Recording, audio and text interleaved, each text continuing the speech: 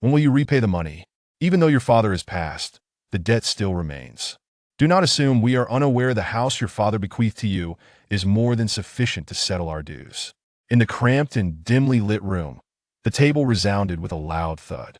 Esteemed uncles and elders, rest assured, I will certainly repay you. Lin Mu stood in the corner, his gaze earnest as he addressed the agitated assembly before him. If he remained silent any longer, they might very well rush at him with physical aggression. Given his stature, he would likely not withstand the first onslaught. Even if my father left me nothing, I shall repay his debts. Lin Mu paused, then cautiously continued. However, could you possibly grant me a few more days? Noticing Lin Mu's demeanor, the expressions of those in the room softened slightly. As long as Lin Mu acknowledged his obligations, there was hope for their money to be returned. Before coming to collect the debt, they had devised strategies for the scenario where Lin Mu denied responsibility. Now it seemed such measures were unnecessary. Moreover, creating a scene would benefit no one involved. Give me half a month, and I assure you I will repay your money. Lin Mu was determined to honor his debts. These individuals were friends of his father, not loan sharks. When someone trusts you enough to lend you money, regardless of the circumstances, one should always remain grateful. In this day and age, those willing to lend you money are truly few and far between. Lin Mu's sincere demeanor appeared genuine. The group exchanged glances, and after a brief silence, a middle-aged, bespectacled man stepped forward. Very well, we shall grant you half a month. Adjusting his glasses, the rotund man added, but if you fail to fulfill your promise by then, do not blame us for taking drastic measures. Once the creditors departed, Lin Mu exhaled deeply and approached the door, securing it behind him. With a thought, a jade pendant emerged from within him, and he subsequently vanished from the room. While sorting through his father's belongings, Lin Mu had discovered this jade pendant amidst a stack of IOUs. His confidence in addressing the creditors stemmed from this pendant. Otherwise, with so many debts and being unemployed, how could he possibly repay them? Alas, father, how much do you truly owe? Must I inherit this burden? After inadvertently merging with the jade pendant yesterday, Lin Mu gained control over it. He could enter the pendant's inner space and retrieve items at will.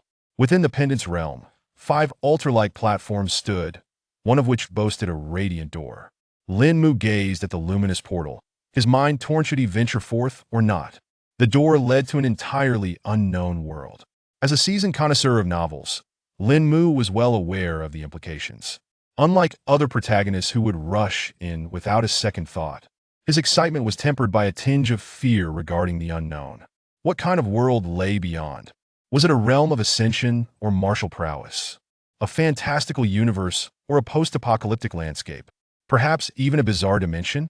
If he crossed over safely, that would be one thing, but what if he found himself in peril? What if he could never return? Lin Mu gritted his teeth, his expression shifting, heart racing ever faster. He must go. Now is the time to take a leap of faith. 2 years post-graduation, his savings barely reached 4 digits. He refrained from buying clothes unless absolutely necessary, opting instead for cheap brands. He scrimped on food and drink, never indulging in high-end expenditures. He had no idea what a club or KTV looked like. And yet, here he stood. If nothing changes, he might remain in this rut for the rest of his life. What meaning does such a life hold? This is not the existence Lin Mu desires. He yearns for success and love. No, let's rephrase that. Wealth and beauty, nothing more. Though it may sound trivial, the thought brings him joy. Thus, even if it means risking life and limb, he must take a chance. Otherwise, he would forever occupy the lowest rungs of society. When will he realize his dreams of extravagance and companionship? Having made his decision, Lin Mu exited the space. Uncertain of the world that awaited him, he needed to prepare thoroughly. He would do his utmost to minimize the risks of crossing over. I'll don a beggar's garb, it should allow me to blend in no matter the world I find myself in.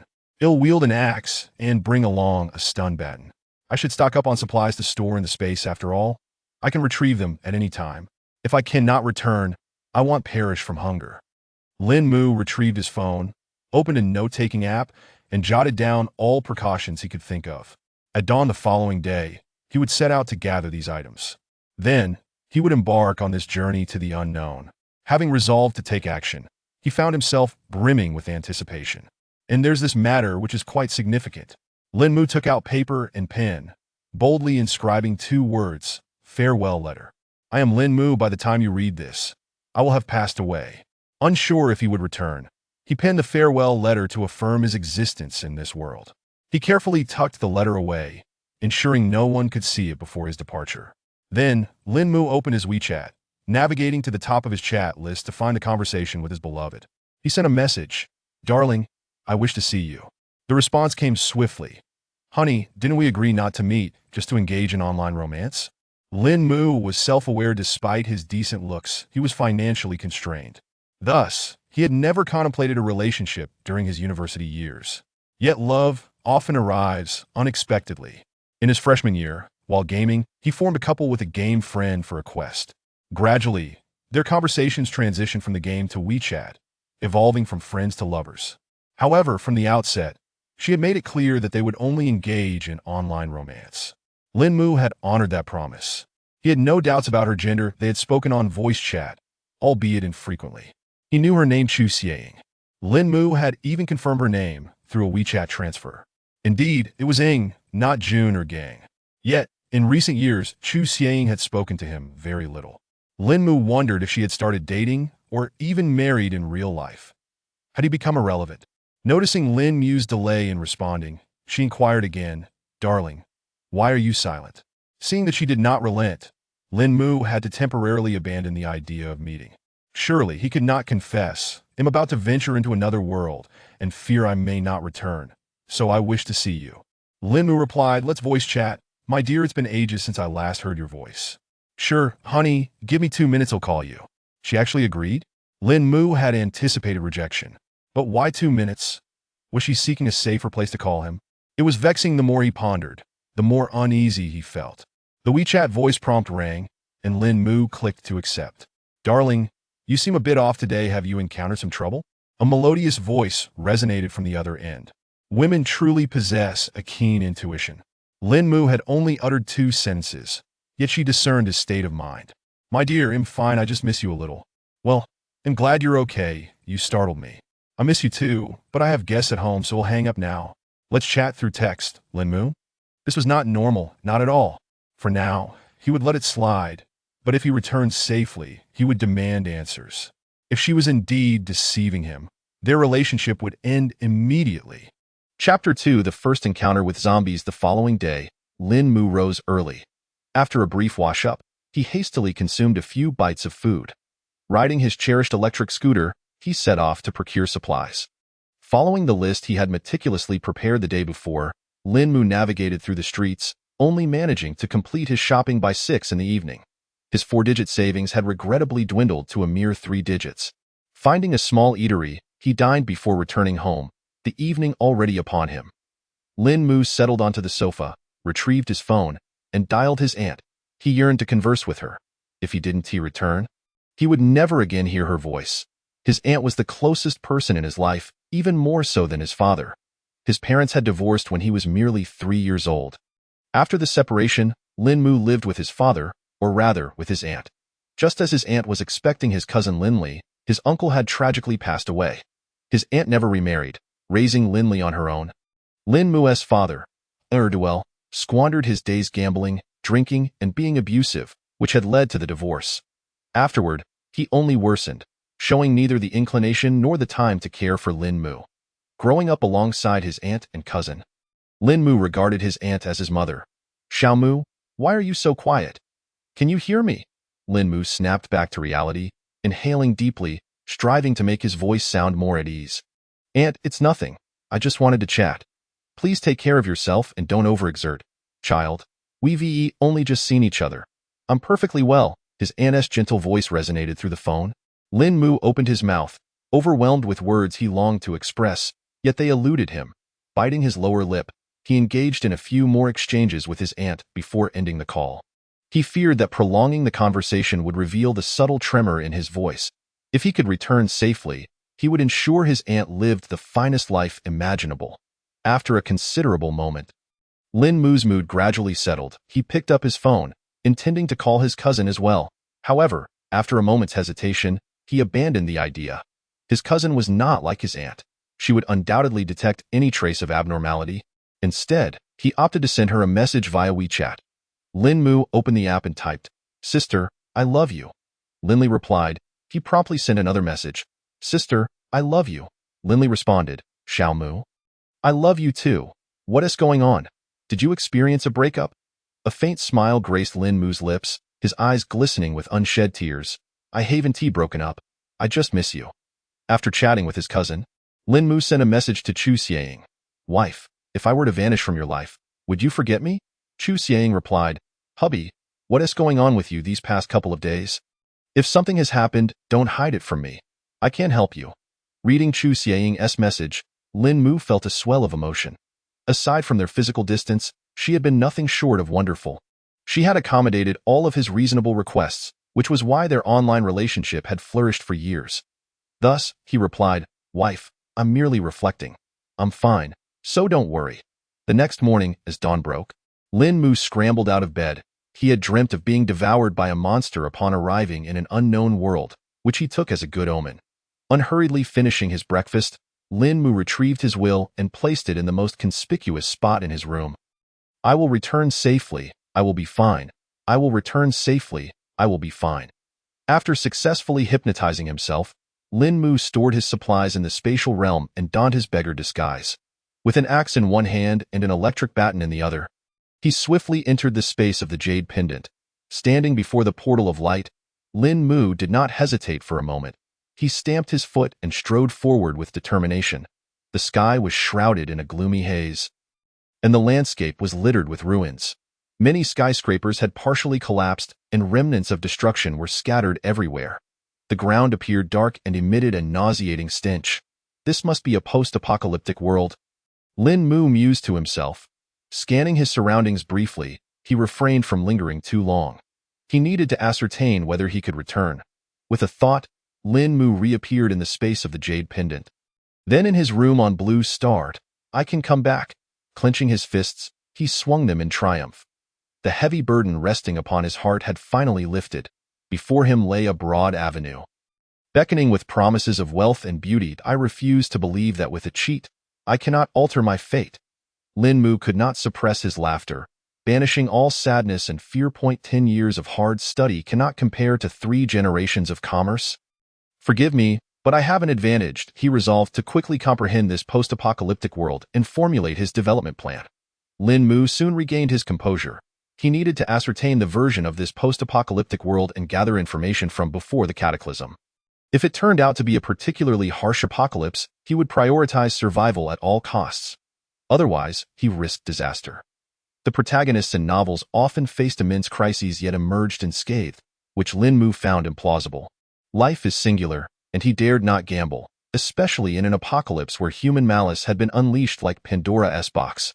Lin Mu picked up his will, tore it into shreds, and disposed of it in the trash. He then re-entered the post-apocalyptic world. Abandoned vehicles were strewn everywhere. The streets were littered with debris and refuse. Shattered billboards lay in disarray. In the distance, a great fire raged, billowing thick smoke that resembled a dragon ascending into the sky. Casting the heavens in a dark crimson, Lin Mu surveyed his surroundings. A low, raspy growl echoed from behind him. He spun around, his eyes widening as he fixated on a swaying figure ahead. It was a zombie. Despite having mentally prepared himself, the sight of a zombie instinctively made Lin Mu take a step back. The zombie staggered forward, its movements unsteady. Its body was grotesquely contorted, with decaying flesh hanging from its form, revealing ghastly white bones through torn clothing. The stench emanating from its attire was nauseating even without a need to inhale. Its murky, lifeless eyes glimmered with an eerie and sinister light. An ordinary person from a peaceful era. Lin Mu admitted to feeling a tinge of fear. However, he quickly regained his composure. "I come. I see. I conquer. Let it begin with the zombie before me." Lin Mu tucked the electric baton into his spatial realm and gripped the axe tightly with both hands. Before the zombie could close the distance, he summoned all his strength and brought the axe down viciously upon its head. With a dull thud, the axe cleaved into the zombie's skull. Its head was split open, black blood gushing forth. The zombie wobbled momentarily before collapsing to the ground, motionless. Lin Mu stood there, propping himself up with the axe, having expended most of his energy in that strike. He gasped for breath, his body trembling slightly, yet a sense of exhilaration surged within him. To survive in this apocalypse, slaying zombies was an essential skill, and he had successfully taken this pivotal step. Straightening up, Lin Mu approached the fallen zombie, eager to check for the rumored crystal core. Before he could crouch down, he felt something lunge at him from the right. Chapter 3, Save Me. A chill coursed down Lin Mu's spine. Instinctively, he hurled the axe to his right and rolled back on the ground. Steadying himself, he looked up to see a large black cat standing in the spot he had just occupied. This cat was massive, several times the size of an ordinary feline, its fur shimmering with an otherworldly hue. Its eyes glowed like green fireballs, flickering with a bewitching light. Its mouth gaped wide, revealing a row of razor-sharp fangs. The cat stared intently at Lin Mu, poised to pounce at any moment. This cat possessed intelligence. Lin Mu could tell it was not the mindless creature that zombies were. However, he wondered which category this cat belonged to. Was it a demon beast or a mutated creature? Preparing for a swift retreat to the spatial realm, Lin Mu noted that this black cat was far more agile than the zombies. If it were to scratch him, he feared he might become a monster himself. He could not afford a direct confrontation. Watching the black cat warily, Lin Mu began to back away step by step. The cat, however, remained fixated on him and did not advance. After retreating a few paces, Lin Mu sensed something was amiss. The wave of unease washed over him, and he abruptly turned to glance behind him. Not far away, another identical black cat had inexplicably appeared. That cat is cunning. Lin Mu cursed silently. Upon realizing they had been discovered, the two cats let out a low meow in unison and lunged toward him. Lin Mu sighed. This apocalypse was exceedingly treacherous, with constant risks of demise. He had approached with confidence only to be startled back by two cats. With no escape route available, Lin Mu resolved to retreat into the Jade Pendant's space. Suddenly, a voice called out beside him. Come in quickly. He turned to see a small supermarket's door swing open. Without a moment's hesitation, Lin Mu dashed inside, shutting the door behind him in one fluid motion. The supermarket shelves were in disarray, having been ravaged by the apocalypse's looting hordes. Inside stood two men, and it was likely one of them who had called out. Both appeared emaciated, their loose-fitting clothes hanging off their skeletal frames, stained with dirt. Their hands were so thin that it seemed a gust of wind could topple them. Thank you for saving me. Lin Mu sincerely expressed his gratitude. Although he possessed a spatial realm, they were unaware of it. Disregarding that factor, these two men had undoubtedly saved his life. In the apocalypse, individuals who actively helped strangers were exceedingly rare. Such people were often referred to as saints in novels. Don't mention it, brother. Life is tough in the apocalypse, and every life counts, said the taller of the two, a warm smile gracing his face. However, Lin Mu noticed a flicker of something akin to fervor and greed in the man's eyes. Despite his attempts to suppress it, Lin Mu remained composed, quietly retrieving the electric baton from his spatial pouch, concealing it beneath his sleeve. With his finger poised on the switch, "It seems your days have been quite comfortable." "Haven't they?" he remarked, observing the younger man, who appeared well-fed while Lin Mu and his companions were nothing but skin and bones. The tall man's smile twisted increasingly into a grimace as he exchanged a glance with another man. Both drawing closer, Lin Mu took a step back and coldly inquired, "What do you intend to do?" Upon realizing Lin Mu had seen through their intentions, the two men dropped their pretense. "Little brother, we merely wish to liberate you. Surviving in this apocalypse is exhausting." The shorter man chimed in, "Indeed. With so much flesh on you, becoming our food would be a fitting repayment for our life-saving efforts." "Repay you? Nonsense." Disappointment flooded Lin Mu's heart. He had hoped to encounter two good souls. He had even considered sharing some food with them. However, he still wished to offer them a chance. "I possess food that I can share." "You re-dead. The food is ours," the two men snarled, their eyes glinting with malice. Lin Mu fell silent, aware that further words would be futile. "You have already chosen the path to death, with the advantage of his spatial pouch." He felt no fear, as the two men lunged at him. Lin Mu seized the moment, activating the electric baton and thrusting it into the tall man's abdomen. The tall man barely had time to react before his body was jolted with electricity. He let out a horrific scream as he collapsed, convulsing uncontrollably on the ground. The shorter man was momentarily stunned. Then, a glint of madness flickered in his eyes as he brandished a dagger. Lunging at Lin Mu's chest, Lin Mu sidestepped, the dagger narrowly grazing his ragged clothes in one fluid motion. He drove the electric baton into the shorter man's body, who then crumpled to the ground. Powerless. From his spatial pouch, Lin Mu retrieved another axe he had prepared earlier and approached the two, convulsing him. In this apocalyptic world, one cannot afford to show mercy to enemies. The foes of Blue Star might only bring misfortune. But in this world, a moment's negligence could cost one their life.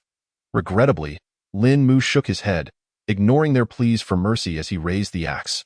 You two just need to endure a little longer. And you could earn my friendship. With my friendship, you shall never go hungry again. The axe swung with fervor. How utterly useless you are, such a promising path, and you have chosen to sever it with your own hands. After dispatching the two men, Lin Mu stood still in the supermarket, contemplating the inevitability of such encounters in this harsh world. He had rehearsed this scenario countless times in his mind, expecting to feel unsettled after taking lives, yet found his heart untouched by even the slightest tremor. Was he perhaps destined to be a saint of the apocalypse? Gazing at the two lifeless bodies, Lin Mu shook his head. No one was to blame. If blame were to be assigned, it would fall upon this cruel world. One must be ruthless to adapt. Otherwise, it would be him lying on the ground. Yet, it served as a reminder. In a world governed by the survival of the fittest, vigilance must be maintained at all times. Lin Mu felt quite satisfied with his actions. What is this? A tunnel. Lin Mu observed a dark opening in the ground, pondering where it might lead. In a wonder, zombies and beasts roamed outside. These two had managed to appear here. Nevertheless, where did this tunnel lead? If he ventured down, would he be walking into a trap? Regardless, he felt compelled to investigate. With a black cat lurking outside, he dared not emerge. If anything seemed amiss, he could retreat back into his spatial pouch. Stowing the axe away, he kept the electric baton hidden in his sleeve as he descended into the tunnel. A damp, musty odor assaulted him. Gritting his teeth against the foul stench, he bent low and traversed the tunnel for less than 2 minutes before spotting a faint glimmer of light ahead. His heart leapt with joy, and he quickened his pace. Soon, the light brightened, leading him to the tunnel's end. Climbing up through the opening, Lin Mu found himself in what resembled a basement, relieved not to be immediately surrounded by a throng of people. Just as he exhaled in relief, a faint, raspy voice emerged from a corner. Who are you? Where are Su Guang and Yang Ming? Instantly, Lin Mu's body tensed, his fingers hovering over the electric baton switch. Su Guang and Yang Ming? They were undoubtedly the two he had just dispatched. As he contemplated this, he quickly scanned the source of the voice in the corner, a figure curled up, disheveled hair framing their face. Lin Mu chose silence, his expression neutral as he approached the corner, his eyes alert to any movements around him. Chapter 4. The test. Noticing Lin Mu's lack of response, the person in the corner seemed to sense something and hurriedly exclaimed, I am not with them. They captured me. Lin Mu halted, realizing the individual was bound hand and foot, unable to move. Cautiously, he stepped closer, still wary. You were captured by them? Why did they take you? They said. If they couldn't find food, they would eat me. As the man spoke, his body trembled uncontrollably. Lin Mu could see the palpable fear in his eyes. Another victim. It seemed his earlier judgment had been correct. Any lingering guilt in Lin Mu's heart vanished. Can you help me? Please untie me, the man pleaded, his gaze filled with desperation. Lin Mu nodded slightly, intending to assist in freeing him. Suddenly, a cacophony of noise erupted from outside, as if several people were rushing toward this location. Startled, Lin Mu straightened, his gaze shifting toward the entrance. Voices echoed in the air. Lin Gu, it's right here. Someone saw those two scoundrels dragging Uncle Xia inside. Brother, do you think Dad will be all right? Xiao Han, don't worry, Dad will be fine. Lin Mu glanced at the bound individual, piecing together the situation. He moved toward the entrance, deciding it best to leave this place. He had no desire to become embroiled in such matters. But just as he took a few steps, the door burst open with a resounding crash, splintering wood flying everywhere. A young man, flanked by 2 men and a woman, stormed in. The leading young man appeared robust compared to the other 3.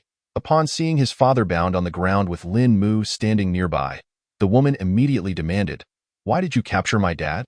Let him go. Lin Mu was unafraid of confrontation but wished to avoid trouble, especially under such unclear circumstances. He could only helplessly explain, "You've misunderstood. I just arrived here and was about to rescue him." The woman would not hear his explanation. Her teeth clenched as she retorted, "Stop making excuses. This is the apocalypse. Who would altruistically come to save others? Are you going to release him or not?" Lin Mu detected the essence of "why should I help you if it's not my fault" in her tone. Although the woman appeared gaunt, her fierce demeanor suggested she had once been formidable. With her father beside Lin Mu, if he were indeed her father's captor, her audacity was almost suicidal. The woman was about to speak again when the bound man shouted from the corner, "Xiao Han, you're mistaken. He came to save me." "Oh." The woman bit her lip and stammered, "I'm sorry. I acted impulsively." Lin Mu ignored her, stepping aside as the woman hurried to her father's side. She knelt, attempting to untie him, but after several unsuccessful attempts, she looked up with frustration.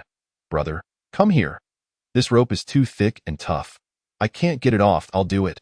The leading young man stepped forward. Grasping the rope, before Lin Mu could comprehend his movements, the rope snapped effortlessly. Lin Mu was taken aback. He was well aware of the rope's thickness. The strength required to break it by hand was astonishing. "Uncle Xia, what exactly happened?" After Uncle Xia explained the situation, everyone gained clarity. The leading young man turned to Lin Mu and said, "Brother, I apologize for the misunderstanding. I apologize on behalf of Xiao Han." Lin Mu waved his hand dismissively. "No problem. I suffered no loss, and as long as we clarify things, that's enough." Nonetheless, he remained curious. It was evident that those present maintained a strong moral compass, not having lost their integrity amidst the apocalypse. After a moment's hesitation, the young man inquired, "By the way, have you seen Su Guang and Yang Ming?" Lin Mu's expression shifted slightly. He understood their skepticism. However, it was reasonable. Had he been in the young man's position, he would have been just as cautious. If those two remained unaccounted for, Lin Mu's identity would always be in question. Lin Mu nodded slightly, replying calmly, "I have seen them. They wanted to eat me, so I killed them." "Really?" they all exclaimed in unison. "Indeed." Lin Mu gestured toward the tunnel entrance. "Their bodies are still over there. I can take you to see." Seeing their nods of agreement, Lin Mu was the first to leap into the tunnel. He also wanted to gauge their intentions.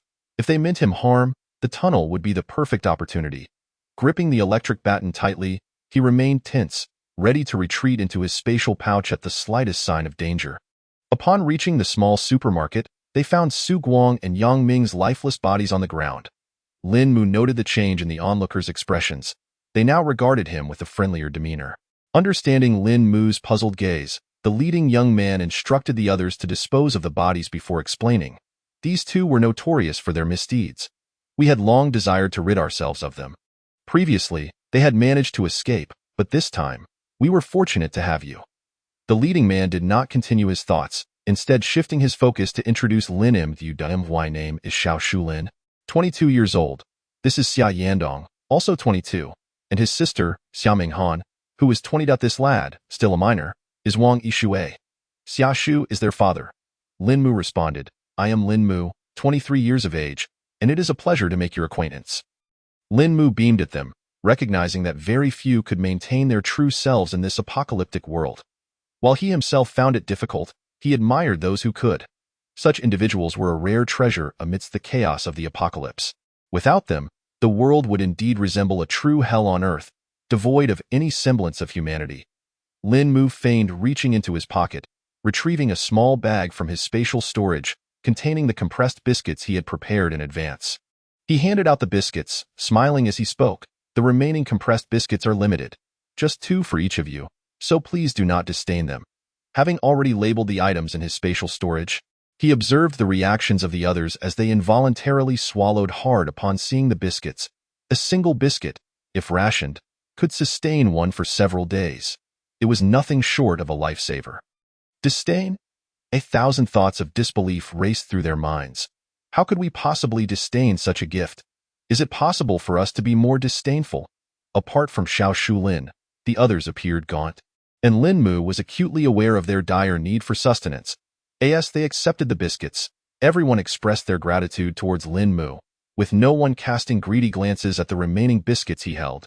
Lin Mu discreetly took note of their reactions. Nodding inwardly, he took out another biscuit, eager to further gauge their characters. In a world where food scarcity could destroy humanity, how many could resist the temptations of food as Lin Mu did? Individuals like Su Guang and Yang Ming, upon seeing Lin Mu's food, would only think of how much more he might possess, wishing to snatch it away immediately. The responses of Xiao Shulin and the others surpassed Lin Mu's expectations. Thus, the journey through this apocalypse was set to begin here. Lin Mu's gaze swept across the group before him. At least for now, they seemed trustworthy. Chapter 5. Conversations. Lin Mu, are you alone? If so, you should stay with us for mutual support. Xiao Shulin, having never encountered Lin Mu before, recognized he was not from their group.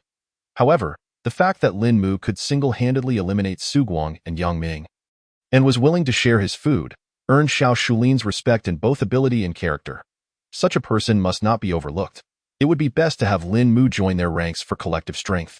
I have a team elsewhere, and I need to return, Lin Mu replied, pausing slightly, maintaining a calm demeanor. Although he had developed initial trust in Xiao Shulin and the others, he was reluctant to engage too deeply with them at this time. By claiming to have a team, he could provide a reasonable excuse for sharing his supplies in the future. Noticing the disappointment on Xiao Shulin's face, Lin Mu added, however, I do have a business proposal to discuss with you. Xiao Shulin was momentarily taken aback, a look of surprise crossing his features. Rest assured, it will only bring you benefits. Xiao Shulin did not inquire further and suggested, this is not the place for our discussion. Let us move to my location, as we may attract zombies and mutated beasts here. All right, lead the way, Lin Mu nodded, seizing the opportunity to engage in a meaningful exchange and gather more information about the apocalypse. Along the way, Xia Minghan sidled up to Lin Mu and whispered, Brother Mu, I apologize for my earlier outburst. I was too excited. Lin Mu turned his gaze towards Xia Minghan. Her hair was unkempt, her pallid cheeks devoid of luster, and her frame was alarmingly thin. The notion that the apocalypse was filled with stunning beauties awaiting the hero's rescue seemed utterly false. Those familiar with the apocalypse knew that beauty often came at the cost of sustenance. Any striking features were quickly diminished by hunger. Even the most attractive visage became a mere shell without flesh, rough to the touch. Those who claimed that one could easily encounter beauties in the apocalypse likely had never experienced it themselves. This matter is behind us. Let us not mention it again. I understand your concerns for your father. What could one do with a lack of understanding? Would venting frustrations change anything? Even if Xia Minghan permitted him to express his anger, he found himself unable to muster the strength. Moreover, during their brief interaction, Lin Mu discerned her nature. One that could not conceal her feelings. She was straightforward and candid, making her well-suited for Lin Mu's inquiries. With this in mind, he produced a piece of chocolate and offered it to her. Girls generally enjoy chocolate. I happen to have one remaining. Please, take it. Xia Minghan cautiously accepted the chocolate, fearing that even a slight pressure might cause it to vanish. She had long forgotten when she last enjoyed chocolate. She recognized that Lin Mu had no ulterior motives. In her current state, frail and gaunt, she was not the vibrant girl she once was. No man would find her current appearance appealing. Thank you, she stammered, her voice trembling with gratitude as she gazed at Lin Mu. Observing her reaction, Lin Mu felt a sense of assurance. Throughout their journey, he subtly probed Xia Minghan with various questions, employing different tactics to guide her into discussing the topics that piqued his interest. Eventually, he gleaned some information about this apocalyptic world from her. This world bore similarities to the Blue Star, yet differed in that there existed only one continent suitable for human habitation. Historically, there had only been a single nation, with no concept of division. Throughout history, it had remained unified, lacking any significant demand for weaponry, and was considerably more backward compared to the Blue Star. In the long years of peace, the populace had devoted themselves to enjoyment. With a plethora of novel games and entertainment options emerging, people desired merely to live well and savor life for a few more years. The primary focus of scientific advancement was on medical research, longevity, and improving the quality of life. In such an environment, the medical standards of this world far surpassed those of the Blue Star. Even ailments such as cancer could be cured, and numerous complex conditions found effective treatments here. As for precious items like gold, they held little value in this world. With food so scarce, no one wished to trade food for gold. When faced with starvation, gold could not serve as sustenance. As Lin Mu absorbed this information, a smile crept across his lips, and a glimmer of delight sparkled in his eyes. This was splendid news. The prospect of accumulating wealth in the future seemed within reach. Regarding the apocalypse itself, Xiaoming Han could only provide limited insight, noting that it was somehow related to the numerous meteorites that had fallen half a year prior. Lin Mu also deduced the reason behind Xiao Shulin's impressive strength. He was an evolved being. In the early days of the apocalypse, various regions could still communicate via radio. The largest research facility in the nation, after numerous experiments, had informed the populace through radio broadcasts about how to extract evolutionary liquid from the life crystals within the brains of zombies and mutated beasts. This process allowed humans to evolve and elevate their existence. Much of Xiaoming Han's knowledge stemmed from these early broadcasts. However, the radio soon ceased functioning for reasons unknown. This world contained evolved beings. Humanity had the potential to evolve. Lin Mu's eyes widened in shock and elation, his hands instinctively clenching into fists, his nails digging into his palms. His heart raced, and his blood felt as though it had ignited. Calm yourself, calm yourself. You must remain composed. Lin Mu fought to suppress his excitement, continuing to encourage Xiaoming Han to answer his inquiries. Unfortunately, she too lacked substantial knowledge about the evolution process. Lin Mu shook his head, deciding he would seek answers from Xiao Shulin later. He continued to converse with Xiaoming Han on various topics. She revealed that survival bases had once been established in the area, but after several waves of zombie and beast invasions, they had disbanded and never reformed.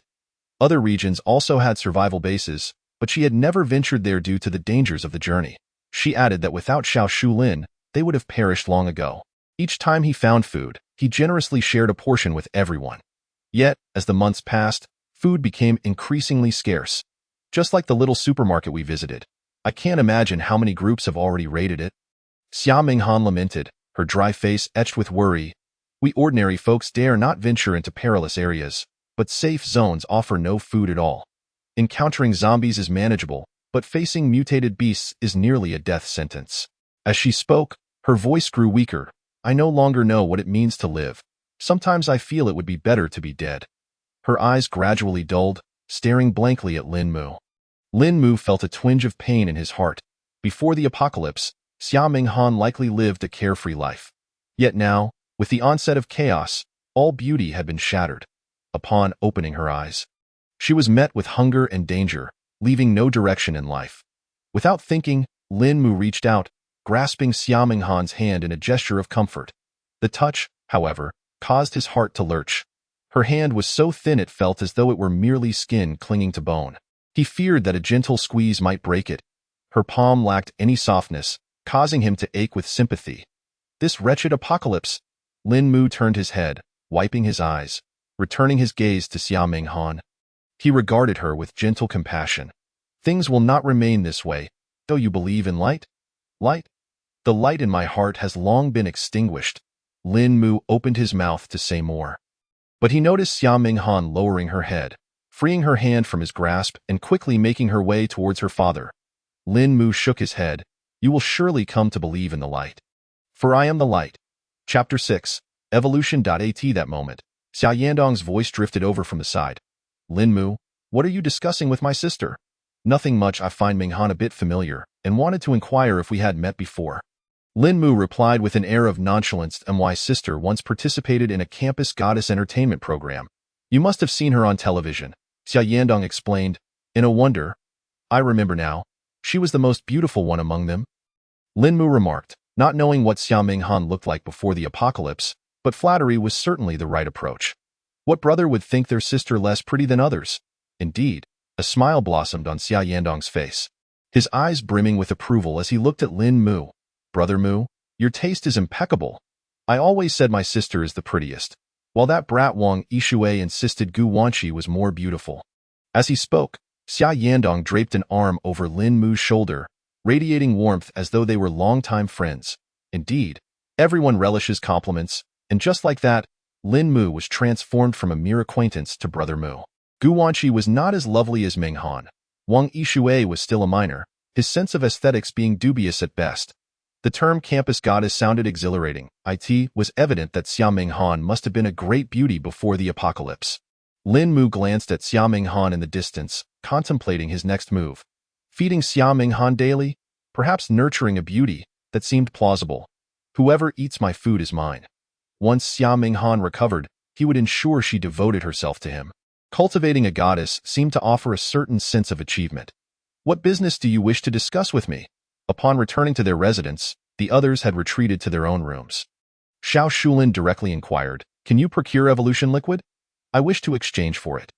Lin Mu had initially intended to trade for gold, but upon hearing that evolution was possible in this world, he could no longer entertain other thoughts. What gold or silver treasures could possibly compare to evolution? He just wondered whether his abilities in that regard would also be enhanced post-evolution, as this was crucial to his ambition of conquering all. Xiao Shulin noted the gradually lecherous grin on Lin Mu's face and promptly coughed. This guy couldn't he possibly be harboring any inappropriate thoughts about himself, could he? Lin Mu remained blissfully unaware of Xiao Shulin's inner musings. Or else he would have given him a good-natured nudge. If you can help me obtain it, I will certainly offer generous rewards. Gathering enough evolution liquid would require slaying numerous zombies and mutated beasts. Even if he had it, the necessary food would not be a trivial matter. Xiao Shulin's gaze flitted across Lin Mu's face, not believing that Lin Mu could provide the food required for the exchange. Moreover, after evolution, one would need a substantial amount of food daily to replenish energy. I have witnessed evolutionists perish and turn into desiccated corpses due to lack of food, Xiao Shulin stated. Lin Mu chuckled inwardly. Daily substantial food intake? That posed no issue for him. He gazed earnestly at Xiao Shulin. I will find a way for the food. You needn't worry about that. Even if I face backlash, I will accept it. Xiao Shulin gazed out the window at the sky, fell silent for a moment, then slowly replied, I will keep an eye out for you and inform you of any news. Lin Mu felt a twinge of disappointment. If even Xiao Shulin was unaware, it seemed quite challenging. He had thought evolution liquid would be relatively easy to procure. However, Lin Mu did not feel disheartened. This was merely the beginning, and the journey was long. Acquiring evolution liquid was only a matter of time. With that in mind, he resolved to secure some gold first to settle his debts. Unexpectedly, Xiao Shulin asked, if one day you must resort to cannibalism to survive, what would you do? Lin Mu's body stiffened momentarily before he replied, I would rather starve than commit such an inhumane act. Otherwise, how would I differ from a zombie? Lin Mu was uncertain whether he would indeed act that way if such a scenario truly arose. But at least for now, that was his genuine sentiment. Besides, he wouldn't starve, would he? All right, Xiao Shulin exclaimed. Follow me. Is this the evolution liquid? Lin Mu gazed at the glass vial containing the liquid that radiated a mysterious red glow. Xiao Shulin had been playing tricks on him, yet he chose to overlook it, considering he had presented the evolution liquid. The question he posed was one that no sensible person would answer affirmatively unless they were foolish. It merely indicated a hint of cunning, but not excessive. Indeed, Xiao Shulin's gaze darted. Some evolutionists treat ordinary people as food. I hope you remember what you just said. Watching Xiao Shulin, Lin Mu felt a surge of respect. Rest assured, I will not forget. How do we proceed with the exchange? I require food for a month. If you cannot provide it all at once, we can arrange it in installments. Very well. Upon hearing Lin Mu's prompt agreement, Xiao Shulin was somewhat taken aback. He found it hard to believe that Lin Mu could offer what he himself could not. Although Xiao Shulin had sufficient food for his needs, it merely sufficed for survival. Not to the extent of enjoying a satisfying meal, which hindered his absorption of the evolution liquid. Grasping the glass vial, Xiao Shulin added, evolutionists consume a considerable amount. Fear not. Whatever the quantity, it will be no problem. Lin Mu reached into his beggar's attire, rummaging around until he produced a small bag of compressed biscuits, roughly a few dozen pieces. This was all he could muster at present. Goods were too bulky to explain their absence directly. Take this for now. I will return shortly with more food. How does that sound? After a moment of contemplation, Xiao Shulin handed the glass vial to Lin Mu. You may take the evolution liquid for now. I trust you. Good. Lin Mu exchanged no further pleasantries, accepting the vial and sharing a knowing smile with Xiao Shulin. Sometimes, the bond between men is forged in such simplicity.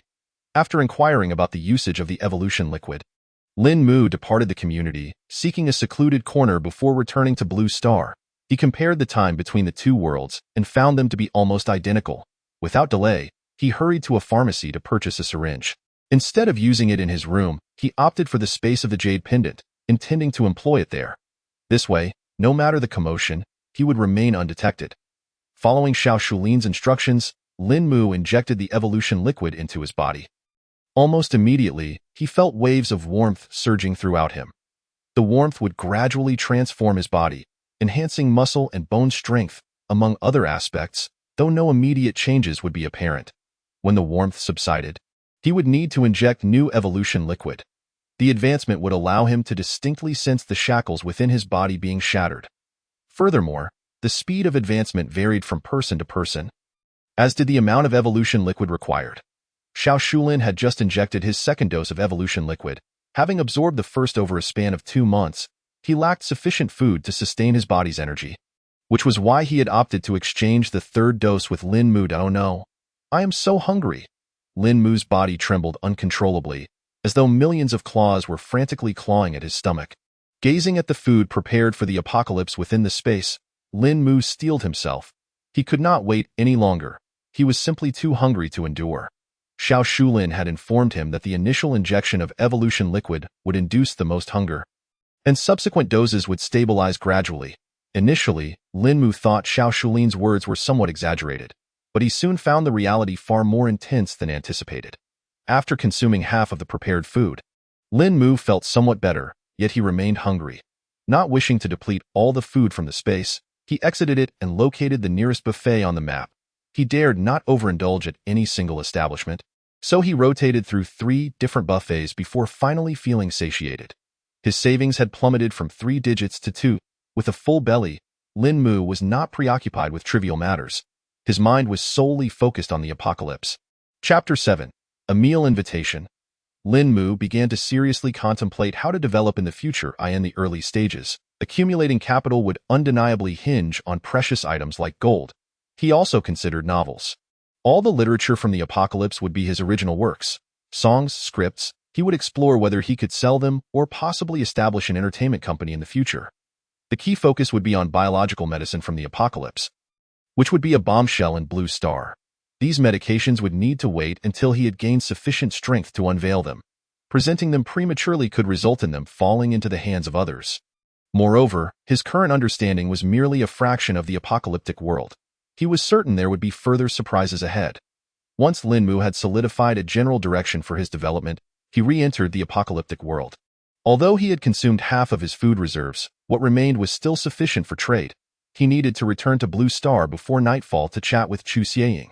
After 6 years of companionship, it felt amiss not to send a message each night. In a concealed corner, Lin Mu retrieved a large bag from the space, filled with food, its label long since removed by him. He directly approached Xiao Shulin. Upon seeing the food Lin Mu produced, Xiao Shulin's jaw dropped. Could it be that Lin Mu's team had stumbled upon some supermarket warehouse? Otherwise, how could he possibly pull out so many supplies at once? Xiao Shulin had been finding it increasingly difficult to acquire resources lately. Compressed biscuits, canned meat, canned fruits, as well as salt, sugar, chocolate, bottled water. The items Lin Mu presented were ones he had not tasted in ages. Watching Xiao Shulin's mouth nearly water, Lin Mu felt a sense of satisfaction. In the apocalypse, an ordinary person from Blue Star could also experience the exhilarating pleasure of extravagance. Such a simple yet fulfilling endeavor. Most of the items in Lin Mu's bag were compressed biscuits. While they were not particularly palatable, they would suffice for Xiao Shulin's consumption for nearly a month. Continuously eating compressed biscuits isn't ideal. Consider the canned goods a gift from me to change up the flavors, Lin Mu generously offered. Moreover, Shulin, I previously mentioned that I would reward you. Therefore, Lin Mu did not forget his promise. An additional 10 days of food? All canned. What do you think? Is that sufficient? Upon hearing these words, Xiao Shulin's form trembled violently, and it took him a considerable time to muster a few words. Thank you, Brother Mu. The address of Brother Mu flowed naturally from his lips, imbued with genuine sentiment. Previously, Xiao Shulin was an evolved being, while Lin Mu was an ordinary person. Although Lin Mu was older than him, the term brother felt somewhat difficult to utter. However, now that both were evolved beings, they stood on equal footing. Xiao Shulin conceded that Lin Mu had indeed given him an overwhelming amount. After all, it was canned food, and Lin Mu had provided him with an irresistible reason. The food supply for an evolved being could sustain an ordinary person for 2 months. Earlier, he had managed to spare some of his own resources to ensure that Xia Minghan and the others wouldn't starve. The main issue was that he had been increasingly struggling to find food. He felt that soon he might become a desiccated corpse due to starvation. In Lin Mu, he saw a glimmer of hope. Shulin, why do I feel even hungrier after injecting the evolution serum than you described? Lin Mu recounted his experiences before and after injecting the serum in detail to Xiao Shulin. After listening, Xiao Shulin pondered for a long while before enviously responding, Brother Mu, this situation indicates that you are absorbing the serum at an impressive pace, which is excellent news. Perhaps you will advance to a level 2 evolved being even before me. Noticing the slightly envious tone in Xiao Shulin's voice, Lin Mu couldn't help but chuckle. He placed a hand on Xiao Shulin's shoulder and enticingly said, Rest assured, your previous slow evolution was due to insufficient food. I currently have a matter that requires your assistance, and once you help me complete it, I guarantee you will never have to worry about food again. Xiao Shulin's eyes brightened, and without hesitation, he replied, All right, Brother Mu, just tell me what you need, and I will surely assist you. Good, very good, Lin Mu responded with satisfaction. First, he would entice them with food, then gradually draw them in with benefits, step by step. In the apocalypse, having food was a remarkable feat, a precious commodity. Lin Mu picked up the bag and examined its contents, finding it still held a considerable amount of food. He then said to Xiao Shulin, Shulin, gather Minghan and the others that I'm thrilled about your evolution. So let us celebrate with a meal today. Okay, I will go call them. Lin Mu had his own plans. He intended to utilize Xia Minghan and her companions to further his own agenda, slowly building his own power base. As Lin Mu contemplated this, he heard the excited voices from outside. Brother Lin, is it true that Brother Mu is treating us? Not just biscuits, but various canned goods too? You're not deceiving us, are you? Brother, what are you saying? How could Brother Lin deceive us? Then, the door creaked open, and several individuals entered. Brother Mu, is it true that Brother Lin is treating us to a meal? Wang Yishui, the youngest, couldn't contain his excitement. Lin Mu smiled and nodded, warmly inviting everyone to gather around. He opened the bag and presented the array of food, and in an instant, a delightful aroma wafted through the air. An exquisite assortment of food appeared before everyone. Except for Xiao Shulin, the rest were left dumbfounded, their minds seemingly short-circuited. Gasps of astonishment echoed as Lin Mu heard several people swallow hard. All eyes widened, fixated on the bountiful spread before them, nearly popping out of their sockets in disbelief. I'm not dreaming, am I? Xia Minghan felt as if the scene was surreal. So much food, along with such pure water. This was a sight one could only dream of, a fantasy too extravagant to even hope for in reality. Xia Jinping, being the eldest, was the first to regain his composure. He pointed at the food, trembling slightly. Little Mu, is this really for us? Lin Mu nodded emphatically. Indeed, Uncle Xia. Today, I have become an evolved being, and I am delighted to celebrate with everyone. He specifically mentioned his evolution, not only to instill confidence in them, but primarily to bolster his own influence and establish authority. Facilitating their allegiance, as the others began to react, they eagerly opened cans and indulged in the food.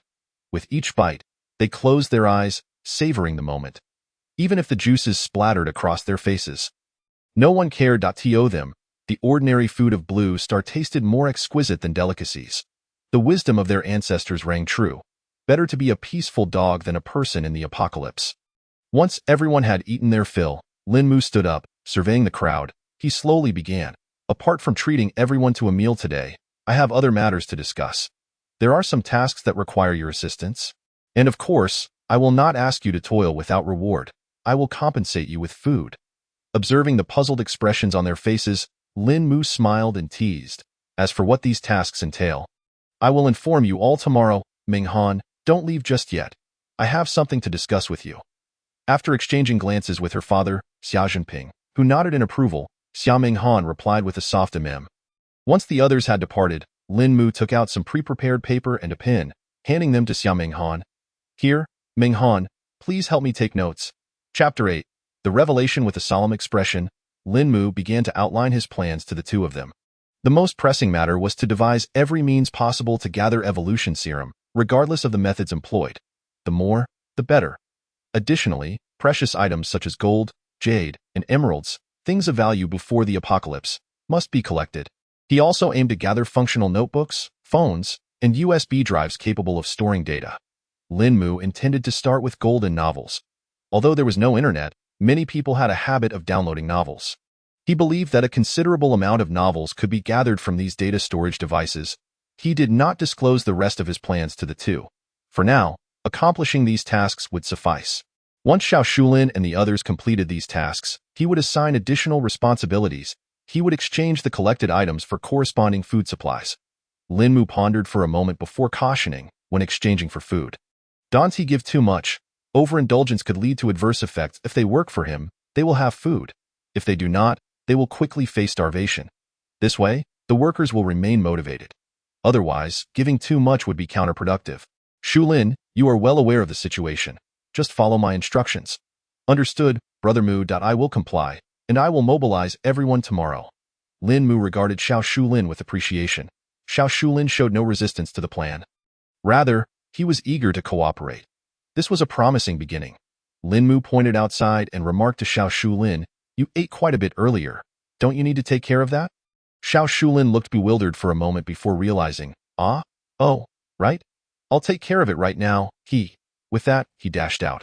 Once Xiao Shulin had left, Lin Mu beckoned to Xiao Minghan. "Minghan, come here. I need to explain your responsibilities." Lin Mu carefully outlined his detailed requirements to Xiao Minghan. He then leaned closer to her and whispered, in simple terms, "You will be my secretary. If there's work, the secretary will handle it. If not." Seeing Xiao Minghan's face flush with embarrassment, Lin Mu continued, "If there's no work, you can rest. As for compensation, I will provide meals daily. What do you say? Will you be my secretary? Meals daily?" Xiao Minghan's mouth fell slightly open, feeling overwhelmed by the suddenness of the happiness. "Really?" She nodded eagerly, then shyly inquired, "Will I be able to eat my fill?" There's a significant difference between being provided meals and being fed to satisfaction. Lin Mu assured her. He was curious how long it would take for Xiao Minghan to regain her pre-apocalypse goddess appearance. He hoped it wouldn't take too long. "Then I will do it. I will be your secretary." Upon hearing Lin Mu's assurance, Xiao Minghan quickly expressed her willingness, fearing he might change his mind. Lin Mu raised his hand and gently patted Xiao Minghan's head. "The first requirement of being my secretary is to listen to me."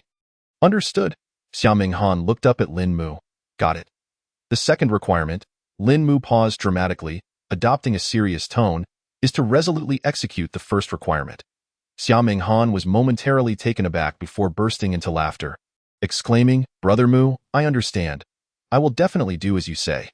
"Excellent, very commendable. As a reward, you get 2 cans. Lin Mu rummaged through the nearby bag and handed 2 cans to Xiao Minghan. What does it matter if the campus goddess of the pre-apocalypse is now? From now on, she would obediently serve as his little secretary, the kind that handles tasks. After Xiao Minghan left, filled with joy, Lin Mu conveyed some additional matters to Xiao Shulin before finding a secluded corner to return to Blue Star. Upon arriving back, Lin Mu inhaled deeply, his expression reflecting sheer enjoyment. Blue Star was indeed preferable. Throughout the apocalypse, his nerves had remained taut. Trusting others was one thing, but maintaining a guard against them was another. Blue Star was his permanent home. Nonetheless, the developments in the apocalypse had begun on a positive note. Aside from the evolution serum, the items Lin Mu intended to collect were all things that no one cared for in the apocalypse. They could be easily gathered, and when sold, he would become wealthy. Step by step, everything would come to fruition. That night, Lin Mu lay in bed, tossing and turning, ultimately deciding to confront Chu Xieying. "Wife, there's something I've been holding back for a long time." "Hubby, what is it?" Lin Mu gritted his teeth, steeling himself. "Do you have a partner in reality?" After sending the message, he fixated intently on his phone screen, but Chu Xieying took her time to respond. 10 seconds, 20 seconds, 30 seconds, 1 minute, 2 minutes. In the past, Chu Xieying would typically respond in mere seconds. Could it be that, having been exposed, she now finds herself unable to face the situation? Lin Mu's fingers hovered above the screen of his phone, contemplating whether or not to send a message. His mind was a chaotic whirlwind, utterly uncertain of how to respond at that moment. Just as he was lost in thought, the interface for a voice call on WeChat suddenly popped up, startling him. Upon closer inspection, he realized it was a voice call from Chu Xieying. Without hesitation, Lin Mu clicked to accept, eager to hear what she had to say. As soon as the call connected, he heard her voice, tinged with tears, calling him hubby. Lin Mu was momentarily taken aback. This was not at all what he had anticipated. What had he done wrong to make her doubt him so? Chu Xieying's voice was choked with sobs, her plaintive tone coming through the phone's speaker with clarity. In these 6 years, I've hardly seen any unfamiliar in why heart has always belonged to you. Am I really that kind of person in your eyes? Is there truly another side to this? Had he wronged her unjustly? Wife, please don't cry. I've misunderstood you, Lin Mu said, gritting his teeth and pouring forth all the questions that had been troubling him. It was best to resolve the issue completely. Otherwise, similar problems would surely arise in the future. Hubby, I do have other reasons, but it is definitely not what you think, Chu Xieying explained through her sniffles. My heart is only for you, so please don't overthink it. All right? As long as it wasn't what he had imagined, he could bear the thought of it. Lin Mu sighed in relief and gently reassured her. Wife, I understand now. I won't doubt you again. It's enough that you understand, but it's primarily my fault. Chu Xieying's voice seemed to carry a hint of hesitation, as if she had something more to say but found it difficult to articulate. Hubby, are you feeling unwell? Is it hard for you to hold back? Lin Mu's face flashed with surprise as he hurriedly inquired, Wife, what are you talking about? What do you mean hard to hold back? I don't understand. It's just regarding men and those matters, I've always refused to meet you. Is it possible that you are struggling with it? Lin Mu was momentarily stunned, then quickly realized what she meant. He cleared his throat. Wife, that's not the case. You needn't worry as long as you're with me, that's all I ask. Hubby, if it's really unbearable, you can go out and take care of it. I won't blame you. Lin Mu's mouth dropped open in disbelief. What was this situation? His wife was suggesting he go out to resolve his physical needs. Such a plot seemed only fit for absurd novels. But was this truly her heartfelt sentiment? Or was she deliberately testing him? Contemplating this, Lin Mu firmly declared, Wife, what are you saying? I can remain chaste for you. Laughter echoed from the other end, tinged with a hint of teasing. Hubby, I'm being serious. IVE laid my cards on the table. What you choose to do next is entirely up to you. After hanging up the voice call, Lin Mu found himself lost in thought over their conversation. Given Chu Xieying's character, she would never joke about such matters. Chapter 9. Scheming. The next day, Lin Mu sensed something unusual in his body. It seemed the evolution liquid was taking effect. Ming Han, if two lovers cannot meet for some reason, would a woman allow her man to go out and resolve his physical needs? Upon arriving in the apocalyptic world and seeing Xia Ming Han, Lin Mu suddenly recalled what his online romantic interest had said yesterday and couldn't help but tease her a bit. Upon hearing Lin Mu's words, Xia Ming Han's face flushed instantly, and she playfully punched Lin Mu's arm. Embarrassed and annoyed, she replied, Brother Mu, I've never been in a relationship. How would I know about such things? Not having been in a relationship is a good thing. Once you recover, I'll make sure you experience the sweetness and pain of love, as well as its delightful comforts, Lin Mu thought to himself while leading Xia Ming Han to find Xiao Shulin. Shulin, you should be familiar with the nearby evolvers. Tell me about them. Lin Mu needed to understand the distribution of evolvers in the vicinity. The wise man once said, political power grows out of the barrel of a gun. Without force, everything is merely empty talk. People are willing to listen to your reasoning only because they cannot overpower you. If anyone could defeat you, who would care to listen to your rambling? Lin Mu aimed to establish a base here and expand his influence. Thus, understanding the local power dynamics was crucial. Brother Mu, I know of 5 evolvers nearby. They are all level 1 evolvers, having only injected the evolution liquid once, and their strength is all inferior to mine. To Lin Mu's surprise, Xiao Shulin turned out to be the strongest in the area. However, Lin Mu felt a twinge of doubt and furrowed his brow. Asking, is it difficult for evolvers to level up? Xiao Shulin nodded, explaining with a bitter expression, evolvers have a substantial demand for food, and it must be continuously and reliably supplied. But as you know, the current situation is dire, food is scarce, and often we cannot even fill our stomachs, which naturally slows the rate of evolution. Lin Mu listened, mentally agreeing in this light, his advantages were considerable. Although he had started late, he possessed resources, and surpassing others was merely a matter of time. There's another evolver I mentioned to you before. Xiao Shulin's voice suddenly turned angry. He resorts to cannibalism when he runs out of food. Lin Mu could see that Xiao Shulin harbored a deep disdain for such inhumane individuals. His trust in Xiao Shulin stemmed from this sense of justice. Lin Mu continued to inquire, what about zombies and mutated beasts? If they are all ordinary, you shouldn't have trouble finding food. Brother Mu, the nearby areas have been cleared before. But if you venture further, there are higher-level zombies and mutated beasts. As Xiao Shulin recalled his experiences over the past few months. He recounted, I nearly didn't make it back after encountering a level 2 mutated beast. Fear lingered in Xiao Shulin's eyes as he spoke. Lin Mu's expression turned serious. Is a level 2 beast really that formidable? Far more powerful than I imagined. Didn't he pursue me last time? But if it had, I wouldn't have stood a chance to escape. Lin Mu clapped Xiao Shulin on the shoulder, half-jokingly saying, You're lucky. Otherwise, you wouldn't have crossed paths with me. Xiao Shulin nodded earnestly. Brother Mu, I feel the same way. Ha ha. Lin Mu rolled his eyes. You've really broadened your horizons. He then added, Shulin, we can commence the plan we discussed yesterday. Please make the arrangements. After Xiao Shulin left, Xiao Han cautiously asked, Brother Mu, what about me? You. Lin Mu scratched his nose. You are my secretary, so whatever I do, you will accompany me. Dio, you mean I have to follow you even to the restroom? Xiao Han mumbled under her breath. Han, what are you mumbling about? Brother Mu, I said. Understood, boss. Xiao Han quickly corrected herself. Did you really think I didn't hear that? Lin Mu smirked.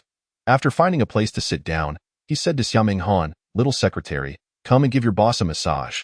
Seeing Xiao Han standing still, Lin Mu shot her a glare, urging, Hurry up. Have you forgotten the requests of a secretary? With a look of resentment, Xiao Han finally moved closer, slowly raising her hands to rest on Lin Mu's shoulders. Gently kneading. It seemed the books were right. If someone doesn't listen, they need to be trained, and once trained, they are more obedient than anyone else. Brother Mu, Xiao Han and Lin Gu are calling for you. A voice came from nearby. The basketball court of the community. Xiao Shulin stood beneath the hoop, while Xia Yandong maintained order nearby. Xiao Jinping stood behind Xiao Shulin, beside a bag containing food supplies. Opposite Xiao Shulin stood more than 20 individuals, chattering away like a bustling market. Can gold really be exchanged for food? I heard notebooks can be exchanged too. When do we start? Don't tell me this is a scam. I am nearly starving. Please exchange quickly. Upon seeing Lin Mu approach, Xiao Shulin called out, Everyone quiet down. The exchange is about to begin. Form an orderly line and don't push. Otherwise, you'll be disqualified. Everyone knew that Xiao Shulin was an evolver and quickly lined up obediently. Xiao Han walked to the prepared table to start recording. It's true we can exchange. This compressed biscuit can last several days. And I actually got 5. Sigh. I thought the computer was useless and tossed it downstairs. I regret it now. This water is so clean. I hesitate to drink it. Enough chit-chat. Let us hurry over to that nearby community. I know a shortcut that won't run into any zombies. Old Zhang was skeptical and remarked that if he managed to exchange for food, he would eat excrement upside down. He wondered if anyone wanted to see that. Have you been fooled? Old Zhang has no food. How could he produce any? Those who successfully exchanged for food wore expressions of joy, and some could hardly contain their excitement, beginning to indulge. Will there be more exchanges in the future? Or is it just today? At the question, all eyes turned to Xiao Shulin. Noting Lin Mu's nod, Xiao Shulin replied, We will continue to exchange. If we need any items, we will take them by noon. Lin Mu provided Xiao Han with several cans for lunch. In a corner, not far from the basketball court, a few individuals were huddled together conspiratorially. Brother, will this actually work? That Xiao Shulin is an evolver. Zhang Biao shot the speaker a glare, his small green bean-like eyes gleaming with ferocity. He spoke menacingly, Da Zhuang. Have you lost your nerve after spending time in prison? What happened to the fierce determination you had back in the day when you were capable of violence? We, as evolvers, have taken lives before. What is there to fear? Da Zhuang felt a twinge of fear towards Zhang Biao, but still held his head high, defiantly responding, Brother, he has several others with him. Zhang Biao shot Da Zhuang a glare. Those scrawny ones? I could handle them with one hand. Da Zhuang, let's not quarrel. I believe this plan has potential, interjected a bespectacled, frail man who stepped between the two. If we manage to seize their food, it could sustain us for months. Although Xiao Shulin is merely a first-level evolver, his reputation as a formidable fighter means he should be able to escape without issue. Moreover, I know Xiao Shulin. Unless someone is truly heinous, he won't kill ordinary folks. The bespectacled man spoke with conviction. Even if our attempt to procure food fails, we should survive. The plan we discussed has a high probability of success. If we can't find food, we will starve, but if we do not try, we may not die either. Enough talk, Let's proceed as planned, Zhang Biao decisively declared. Let us take action. Starvation awaits us regardless, so we might as well gamble on it. Those who received the news had exchanged nearly everything they could by noon. Only a few stragglers came to exchange items.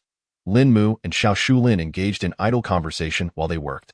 Suddenly, they spotted 5 individuals approaching from the west of the basketball court. The 2 men at the forefront seemed anxious, their steps sluggish, their bodies trembling slightly. Behind them loomed a man with a fierce demeanor. Unmistakably a troublemaker. Lin Mu observed from a distance, amusement bubbling within him. Was he being overly sensitive? In this apocalyptic world, how many genuinely good people could there be? As long as they did not provoke him, it mattered little whether they were virtuous or vile. The same was true for Blue Star, where many appeared to be nefarious characters. Lin Mu recalled a teacher due from Blue Star, whose crooked smile sent chills down his spine, and a teacher Yin whose beady eyes made Lin Mu feel uneasy even through a screen. However, the last 2 men in the group did not exude any semblance of goodness. They radiated a sinister aura. He thought to himself that it wasn't the number of bad people that frightened him, but the possibility of them banding together, which surely spelled disaster. With this thought, Lin Mu quietly beckoned Xia Yandong to the side. The bespectacled man caught a glimpse of Lin Mu's lingering gaze and felt a pang of anxiety. Lowering his voice, he cautioned, Da Zhuang, keep your expressions neutral. Do not give anything away. He then turned to the 2 men at the front. Listen up, if Xiao Shulin doesn't kill you, I will. You know the consequences if this goes awry. The 5 quickly reached Xia Minghan's table. The 2 men at the front, one with a square face and the other with a round face, were visibly nervous. The round-faced man spoke first, his voice trembling. Is it possible to exchange gold for food here? Xia Minghan glanced up, giving a slight nod. Indeed. What do you wish to exchange? The round-faced man shakily produced a gold bar. Offering it to her, the square-faced man hurriedly followed suit, stammering, I also have one. I want to trade as well. Xia Minghan accepted the bars, weighing them with her hand, estimating their value based on her morning's experience. She addressed both men directly. Each of you will receive 2 packets of compressed biscuits. The 2 men trembled, mumbling, could you possibly give us a bit more food? Xiao Shulin approached, everyone is treated equally. If you desire more food, you must bring more valuable items. The 2 men exchanged glances, taking a deep breath.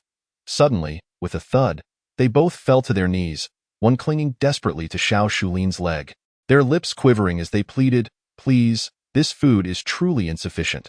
We beg you for a little more. Seeing Xiao Shulin's leg held captive, Zhang Biao and his companions wasted no time rushing towards the bags of food. Lin Mu kept his eyes fixed on the trio, not hesitating to join Zhang Biao's charged that moment. Xiao Shulin realized and attempted to shake off the 2 men to protect the food.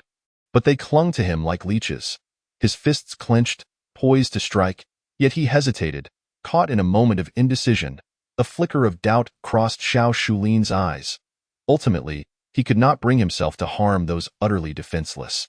Summer Jinping, witnessing Zhang Biao and his group charging, was momentarily taken aback before Zhang Biao kicked him down. The plan was unfolding successfully. A triumphant smirk spread across Zhang Biao's face as he prepared to seize the bags of food. Suddenly, a foot kicked from the side, and Zhang Biao felt as if struck by a sledgehammer, sent flying through the air. Realizing the gravity of the situation, he understood he was doomed. Unbeknownst to him, aside from Xiao Shulin, there was another revolver present. Had he known this beforehand and prepared adequately, he might have had a chance to escape. But now, Zhang Biao was met with excruciating pain, having broken more than 1 rib. After kicking Zhang Biao away, Lin Mu sprang forward, retrieving an axe from his spatial storage, his eyes devoid of compassion. Da Zhuang and the bespectacled man were once formidable figures in their own right before the apocalypse. Recognizing the shifting tide, they exchanged glances and fled. Xiao Shulin's hand still lingered in the air, while Xia Yandong brandished an electric baton, prodding one of the men clinging to Xiao Shulin's legs. Their bodies convulsed and their grip loosened, collapsing to the ground. Finally free, the electric current was trivial for Xiao Shulin's evolved body. Shulin, each of you take one. Pursue? Yandong commanded as he chased after the bespectacled man. Xiao Shulin immediately sprinted after Da Zhuang, leaving Zhang Biao behind. Writhing in agony on the ground. 2 evolvers pursuing 2 ordinary men was hardly a challenge, in mere moments. Lin Mu and Xiao Shulin easily captured Dazhuang and the bespectacled man. Lin Mu, wielding the electric baton, gave both of them a thorough massage. Upon witnessing Zhang Biao's dire state, the bespectacled man's pupils dilated, and his eyelids trembled uncontrollably. He pointed at Zhang Biao, forcing a calm facade. He was the one who coerced us. We were merely following his orders. Please, spare us, you ungrateful dog. Who helped you earn money before the apocalypse? Zhang Biao's cries of despair suddenly halted as he stared incredulously at the bespectacled man. He could not argue. It was indeed his plan from the start. Now, being so easily scapegoated, his heart surged with resentment. The bespectacled man sneered, unconcerned about Zhang Biao's current plight. As the saying goes, if a friend dies, the monk remains unharmed. He sought a scapegoat, shifting all blame onto Zhang Biao. Given Xiao Shulin's character, it was highly probable he would escape this predicament. Shulin, Lin Mu interjected, sensing Xiao Shulin's intent to speak. He knew what he was about to say. This young man needed a change in character. Surviving thus far in the apocalypse was no small feat. He had to learn to be ruthless. If he could not do it himself, Lin Mu would ensure he did, lest he suffer greatly in the future. There were indeed benefits to reading apocalyptic novels. The protagonist had long deciphered the secrets of survival. Eliminate them all. Let everyone see the fate of those who dare to provoke us. Lin Mu felt an urge to slap this young man. How could he not grasp such a prime opportunity to establish authority? This way, if anyone dared to challenge them in the future, they would think twice about the consequences. Brother Mu. Xiao Shulin gazed at Lin Mu with apprehension. Kill them all, Lin Mu commanded, handing the axe to Xiao Shulin without room for debate. Please, don't kill me. I was forced. They have my wife, and I was threatened. The square-faced man cried out, regaining his composure. Me too. They took my 8-year-old daughter. If I don't comply, they'll harm her. The round-faced man added, his face pale and body trembling. Lin Mu believed their claims. They were clearly pawns in this game. Yet, wrong is wrong. Does coercion justify murder? Execute the 3 of them, Lin Mu insisted, reinforcing his tone, determined to teach Xiao Shulin a lesson today. Xiao Shulin gritted his teeth, stepping closer to the 3 men, his gaze sharpening with determination. Zhang Biao and his companions, having lost all hope, correctly predicted Xiao Shulin's reluctance to kill, but when had such a ruthless figure appeared at his side, they attempted to move, but the lingering effects of the electric shock rendered them powerless. They could only watch in horror as Xiao Shulin raised the axe, striking down again and again. With each swing, a desperate scream echoed through the air. Once finished, Xiao Shulin slowly approached Lin Mu. Returning the axe with gratitude, Brother Mu, thank you. I now understand what I must do. Lin Mu nodded in satisfaction. Growth was essential. If one does not choose to evolve, adversaries will force growth upon them through harsh lessons. As for the 2 remaining pawns, Lin Mu turned his gaze towards them. The 2 men trembled violently, cold sweat beading on their foreheads, a dark stain spreading beneath them. Please, spare us. We promise we won't dare again. You can command us to do anything, just please don't kill us. 2 individuals knelt upon the ground, their eyes brimming with terror and despair. I have an 8-year-old daughter. If I perish, what will become of her? One of them implored, Do you not seek computers? I know of a location with dozens of laptops, exclaimed the man with a square face. Upon hearing this, Lin Mu narrowed his eyes slightly. The square-faced man, noticing Lin Mu's interest, displayed a glimmer of hope on his pallid visage. He nodded vigorously, replying, Yes, yes, I know. That company used to be right beneath my home. Observing the fright etched on the faces of the 2 men, Lin Mu felt the moment was ripe. He gently waved his hand and said coldly, Speak, where are the computers? If your words ring true, I may spare your lives. But should you deceive me, you are well aware of the consequences. The 2 men released a sigh of relief, their bodies ceasing to tremble. The square-faced man spoke earnestly, It is just below my home, though the distance is somewhat considerable. He then proceeded to elaborate on the precise location. Lin Mu tilted his head slightly, casting a questioning glance at Xiao Shulin. Understanding the unspoken cue, Xiao Shulin furrowed his brow and contemplated for a moment before stating, Mu Gu, I have been there. The distance is indeed not short. At a normal pace, it would take about 2 hours round trip, and there should be little danger along the way. Lin Mu lowered his head, arms crossed. After a prolonged silence, he raised his gaze. Shulin, Arrange for someone to retrieve the computers by tomorrow morning. Lin Mu felt a twinge of frustration. Their manpower was still insufficient, particularly with Xiao Shulin being the sole evolver. Many tasks required his intervention. Yet, it was unrealistic to expect rapid expansion. They would have to proceed gradually. In the evening, the group moved their belongings into the room Lin Mu had previously arranged. Although the exchange rate was set quite low, Lin Mu's food supplies were dwindling. He could last at most another day. It was imperative to sell the gold quickly to acquire funds for further purchases. Lin Mu decided to keep Xiaoming Han with him, vowing to ensure she was well fed every day. A true man never goes back on his word. Once Xiaoming Han was satiated, Lin Mu stored the valuable items in his space. In the room of Blue Star, Lin Mu gazed intently at the mountain of gold before him. The light glimmering in his eyes outshone even the gold itself. His lips curled into an uncontrollable smile, growing increasingly radiant until he beamed widely. His hands trembled slightly as he cautiously reached out to the gold, gently caressing it. It was the first time in his life he had encountered such a vast amount of gold. And it was also the first time he had touched it. The sensation made him close his eyes. It was more pleasurable than touching a woman. An indescribable sense of fulfillment coursed from his fingertips to every pore of his body. It was blissful, overwhelmingly so. Countless delightful images flashed through his mind.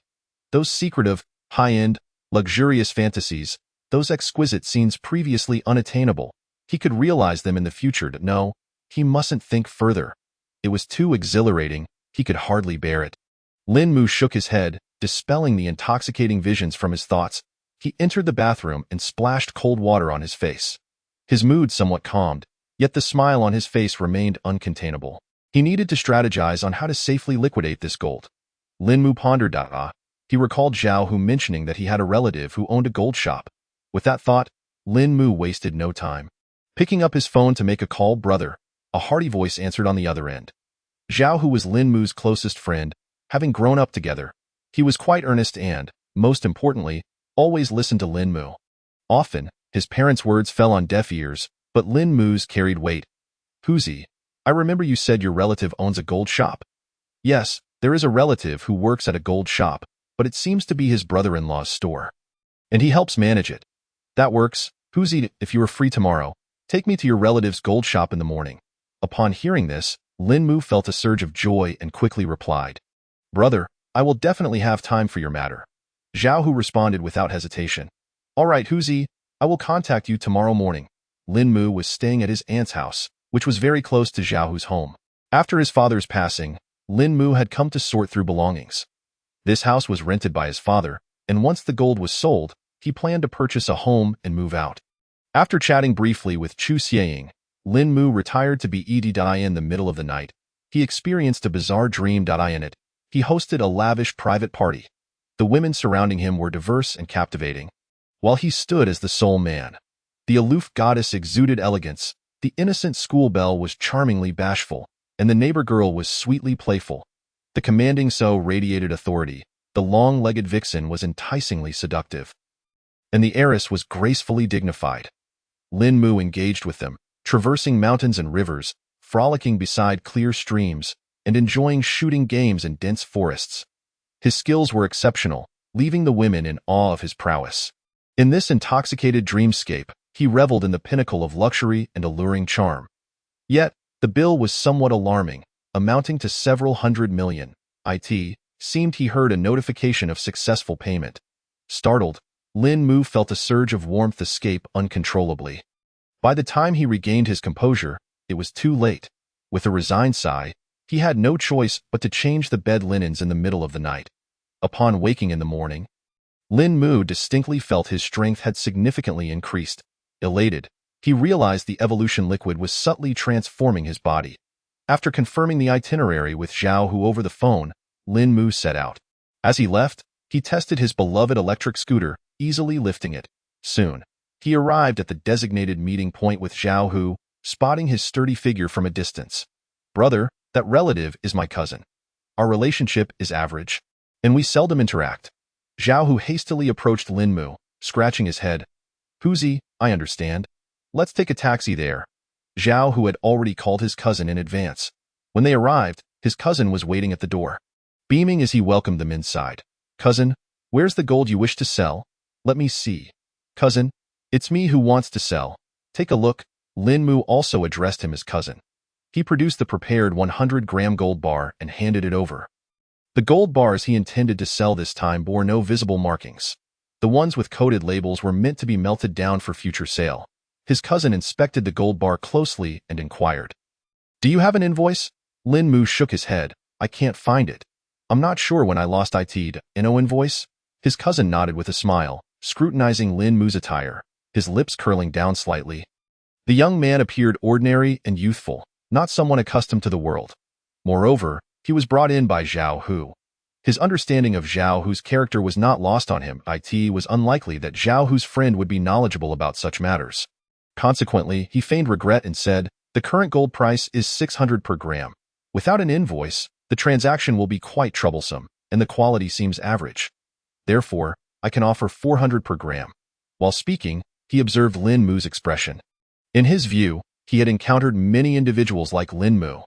They were only concerned with cashing out, and as long as the price wasn't excessively low, they would likely agree. Lin Mu silently watched his cousin's performance, inwardly scoffing. This was pure gold issued by the Bank of the Apocalypse, and he dares to say its quality is average. Does he presume I am unaware of the market? Many individuals sell without invoices. It is not a significant issue for gold shops. If one wishes to profit, simply earn what is fair. However, such greed is beyond reasonable bounds. Initially, he thought that with Zhao Hu's relationship, he might receive a fair price. Evidently, he had overestimated the situation. Familial ties pale in comparison to personal gain. Chapter 12 of the novel has begun. Lin Mu impassively retrieved the gold from his cousin's hands and calmly stated, "Cousin, just give me a reasonable price. What is the highest you can offer?" His cousin's eyes darted around, feigning helplessness as he replied, "This is the price. This one is difficult to handle, if it weren't for Zhao Hu's face. I wouldn't even offer this rate." His cousin showed no signs of budging, interpreting Lin Mu's words as mere attempts to negotiate a higher price. Based on his experience, if he held firm on this price, Lin Mu would likely acquiesce. It seemed that this avenue with Zhao Hu's cousin was destined to be abandoned. Lin Mu had already formulated a plan in his mind. Zhao Hu's cousin was far too greedy. He felt uneasy collaborating with such an individual. As his cousin watched Lin Mu pull Zhao Hu out of the gold shop, his expression froze. Why was this young man not adhering to the usual script? If he believed the price was low, he could continue to negotiate. Brother, was it the price that was too low? Zhao Hu, having graduated high school, was indifferent to gold prices and had little understanding of the situation. He assumed Lin Mu thought his cousin's offer was insufficient. "Huzi, take note." Lin Mu refrained from explaining, pulling Zhao Hu into a taxi to the other side of the city. Shortly after, the two casually entered another gold shop. "Brother, I had no idea my cousin was such a person." Watching Lin Mu sell the gold bar at a price of 520 per gram, Zhao Hu, despite his naivety, recognized the disparity. Feeling a twinge of guilt, he said, "Huzi, this has nothing to do with you. The person was referred by me." Lin Mu patted Zhao Hu's shoulder, reassuring him that this matter was indeed not his fault. He understood that Zhao Hu was an honest person and could not hold him accountable. Finally possessing some funds, Lin Mu let out a sigh of relief. Otherwise, he would lack the resources to procure essential supplies in this apocalyptic world. However, in these unfamiliar gold shops, he dared only to engage in small transactions. He had initially hoped to leverage his relationship with Zhao Hu's cousin to sell a significant amount of gold, but it appeared that a more cautious approach was needed. "Huzi, my brother, allow me to treat you to a grand feast. And once we have dined, I would appreciate your assistance with a few matters." Lin Mu glanced at the time. Barring any unforeseen circumstances, Xiao Shulin should be returning with the notebook soon. He needed to finish his meal swiftly to head to the apocalyptic world. The buffet, priced at 599 yuan per person, left Zhao Hu astonished as he gazed at Lin Mu. "Brother, how many days has it been since you last ate?" "Huzi, my brother, I have come into some wealth. My spirits are high, and my appetite is robust. Brother, you could become a food vlogger. The few I follow combined couldn't match your capacity." Lin Mu refrained from further conversation, noticing the proprietress was watching him. Gritting his teeth, he managed to fill his stomach, then pulled Zhao Hu along, making a hasty exit from the restaurant. "Huzi, I've transferred 20,000 yuan to you. Please procure these supplies for me." Lin Mu sent Zhao Hu a list of the items needed along with their quantities via WeChat. Here is the key to the storage room. Just place them inside. Upon returning home, Lin Mu hurriedly entered the apocalyptic world. As he ascended the stairs and turned a corner, a blur caught his eye. Before he could react, a figure collided solidly into his embrace. Instinctively, Lin Mu reached out and enveloped the person. Xia Minghan had rushed to find Lin Mu, unexpectedly crashing into him. Her cheek pressed against his chest, sending an unusual sensation coursing through her body. She quickly grasped Lin Mu's arms, attempting to extricate herself, but found herself held tightly. It was only then that Lin Mu recognized it was Xia Minghan. A mischievous smile crept onto his lips as he teased, "Minghan, what brings you here in such haste, throwing yourself into my arms?" Xia Minghan's heart raced. Upon hearing his words, her cheeks flushed slightly, and she playfully punched Lin Mu. "Brother Mu, you're being ridiculous. It's because Ling Gu has returned, and I came to find you." "The notebook is back? That is splendid news," Lin Mu exclaimed, slapping his thigh in joy. "Wait, why doesn't my thigh feel anything?" He then heard Xia Minghan's plaintive voice. "Brother Mu, why did you slap my thigh in your excitement?" "I didn't mean to. It was an impulsive mistake. Would you like me to massage it?" Xia Minghan bit her lip and shot Lin Mu an exasperated look. "Brother Mu, you always tease me. Could you please let go of me?" Lin Mu had no genuine interest in her current predicament. He merely enjoyed teasing her. At her request, he released her. Xia Minghan rose from his embrace, not daring to look up, and quickly turned to flee. "Shulin, did you encounter any dangers on the way back?" Upon seeing Xiao Shulin, Lin Mu immediately inquired with concern. After all, he was his cherished companion. "Brother Mu, no worries. Everything went smoothly. I only encountered a few zombies, which I dealt with effortlessly." Xiao Shulin continued, "I brought a solar power storage device with me. All the notebooks have been tested and can be opened normally. Release those two individuals. By the way, what company is this? How could they possess so many computers?" Xiao Shulin picked up a notebook. Pointing to the label, "Brother Mu, the label reads New Star Culture Company Limited, a company that produces audiobooks." Audiobooks? Upon hearing this, Lin Mu felt a surge of excitement. It was as though a pillow had arrived just when he needed to rest. The literary resources within these computers must be vast. Once we bring them back to Blue Star for release, it would be akin to collecting money in a sack. Observing Lin Mu's sudden, beaming smile, Xiao Shulin realized something and leaned in closer, whispering mischievously, "Brother Mu, are you interested in that kind of novel?" Lin Mu chuckled as he playfully tapped his head.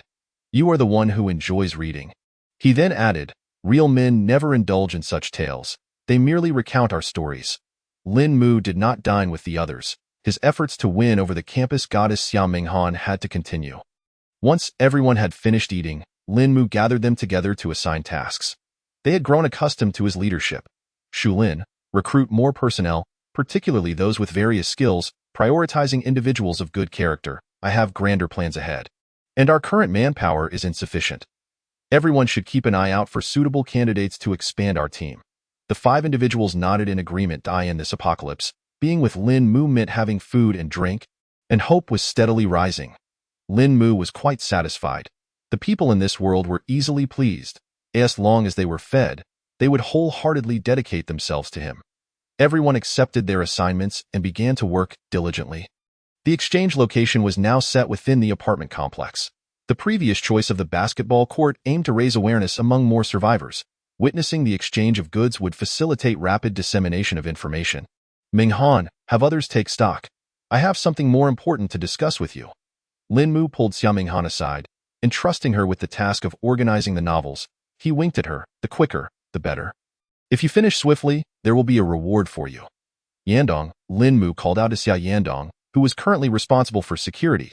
"If you notice anything suspicious, be sure to inform Shulin immediately." Observing everyone busying themselves, Lin Mu felt a sudden sense of idleness. He casually grabbed a notebook and opened it. The desktop was quite clean, primarily filled with work-related documents. Not willing to give up, he rummaged through each folder and finally discovered a downloaded folder on the D drive. His heart leaped with joy as he opened it, revealing a collection of downloaded variety shows. Lin Mu, curious, clicked through them all, utterly astounded. The entertainment standards of this world were undoubtedly far superior to those of Blue Star. Even someone like him, who previously had little interest in variety shows, found himself captivated. These shows could certainly be transported back to Blue Star and would surely become immensely popular. With that thought, Lin Mu couldn't help but say, "It's overwhelming. There are so many things I wish to accomplish." Chapter 13. College classmates. Suddenly, a familiar name flashed on the screen, capturing Lin Mu's attention. Xiaming Han. His eyes widened in astonishment as he fixated on the program. The current broadcast showcased the semi-finals of the campus goddess competition. On stage, under the dazzling lights, stood Xiaming Han, the focal point of brilliance. She wore a stunning pink off-shoulder evening gown, accentuating her waist with a matching ribbon. A delicate diamond necklace adorned her neck, contrasting beautifully with her snow-white skin. Her delicate face resembled fine jade, and her deep, bright eyes radiated vitality and playfulness. She appeared like a princess stepped straight out of a fairy tale, breathtakingly beautiful. With just one glance, Lin Mu was smitten. He turned his gaze between the Xiaming Han who was diligently working and the radiant figure on the screen. Could it be that they were the same person? This desolate apocalypse had transformed his little fairy into this state. Lin Mu resolved to restore Xiaming Han's former glory as swiftly as possible. He vowed to cherish her and soothe the wounds her heart had endured in this harsh world.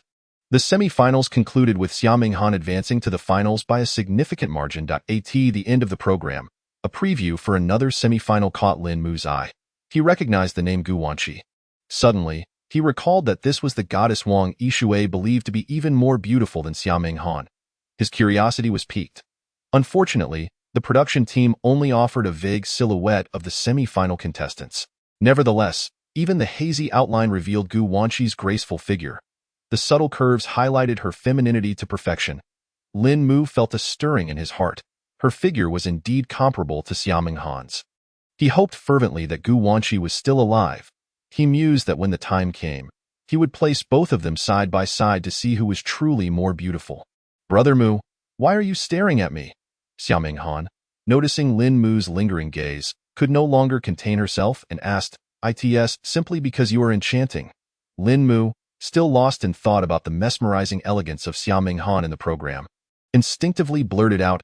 However, the current Xiaming Han, now that she could eat her fill daily, had regained some color in her cheeks. Her face gradually resembled the contours from before the apocalypse.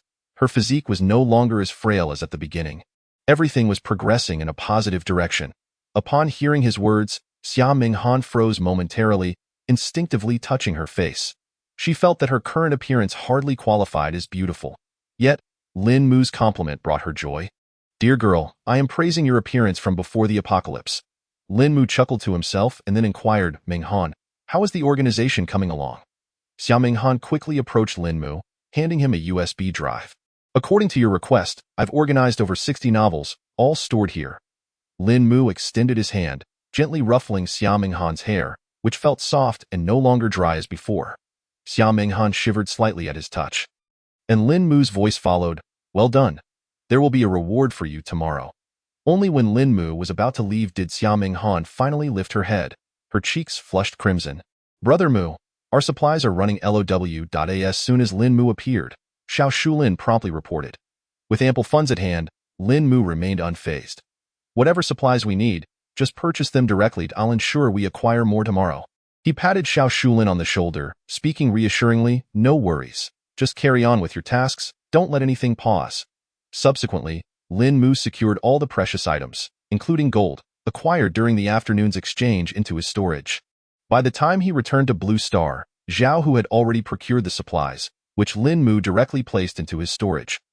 Presently, the value of the gold, jade, and emeralds within his storage was roughly estimated to approach 100 million. In just a few days since his time travel to the present, Lin Mu had acquired wealth that others might only dream of throughout their lifetimes. Even if he could no longer traverse time, Lin Mu need not worry about his future. After a brief moment of joy, he opened his phone and discovered several missed calls. Upon inspection, he found that they were from his university classmate, Wu Xinyu. During their college years, they had shared a dorm, with Wu Xinyu occupying the upper bunk, fostering a close bond between them. However, they had not been in touch for quite some time.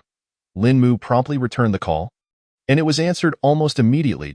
He began, "Xinyu, I was busy earlier and did not notice your call." Wu Xinyu sounded elated. "Lin Mu, I'm getting married."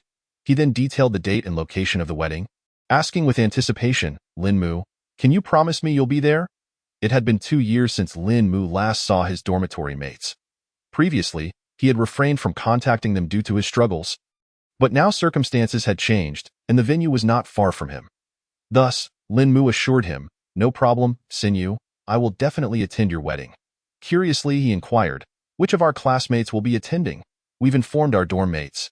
Lu Chao is confirmed to come, while the others will decide closer to the date." After chatting for a few more moments, Wu Sinyu hung up to notify other classmates. Lin Mu shook his head, pondering the merits of marriage, wondering if it might not be more delightful to have multiple girlfriends. But just as that thought crossed his mind, he suddenly paled. How could he forget about the class monitor?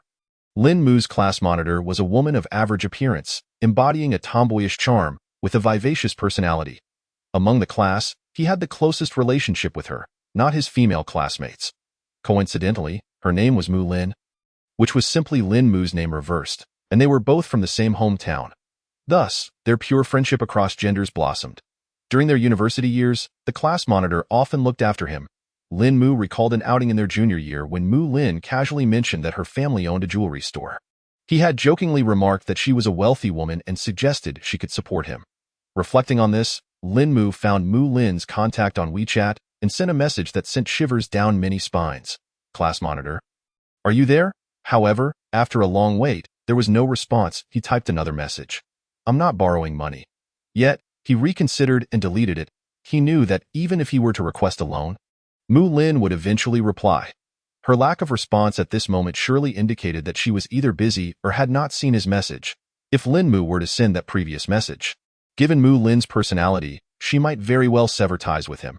Setting his phone aside, Lin Mu turned to his computer, inserting the USB drive that Xia Minghan had given him. Inside was a compilation of post-apocalyptic novels meticulously organized as per his request. After a cursory glance, he noted the high quality of the stories. This was to be expected.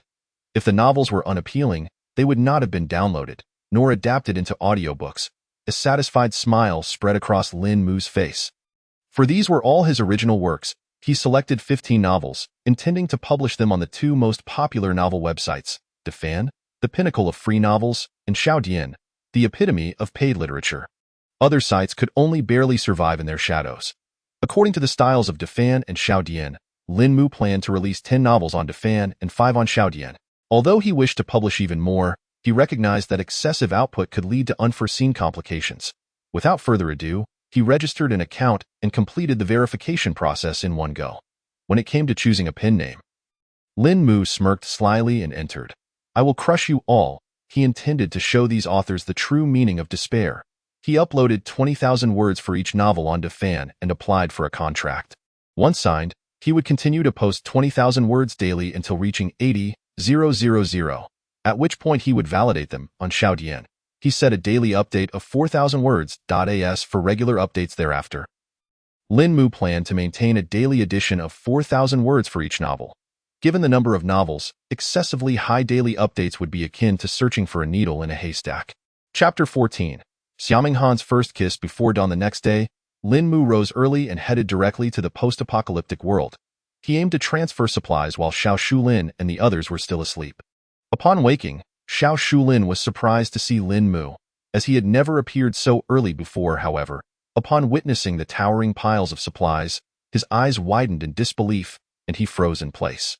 The supplies Lin Mu brought this time were several times greater than before, with a diverse array of goods. Rubbing his eyes to confirm the reality, Xiao Shulin stammered, "Brother Mu, this?"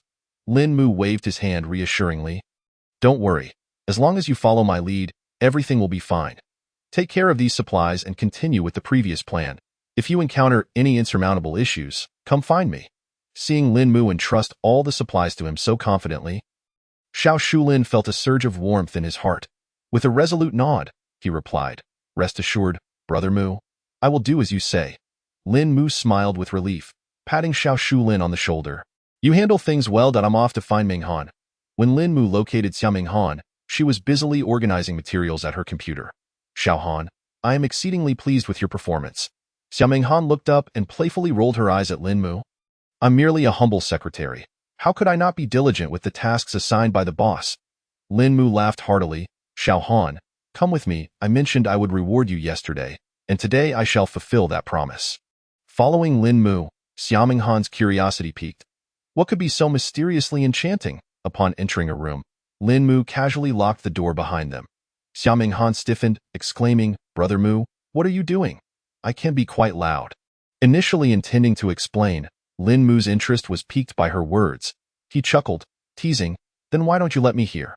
Are you going to meow like a cat or bark like a dog? Xiaoming Han's cheeks flushed crimson, her eyes wide with indignation. I not only can make sounds, but I can also bite with that. She grasped Lin Mu's arm and leaned in, unhesitatingly biting his forearm. Bitten? Young lady.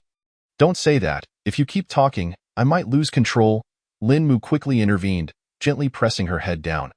Han, you can't bite recklessly. It hurts here. Xiaoming Han, unable to move, bared her teeth at Lin Mu. It hurts wherever I bite. Lin Mu chuckled. Xiao Han, some places might not hurt at all. Seeing her confusion, Lin Mu felt pleased.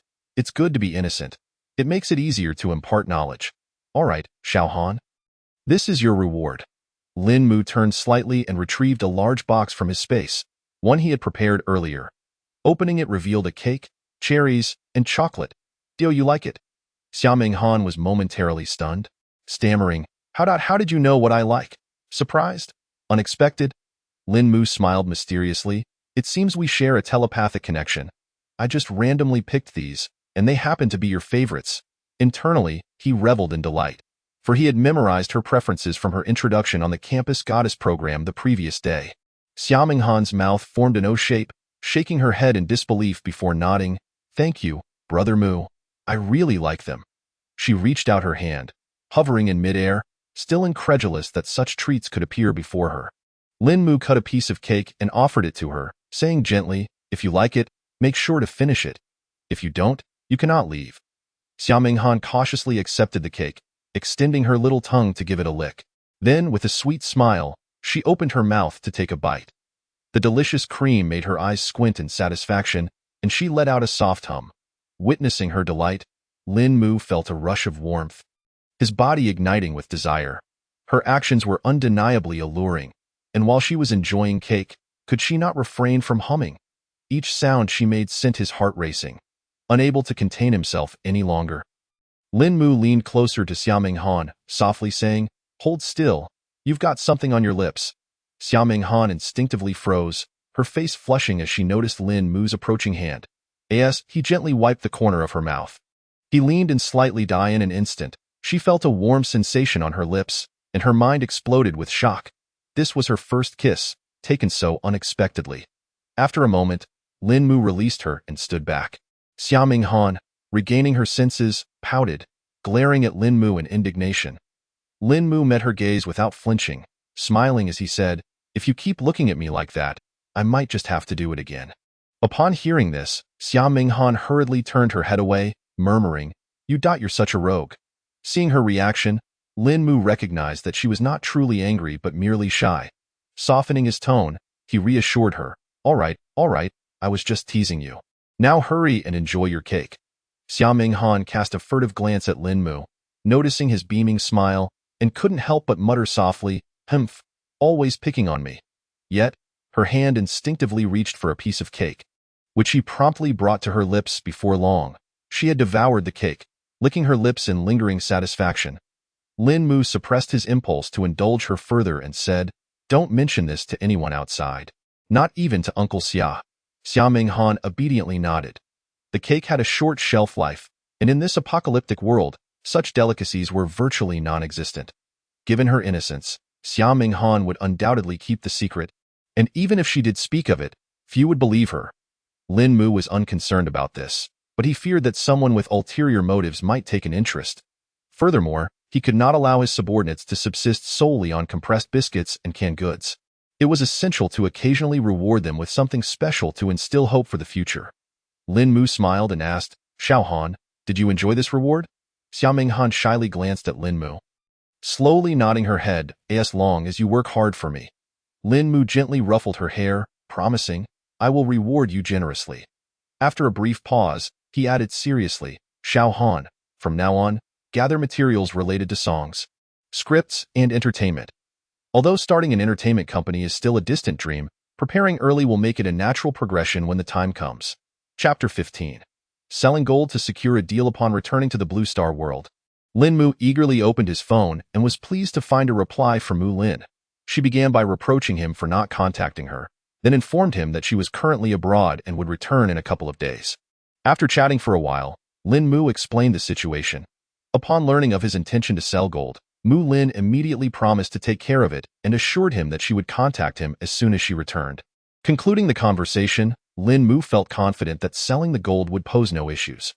Once the funds from the gold sale were secured, he could focus on expanding his endeavors in the apocalyptic world. Indeed, earning the first pot of gold was the most challenging. Lin Mu then checked on Defan and Xiaodian. Defan had successfully signed all contracts and would commence verification in 3 days, while Xiaodian remained silent for the time being. The next morning, Lin Mu noticed significant changes in his body once again. According to Xiao Shulin, a first-level evolutionary's limit is 5 times that of an ordinary person, while a second-level evolutionary's limit is 15 times. Xiao Shulin had been an evolutionary for over 3 months but remained at the first level. Lin Mu was uncertain how long it would take him to level up. However, achieving the second level should render him invincible in the Blue Star world. The progression involved not only an increase in strength or speed, but a comprehensive enhancement of the human body. Upon re-entering the apocalyptic world, Lin Mu was greeted by an excited Xiao Shulin, who exclaimed, "Brother Mu, there's new information." Lin Mu raised an eyebrow, curious. "Brother Mu, Qi Dongqiang came by this morning," Xiao Shulin added. "He is an evolutionary." Lin Mu felt a pang of concern and quickly inquired, "What did he want?" "He came to exchange supplies," Xiao Shulin replied cheerfully, using evolutionary liquid. Afterward, he handed Lin Mu 3 bottles of first-level evolutionary liquid. Lin Mu carefully accepted the liquid, realizing that if it were to break, he would feel immense regret. In Lin Mu's eyes, the evolutionary liquid held more value than anything else. It was a commodity that money could not necessarily buy. "All right, I will keep the evolutionary liquid for now. If you need it, just ask me." He placed the evolutionary liquid into his space, the safest place for it. Xiao Shulin nodded in agreement, acknowledging that all supplies belonged to Lin Mu, and he had no objections to how Lin Mu chose to handle them. "Shulin, be cautious from now on. We have abundant resources, but we are the only 2 evolutionaries," Lin Mu advised. "If they follow the rules and exchange honestly, that would be fine. But we must be wary of those who might harbor ill intentions." "Brother Mu, don't worry. I will be careful," Xiao Shulin assured him. Currently, everything in the apocalyptic world was progressing in an orderly fashion. Tasks were delegated to subordinates, leaving Lin Mu relatively unoccupied. He found himself wandering back to Xiao Menghan's side. She was recovering well, her complexion becoming increasingly rosy and her physique more robust. After teasing Xiao Menghan until her cheeks flushed, Lin Mu returned to the Blue Star world, satisfied. After dinner, Lin Mu lay in bed, conversing with Chu Xieying. "Wife," Lu Sun wrote, "in my backyard, there are 2 trees. One is a jujube tree, and the other is also a jujube tree. Why does it feel like he is just filling up word count?"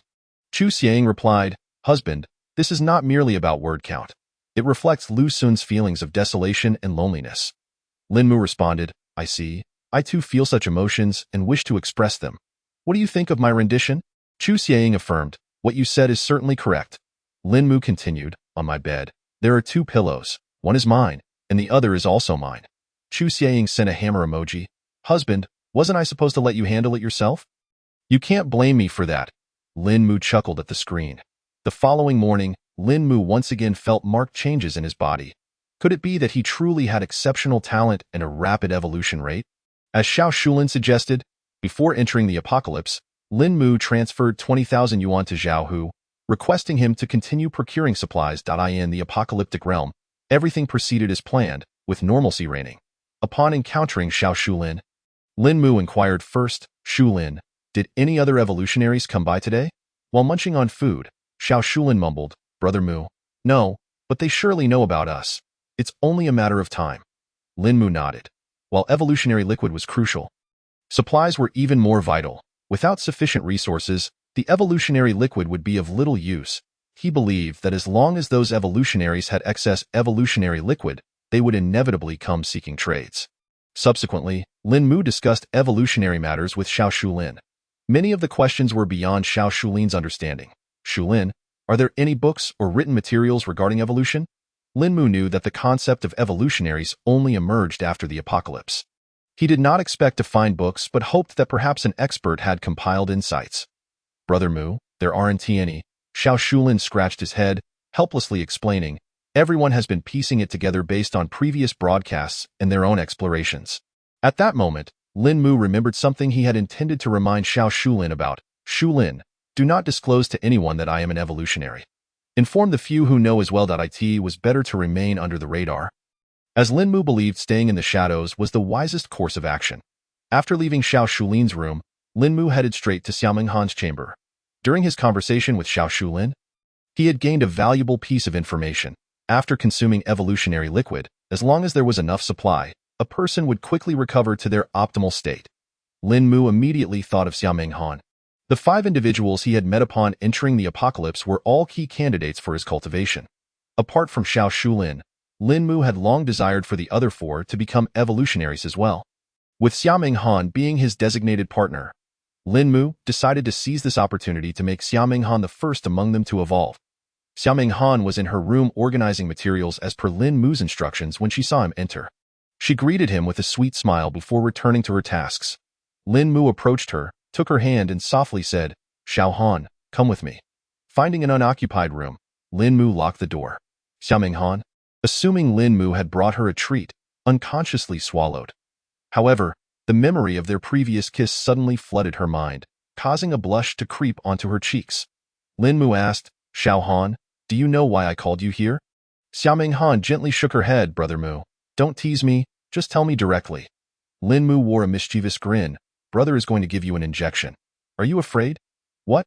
Xiaoming Han's smile faltered. An injection? But I'm not sick. Lin Mu chuckled. Who said you can't get an injection if you're not ill?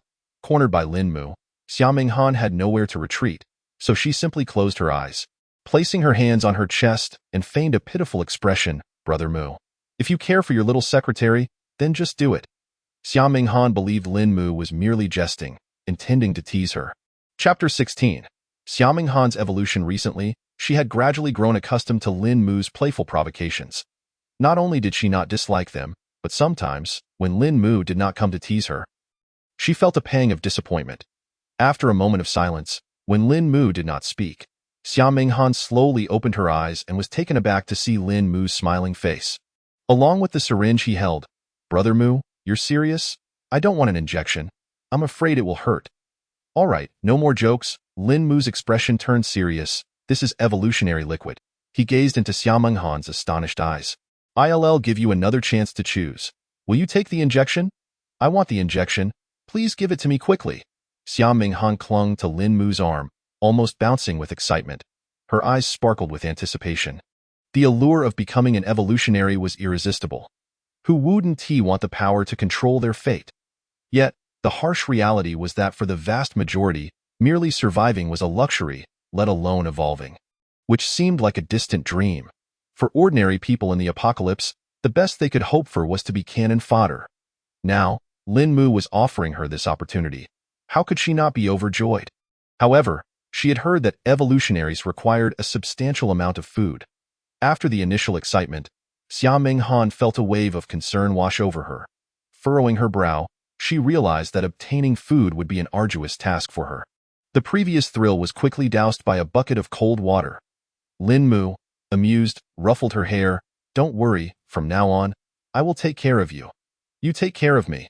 The words struck Xiaoming Han's heart, and she softly murmured them, lowering her head, hesitant to meet Lin Mu's gaze.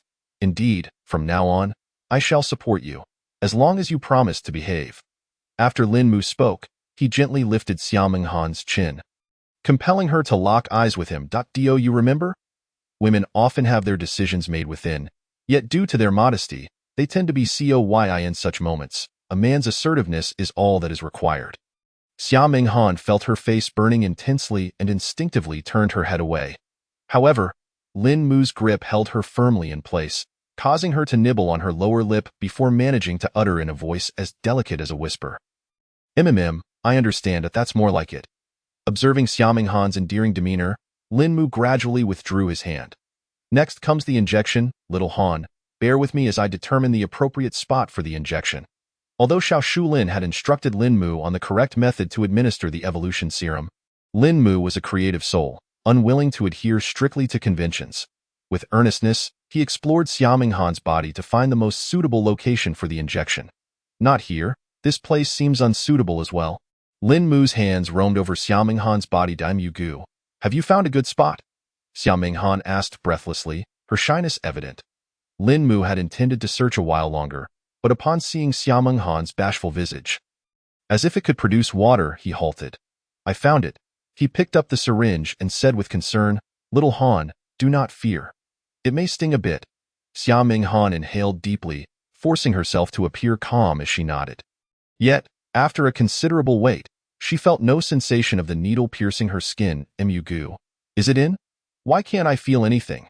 Just a moment, Xiao Han. I haven't located the right spot. Yet, Mu Gu. It hurts a bit. Please be gentle. Little Han, bear with it. I will pull it out shortly. After the injection was completed, Lin Mu withdrew the syringe and tossed it aside. Have I truly become an evolved being? Feeling an extraordinary warmth spreading within her, Xiaoming Han could not help but exclaim. She gazed at Lin Mu with gratitude, and without hesitation, leaped into his embrace. Subsequently, Xiaoming Han slowly lifted her head and closed her eyes. Lin Mu was momentarily taken aback by her sudden action but quickly regained his composure. He lowered his gaze to Xiaoming Han's tightly shut eyes and slightly upturned lips. Lin Mu gently extended his hand, cradling her face, and leaned down, pressing his lips softly against hers. After a long while, Mu Gu, let me take a breather. I can hardly catch my breath. Xiaoming Han gently pushed Lin Mu away, extricating herself from his embrace while casting him a playful glare. Ha! Seeing Xiaoming Han's adorable expression, Lin Mu couldn't help but burst into laughter. It seemed that in just a few days, this exquisite dish called Xiaoming Han would be ready to savor. Noticing Lin Mu laughing at her, Xiaoming Han extended her hand and playfully thumped him. Lin Mu did not flinch, allowing her feeble punches to land upon him. He gently grasped her wrist and teased, If you eat too much, will you turn into a little plump one? What will I do if I can't carry you then? Upon finishing, Lin Mu instinctively wrapped his arms around Xiaoming Han's waist, exerting a slight pressure to pull her closer. Mu Gu. Xiaoming Han shot him a mock glare, reminding him that she had never gained weight no matter how much she ate before the apocalypse. Not gaining weight is not enough. Lin Mu's hand slid down her face. My little panda cannot be thin. Xiaoming Han's cheeks instantly flushed, the warmth spreading all the way to her ears. She did not remove Lin Mu's hand. Instead, she bashfully rested her head on his shoulder.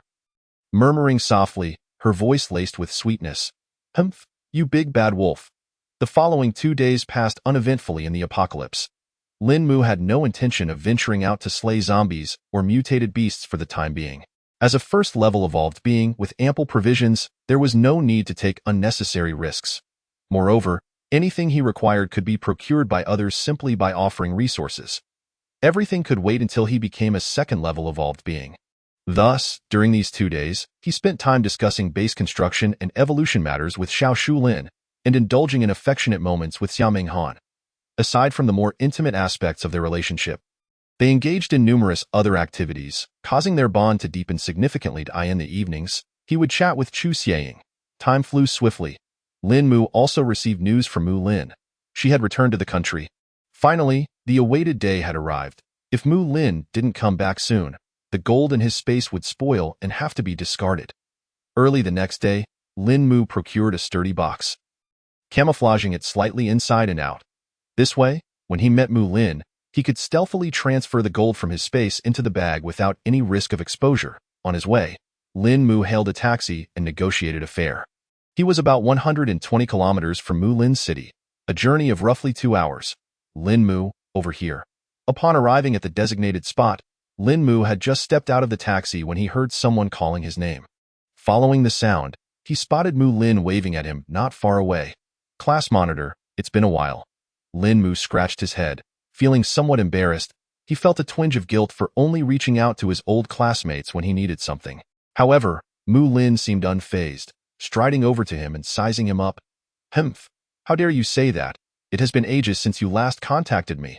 Mu Lin was a bit irked, as she had always been the one to reach out first. While Lin Mu had never taken the initiative, if it weren't for needing something from her this time, he might have forgotten about her altogether. Chapter 17. Finally wealthy, even Lin Mu, with his thick skin, felt his face heat up slightly at this moment. He couldn't just admit that he had been out of touch because life had not been easy. Thus, he forced a smile and said, "It's just busy, you know, aimlessly busied." Mu Lin chose not to press further but instead walked straight towards a Porsche, casually inquiring, "How much gold are you selling?" 100 Jin. Lin Mu replied nonchalantly. He could produce more gold, but he decided to test the waters with this initial amount. "How much?"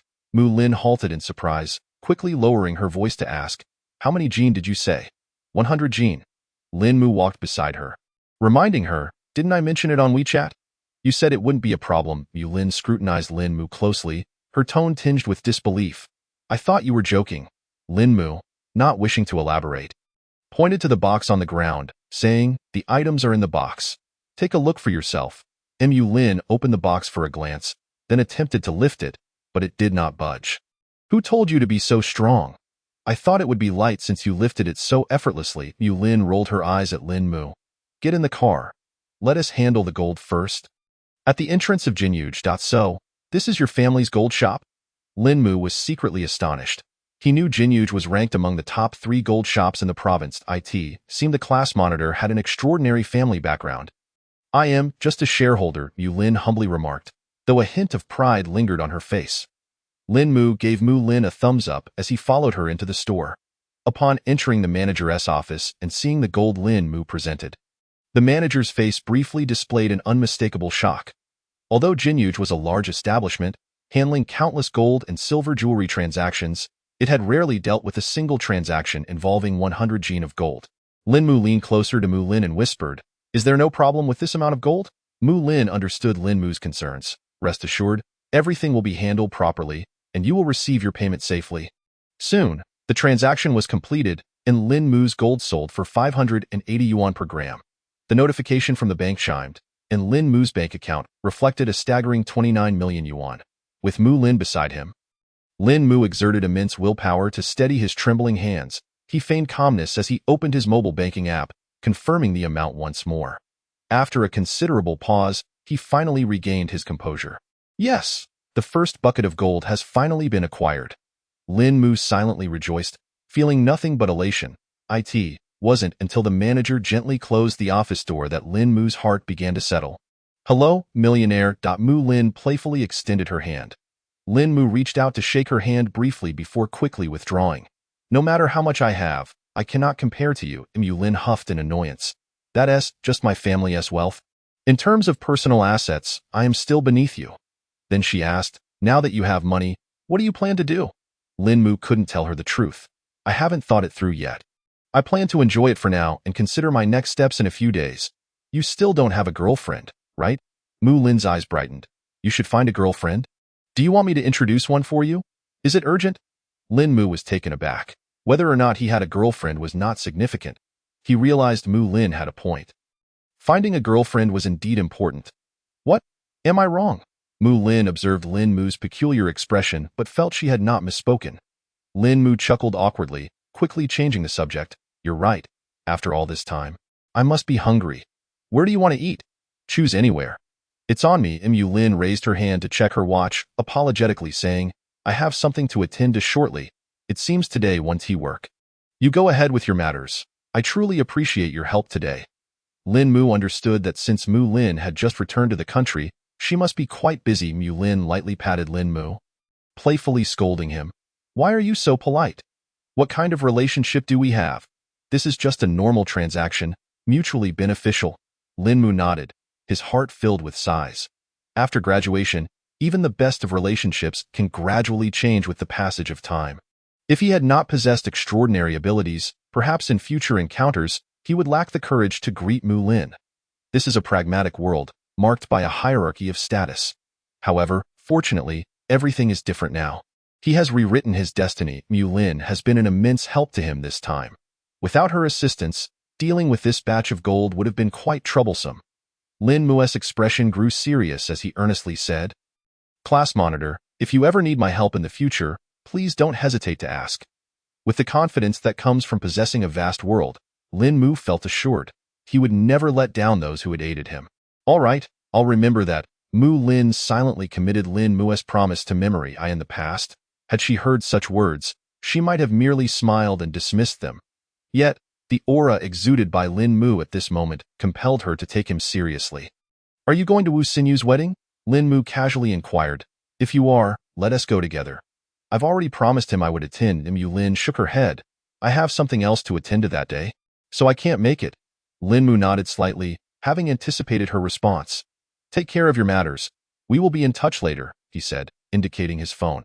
After bidding each other farewell, Lin Mu took a taxi to the city center. He intended to purchase several outfits from a high-end clothing store. In this world, most people prioritize appearances over character. It is wise to present oneself well to avoid situations reminiscent of a literary slap in the face. Moreover, with Wu Sinyu's wedding approaching, he certainly wanted to dress appropriately. Now that he had money, Lin Mu was eager to indulge in the lavish lifestyle of the wealthy.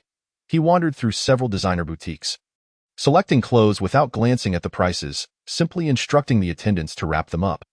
Although he spent several $100,000, Lin Mu felt no pang of regret. With the respectful gazes of the staff following him, he strode out of the store with his head held high. A smile involuntarily graced his lips.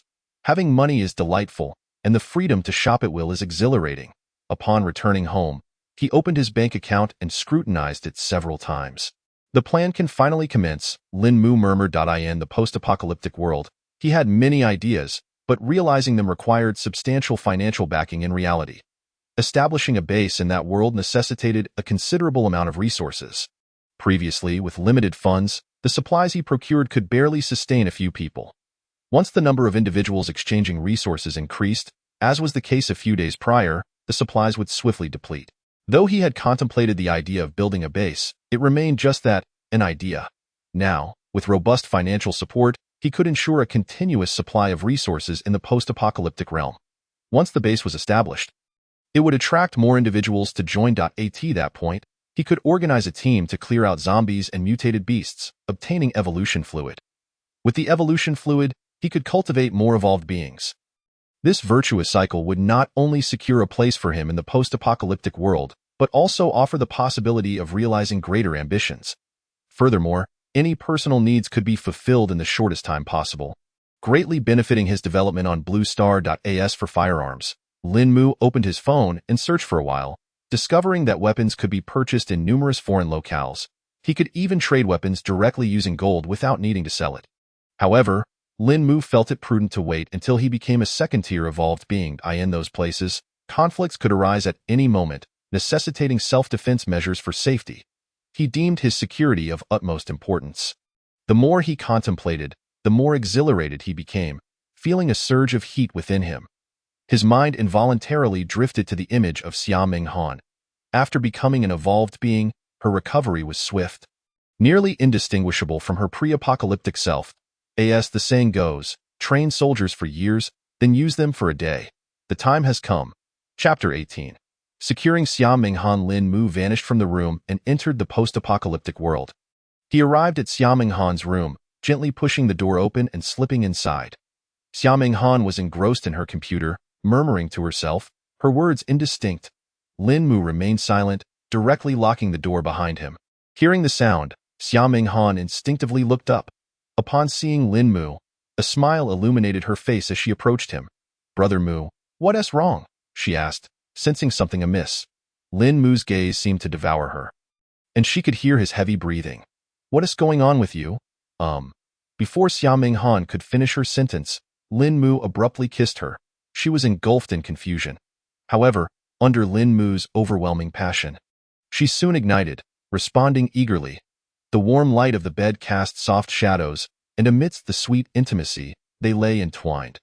After a considerable time, Xia Minghan rested against Lin Mu, the two of them holding each other tightly. "Hubby." Xia Minghan felt Lin Mu's heartbeat, tracing circles on his chest.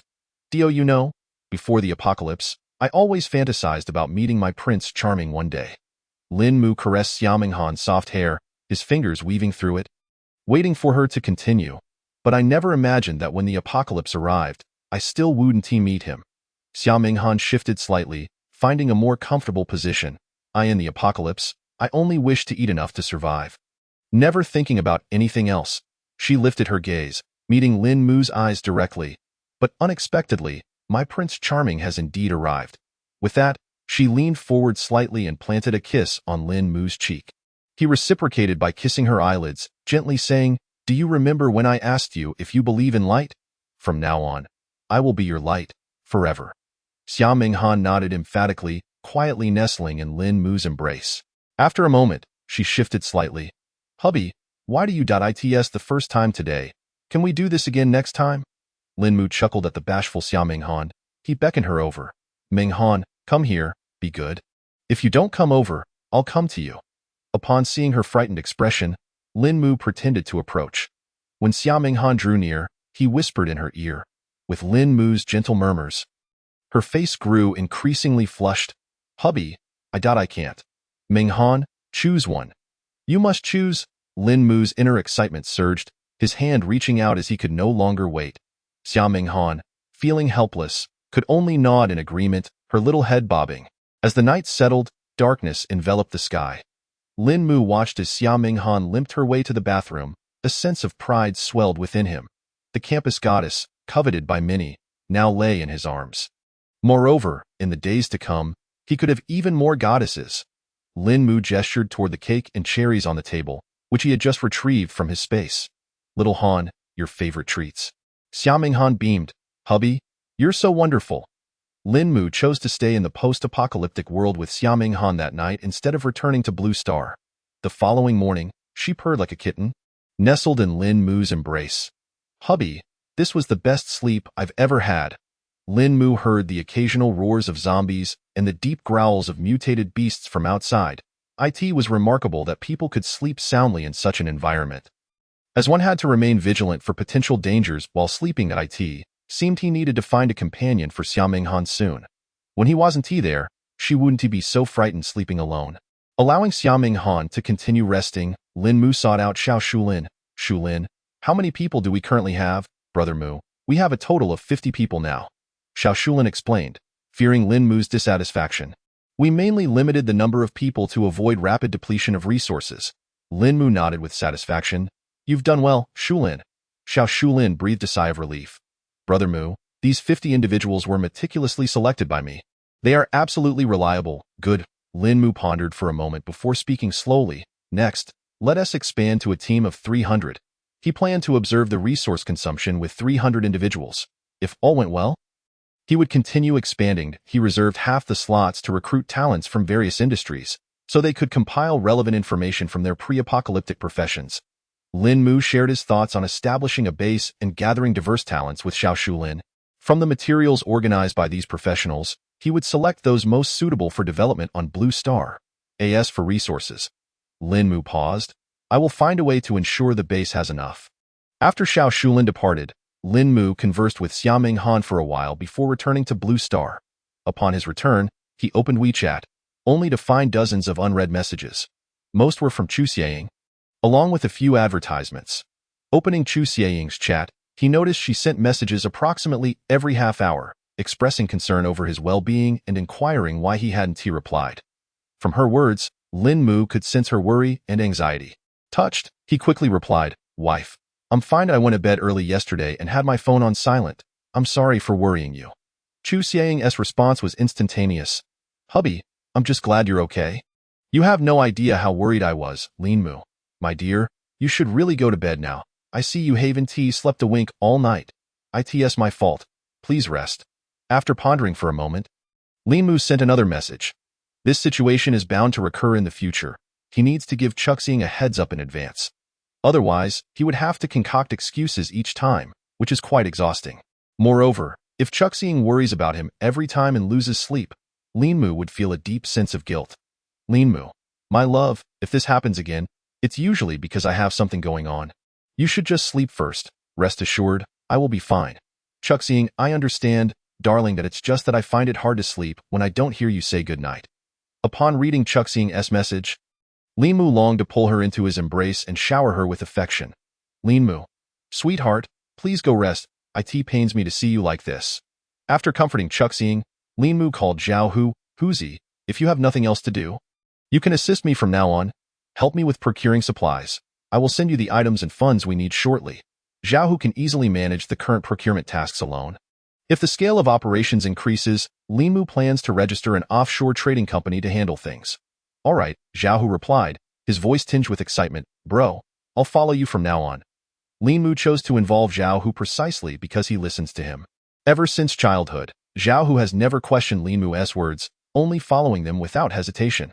Chapter 19. The game. After briefing Zhao Hu, Lin Mu transferred 200,000 to his aunt and then called her. Aunt, I just sent you 200,000. Feel free to buy whatever you wish. I have recently partnered with friends in business and earned quite a bit, so don't hold back. Lin Mu considered sending his aunt $1 million directly, but he did not dare to do so. 200,000 was already the maximum she could accept. Lin Mu tidied up the room, putting important items into his space, then sent a message to the landlord, intending to terminate the lease. There was nothing of value left in the room. Once the creditors arrive, he will repay his debts, retrieve the IOUs, and move out. As he was contemplating this, a wave of joy washed over him. The evolution liquid had been fully absorbed. He recalled that Xiao Shulin had taken over 2 months to absorb his first bottle. Excluding the impact of food, Lin Mu had absorbed it in merely 10 days, a speed 5 to 6 times that of Xiao Shulin. Furthermore, Lin Mu had a sense that he was not far from breaking through to a level 2 evolver. It seemed that regardless of the cultivation system, there were indeed individuals with exceptional talent. Lin Mu was unsure of his own potential, but he was certain it surpassed that of Xiao Shulin. He retrieved another bottle of evolution liquid from his space and injected it into his body. Feeling the familiar warmth spreading through him once more, after dinner, Lin Mu picked up his phone and sent a message to Chuxing. Darling, I have some matters to attend to tonight. Please sleep early and don't wait for me. Good night in advance. Love you. Chuxing replied, I understand, dear. Just don't tire yourself too much. Lin Mu planned to accompany Xiaoming Han in the apocalyptic world. Having just lost her innocence, he needed to provide her with a sense of security. Of course, the primary reason was the comfort of her warm and fragrant body. After experiencing the bliss of their bodies closely entwined, sharing warmth, the thought of having to settle for the cold air and lifeless sheets made Lin Mu feel an acute emptiness within. The sensation of lying alone in bed was far from pleasant. Upon arriving in the apocalyptic world, Lin Mu made his way to Xiaoming Han's room when he heard a commotion from the adjacent room. Curiosity piqued, he gently pushed the door open to find 3 individuals shouting about something. One of them was someone Lin Mu recognized but did not know by name. The other 2 were Xia Yandong and Wang Yishui. Seeing Xia Yandong, Lin Mu felt a bit awkward, as he was indeed his elder brother Law Mugu. The 3 exclaimed upon noticing Lin Mu's entrance, quickly greeting him. Lin Mu acknowledged them and said to Xia Yandong, Yandong, just call me by my name. There's no need for formality. Xia Yandong was taken aback, surprised that Lin Mu would say such a thing, for everyone knew that Lin Mu held sway here. He promptly replied, All right, Lin Mu, I shall call you Lin Mu from now on. Lin Mu stepped forward, naturally wrapping his arm around Xia Yandong's shoulder, and inquired, What are you all doing? We're playing a game. Lin Mu leaned in for a closer look. Even though there was no internet, the 3 were utilizing a local area network. A thought sparked in Lin Mu's mind. However, he needed to first understand what games were like in this apocalyptic world. I want to play too, but I don't know how. Will you teach me? Before long, Lin Mu learned the game under their guidance. After a short while, he was astonished, his eyes wide. This world indeed offered an experience of extreme indulgence prior to the apocalypse. While Lin Mu was not particularly obsessed with games, he had tried many popular games from Blue Star and could confidently assert that none compared to the one they were currently playing. Moreover, the game they were playing was not even the best in this world. According to Xia Yandong, several other games were even more popular. Lin Mu smacked his forehead in realization. How could he have overlooked the gaming industry? Unlike entertainment companies and biopharmaceutical firms, which required robust backing to thrive, game companies had a simpler path. All they needed was a captivating game. Everything else would fall into place. Most importantly, games were less likely to attract the attention of powerful factions. The quality of a game could not be faked. Players would know as soon as they played it. With this in mind, Lin Mu raised his head and looked at Xia Yandong, saying, Yandong, I have a task for you. And it's crucial. Xia Yandong's expression turned serious as he looked at Lin Mu with a mix of tension and excitement. Lin Mu continued earnestly, You will be in charge of the gaming aspect from now on. Gather all the popular games from before the apocalypse, including mini-games and online games, as long as they are enjoyable. Compile all the necessary data, code, and technical documentation required for a game to function properly. Lin Mu calculated the timeline. After attending the wedding and settling his debts, he would have about a week. The more, the better. The faster, the better. If you have results within a week, there will be rewards for you. Absolutely, you can count on me, Xiao Yandong assured, though he hesitated before adding, Lin Mu, my dad was a game programmer. Before Xiao Yandong could finish, Lin Mu interrupted, that's fantastic. With your father involved, I'll definitely have peace of mind. You and Summer's uncle will be responsible for this. I will inform Shulin. Stepping out of the room, Lin Mu's mind was still racing with ideas. The foundation for the base was nearly established. In terms of cultural and entertainment aspects, Lin Mu intended for Xiao Minghan to take charge as for the gaming sector, entrusting it to the Xiao father and son duo should pose no issues, as they were considered allies. For everything else, Xiao Shulin would handle it for the time being. Step by step, he would integrate the resources of the apocalypse to support his endeavors in Blue Star. Lin Mu only needed to maintain a firm grasp on the overarching direction and enhance his own combat prowess. Darling, why aren't you coming in? Came Summer Minghan's voice, snapping Lin Mu back to reality. He realized he had been standing at her door and hurriedly entered, closing the door behind him. Summer Minghan leaped into his arms, exclaiming, honey, I missed you so much. I missed you too. I came to see you as soon as I finished my tasks, Lin Mu replied, gently stroking her little head and speaking softly. Remembering their earlier conversation, Lin Mu smiled and asked, Minghan, does our dad know about us? What dad? That's my dad. Summer Minghan blushed, playfully swatting Lin Mu. Doesn't he know yet? I'll tell him later. Lin Mu nodded, respecting her wishes. With a son-in-law like him, Summer Jinping would surely be overjoyed. He then inquired about Summer Minghan's progress and evolution. Upon learning everything was normal, he thought to take her on a scenic outing. I'm not fully recovered yet. My legs still hurt, Summer Minghan replied, looking at Lin Mu with a pitiful expression. All right then, Lin Mu said, glancing at her alluring cherry lips. He reached out, gently caressing her lips. Just as he was about to speak, he noticed a look of fear on Summer Minghan's face. Honey, my throat still hurts too. Seeing her slightly aggrieved demeanor made Lin Mu feel a twinge of regret for being too forceful yesterday. Yet, he could hardly blame himself. After all, Summer Minghan was simply too enchanting. With a resigned sigh, he lifted Summer Minghan and laid her on the bed, holding her close. The following morning, Lin Mu felt an itch in his nose. Upon opening his eyes, he saw Summer Minghan lying on him, her hair brushing against his nose. Provoking me comes with consequences, he thought. With a swift motion, he flipped over, asking, Are you feeling better today? Summer Minghan wrapped her arms around his neck. Beaming as she nodded, Yes, it's just my throat that still hurts a bit. However, Lin Mu sensed something was amiss with her demeanor. Sure enough, in the next moment, Summer Minghan clutched her stomach, saying, But I got my period. Seeing Lin Mu's somewhat gloomy expression, Summer Minghan burst into laughter. Lin Mu gently slid off her, wrapping his arms around her slender waist and pulling her back into his embrace. He then gently rubbed her stomach. Expressing concern, Then you should rest well. Feeling touched, Summer Minghan snuggled closer to his chest and softly said, Honey, once I'm better, you can have your way with me. Lin Mu playfully pinched her nose. Such a good girl. You lie down. I'll go get you something. Chapter 20. Establishing rules. Lin Mu dressed and stepped out, casually wandering through a nearby room before returning to Summer Minghan's room. Handing her a package. What is this? Xiao Minghan curiously took the sanitary napkin and exclaimed, Husband, you are truly wonderful. Lin Mu held a Blue Star brand napkin. However, in this apocalyptic world, brands were as abundant as 80. If not 100. No one would dare to question it, for many brands remained unknown. The items Lin Mu provided to Xiao Minghan were all essentials for women during their menstrual cycle. You should rest well, don't go anywhere if there's anything, let the people below handle it. Be obedient. Xiao Minghan nodded sweetly.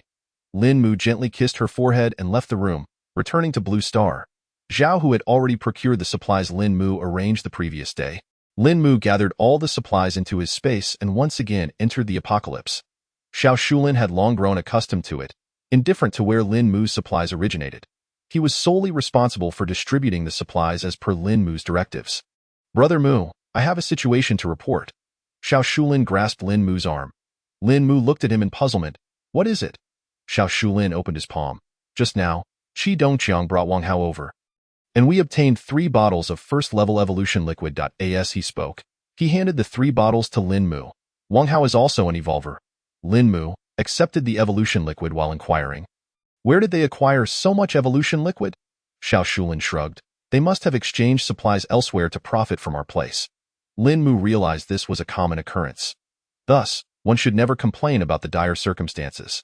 The strong always find a way out. Of course, Lin Mu had previously not only lamented the environment, but also the strong. Qi Dongqiang also told me something, Xiao Shulin said gravely, to be cautious of Lu Dayao.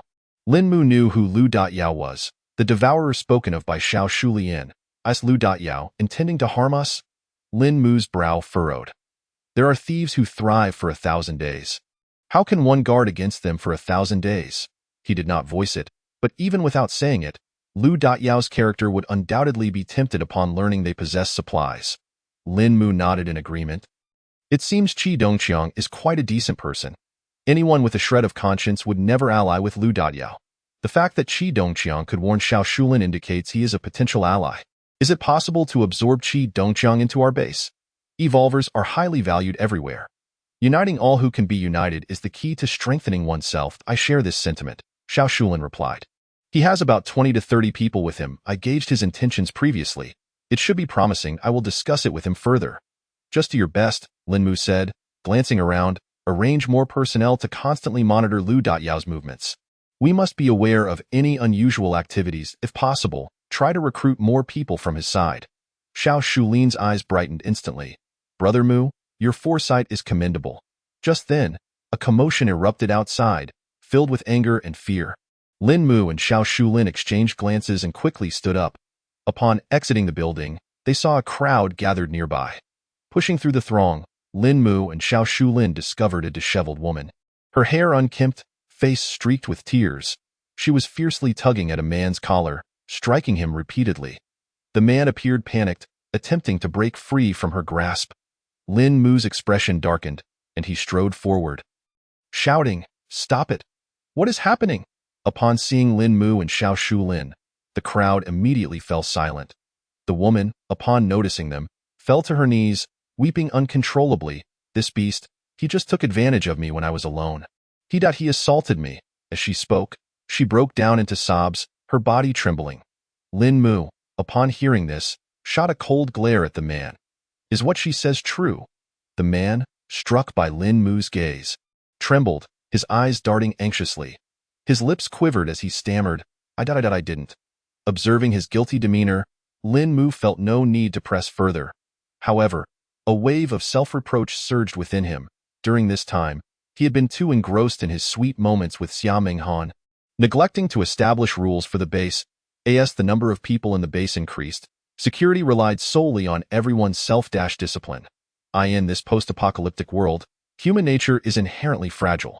Without regulations to restrain it, malevolence will only proliferate. It was imperative to seize this opportunity to set rules for the base, ensuring everyone understood the boundaries. Those who cross the line must pay the price. Lin Mu turned to Xiao Shulin, preparing to demand severe punishment for the man. At that moment, the man suddenly knelt before Lin Mu, desperately bowing his head to the ground. He sobbed, pleading, I was wrong, but I swear it was my first mistake. I was momentarily blinded by impulse. Can you spare me this once? I promise I will never repeat it. Cursing silently, the man thought to himself, if he could just get past this, he would immediately flee this dreadful place. He wailed more pitifully, convinced that if he feigned enough sorrow, he could evade disaster. The crowd began to murmur, some displaying expressions of sympathy. Lin Mu's brow furrowed slightly as he contemplated the best way to handle the situation. Suddenly, a commotion arose from the back of the crowd. A middle-aged woman, her face filled with indignation, pushed her way through. Pointing at the man on the ground, her eyes reddened, she exclaimed, You must not let him go. This scoundrel assaulted me under the cover of night 2 days ago. The crowd erupted in an uproar, condemning the man. It turned out he was a habitual offender. Just moments ago, Lin Mu considered sparing him, offering a second chance. Thankfully, he was exposed today. Otherwise, who knows how many more he would victimize. Almost deceived by his facade, Lin Mu realized the true nature of this beastly man. Some men with daughters and wives clenched their fists, flames of rage burning in their eyes, eager to exact vengeance upon this scoundrel. The man's complexion turned ashen, his body weakly crumpling to the ground, despair flooding his heart as he gazed at the furious crowd. In chaotic times, strict measures must be employed. Lin Mu knew he must act decisively. If he allowed leniency, the base could easily fall apart. He needed to instill confidence in everyone, assuring them that the base could provide safety. Taking a deep breath, he surveyed the crowd with a steady gaze. Under his watchful eyes, the clamor gradually subsided. Lin Mu spoke, his voice resonating powerfully. No reason can justify wrongdoing in our base. Everyone deserves to live with dignity. Anyone who tramples on the dignity of others will not be tolerated. Whether it be theft, robbery, or harassment, such actions are impermissible here. Upon concluding, he cast a merciless glance at the man on the ground. Xiao Shulin, take him away and execute him. From this day forth, this shall be the rule of our base. Lin Mu's expression was stern, his words unyielding. The man, already paralyzed with fear, slumped to the ground, while several individuals swiftly approached, collectively dragging him away.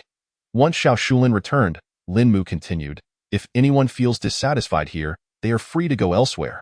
But if you choose to stay, you must adhere to our rules. I assure you, here, no one will bully you at will, and your possessions will not be taken lightly by others. As Lin Mu's words resonated, thunderous applause erupted around him. Well done. Such scum deserves to be punished. Otherwise, what safety do we women have? Indeed, the base must have rules. Without them, there is no guarantee. Yes, this base belongs to everyone. We must all protect it together. Sister, this place seems quite promising. Among the crowd, a girl whispered to her identical twin sister, her large eyes sparkling. The two slender figures, clad in loose garments that swayed with their movements, had pale faces but bright, captivating eyes. It appears that no one will dare to bully us here anymore. The sister remarked, a smile gracing her face after a long absence. Sister, then let us continue to stay here. As the younger sister spoke, she looked at Lin Mu with admiration. She only recognized Xiao Shulin, having heard about Lin Mu from others. Today, witnessing Lin Mu's decisive punishment of evil, her perception of him transformed into that of a superhero. The elder sister nodded, grasping her younger sister's hand. They exchanged a glance, filled with anticipation for a brighter future. Once the crowd dispersed, Lin Mu and Xiao Shulin returned to their room. Xiao Shulin, I believe that today's events will instill a greater sense of belonging among many here. Let's seize this opportunity to establish our combat team and security team. Lin Mu had long discussed forming two teams, the security team to oversee the base's safety and the combat team to deal with zombies and mutated beasts. Initially, he intended to wait until acquiring firearms to organize them, as cold weapons were no match for hot ones.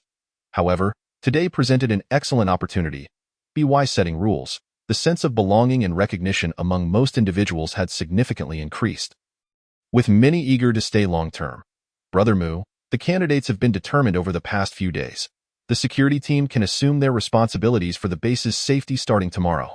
Xiao Shulin slightly raised his lips, displaying a hint of pride. Well done, Xiao Shulin. Lin Mu spoke in a low voice, suggesting that for the training, they should find a few experienced individuals to provide guidance. Rest assured, Mu Gu, just wait to see the results. Xiao Shulin confidently replied. After a moment's contemplation, Lin Mu earnestly added, we also need to establish the rules and regulations for the base without delay. Every individual must understand what is permissible and what is not.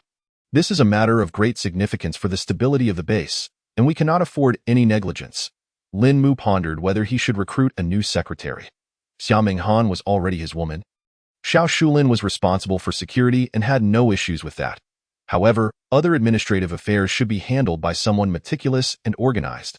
As the base expanded, it would be impractical for Xiao Shulin to juggle both responsibilities alone. Back in Blue Star, Lin Mu rubbed his temples. He could delegate both minor and major matters at the base, as he was eager to elevate his level as an evolver within the powerful framework of martial prowess. As long as Lin Mu possessed the strength to suppress all, the base would forever bear the Lin surname. After a brief rest, Lin Mu opened his phone to check on the status of his novel. There were no significant changes for the time being. However, he had uploaded all the chapters and set them to be published at scheduled intervals. merely needing to review the data daily henceforth. That evening, Lin Mu did not venture into the apocalyptic world. Wu Sinyu's wedding was in 2 days, and he planned to set off the following day. Lin Mu had attended university in the capital, and after graduating, he had not returned since in their class. There were 2 locals from the capital, one male and one female. The male was Wu Sinyu, and the female had reportedly gone abroad. Coincidentally, Lin Mu now had the financial means to attend the wedding. Otherwise, he might not have gone. Although Lin Mu would not boast about his wealth, having money did provide a sense of confidence. While chatting with Chu Xieying, Lin Mu mentioned this matter. "Darling, I'm heading to the capital tomorrow. Have you been there? Would you like to visit the capital?" Lin Mu still held onto the hope of seeing Chu Xieying. "Hubby, you're coming to the capital?" Chu Xieying responded with 3 question marks, prompting Lin Mu to realize something. Uncertainly, he asked, "Darling, are you from the capital?" Chu Xieying did not reply immediately, leading Lin Mu to suspect she was hesitating. Sure enough, she soon responded, "Hubby, I don't want to deceive you. I am indeed from the capital." Lin Mu smacked his forehead. After 4 years of university in the capital and 3.5 years of online romance, he had only just discovered that Chu Xieying was a local. He continued messaging, "Darling, let us meet. You can rest assured that I simply want to see you. Hubby, let me think about it." This was a positive development. Lin Mu saw a glimmer of hope. However, he understood that the best response now was not to pressure Chu Xieying for an immediate answer, but to alleviate her psychological burden.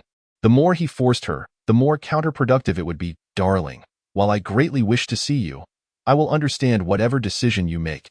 After their conversation, Lin Mu happily went to bed. Meanwhile, in a villa in the capital, Chu Xieying lay in bed, staring intently at the ceiling, unable to sleep. Having been in an online relationship with Lin Mu for nearly 6 years, he had become an integral part of her life. Each morning, he was the first person she thought of, and each night, he occupied her thoughts before sleep. Chu Xieying had invested all her emotions into this relationship. Her greatest fear was Lin Mu wanting to meet. Although she too longed to meet him, to throw herself into his arms like other women and act coy, she was even more terrified that once they met, there would be no future for them. Slowly, Chu Xieying got out of bed and stood quietly in front of the mirror, reaching out to touch the scars on her face. Her raised arms bore countless scars, densely packed and uneven. She turned around slowly, revealing similar marks on her back, where the cool nightgown could not conceal the evidence of her past. Her waist, thighs, and calves were riddled with scars, remnants of a fire from a decade ago. Although her family had benefited immensely from the incident, her life had been irrevocably altered. For 10 years, she had seldom ventured outside. There had been countless moments when she contemplated ending her life to escape this world until she met Lin Mu in the game, which gave her a sense of belonging. Deep within, Chu Xieying yearned to see Lin Mu, to cry in his embrace. Yet, she knew that her current appearance would surely frighten him. Lost in her thoughts, tears brimmed in her eyes, and she stubbornly lifted her chin, but the tears fell one by one down her scarred cheeks. Her shoulders trembled slightly, and she stifled a sob in her throat, biting her lower lip and gripping her palms tightly to prevent her family from hearing. After a long while, she finally calmed down. Chu Xieying picked up her phone and dialed a number. "Huang are you coming back tomorrow?" Hearing a positive reply on the other end, she continued, "When you return, just come straight to my house. I'll be waiting for you." After hanging up, Chu Xieying murmured to herself, "Hubby, you must forgive me." Chapter 22. Jiang Huang Lin Mu rose early in the morning and glanced at the time. He still had time. He planned to visit the apocalyptic world first to arrange matters. He was uncertain if he would have time to return before Wu Sinyu's wedding, and even if he did, it might not be convenient. As he walked through the base, he noticed the newfound vibrancy on everyone's faces. Following yesterday's decisive actions, especially Lin Mu's inspiring speech, the base felt as if it had received a shot of adrenaline. Everyone was filled with hope for the future. Lin Mu arrived at the office area, found Xiao Shulin, briefed him on matters, and reminded him to keep a close eye on Lu Dayao. Individuals like Lu Dayao, who possessed no moral boundaries, were the most dangerous. They could resort to anything if there was profit to be made. Once Lin Mu ensured everything was in order, he headed toward the direction of Xiao Minghan. "Hubby, you're here." Xiao Minghan was not in her room but was organizing documents. Upon seeing Lin Mu, her eyes instantly crescented with joy as she softly called out. Lin Mu approached, raised his hand, and gently brought it down, producing a series of light slaps. Didn't I tell you to rest well? Let them handle things. Why don't you listen? Xiao Han instantly stiffened, noticing a few people looking in their direction. She hurriedly grabbed Lin Mue's arm and rushed back to her room. Once the door was closed, Xiao Han wrapped her arms around Lin Mue's neck and stood on her tiptoes. After a moment, their lips parted, and she sweetly said, "Hubby, you're not angry, are you?" Lin Mu lifted his hand to wipe away the trace of moisture from her lips, chuckling yet exasperated. "Do you want me to be angry or not?" Xiao Han settled onto Lin Mue's lap, playfully wriggling her body. "I was just lying around with nothing to do, so I went to help." Initially feeling relaxed, Lin Mu was suddenly stirred by Xiao Han's movements. He swallowed hard and quickly held her slender waist. "Don't move." Xiao Han's gaze dropped, and she immediately understood, her ears turning crimson. Lin Mu glanced at the time. He was running out of it. He suppressed his rising anger and said, "Xiao Han, please help me recruit a few secretaries." Seeing Xiao Han's confused expression, Lin Mu elaborated, "The base is developing rapidly. I can't always ask Shulin to do everything, and he has limited energy. We need a few secretaries to help gather information, facilitate communication, and relay orders." Xiao Han blinked, nodding earnestly. "I understand. Hubby, you can count on me. I will definitely find capable and reliable secretaries for you." As she spoke of capable individuals, Xiao Han seemed to recall something, her cheeks slightly flushing, and a mischievous glint flickered in her eyes. "Hubby, should the secretaries be the type that can handle various tasks?" Lin Mu paused, studying Xiao Han's eyes. While he indeed harbored such thoughts, he was uncertain of the implications behind her words. Nevertheless, he nodded. Why settle for an incapable secretary when one could find a competent one? Unable to decipher Xiao Han's meaning, Lin Mu chose to dismiss it. After all, he desired both her and the metaphorical forest she represented. Xiao Han maintained her cheerful demeanor, assuring him, "Hubby, you can trust me. I will handle it well." Lin Mu gently caressed her delicate face. "You can do the initial screening, and I will conduct the final review later." Having arranged matters at the base, Lin Mu returned to Blue Star. He hurriedly packed his belongings in preparation for departure. His circumstances had dramatically changed. Whereas he once wore outfits costing merely a few hundred, he now donned designer brands worth nearly 100,000. Before setting off, Lin Mu sent a message to Chu Xieying. "Darling, I'm on my way. I'll arrive in the capital by afternoon." Lin Mu refrained from saying more. He merely wanted Chu Xieying to know when he would arrive. She would surely understand his intentions. Other matters were beyond his control. Everything depended on her decisions. In a luxurious villa in the capital, Chu Xieying gazed at the girl before her. Sunlight streamed through the window, illuminating the girl's porcelain-like skin. Her unadorned face was cool as frost, exuding an air of aloofness. Her features were sculpted with an undeniable grace, imbued with a unique vigor. Dressed in camouflage attire, she possessed broad shoulders and a slender waist. Her long legs perfectly straight, each contour flawlessly defined. Yet at this moment, the girl hesitated, saying, "Sister Ing, I don't know what to do." Jiang Huang had not seen Chu Xieying for a long time. As a devoted best friend, upon her return from vacation, she did not go home first, but instead headed straight to Chu Xieying's residence. To her astonishment, Chu Xieying asked Jiang Huang to impersonate her and meet with her online romantic interest. Jiang Huang could not refuse Chu Xieying's request. She simply felt uncertain about how to proceed. She was aware of Lin Mu, having heard Chu Xieying mention him, and recognized his significance to her friend. Eager to assist Chu Xieying, Jiang Huang, however, felt immense pressure, being someone who had never been in a romantic relationship. She lacked experience. "Huanger, it's all right. I'm just as clueless, but we can search online for guidance." Chu Xieying remarked.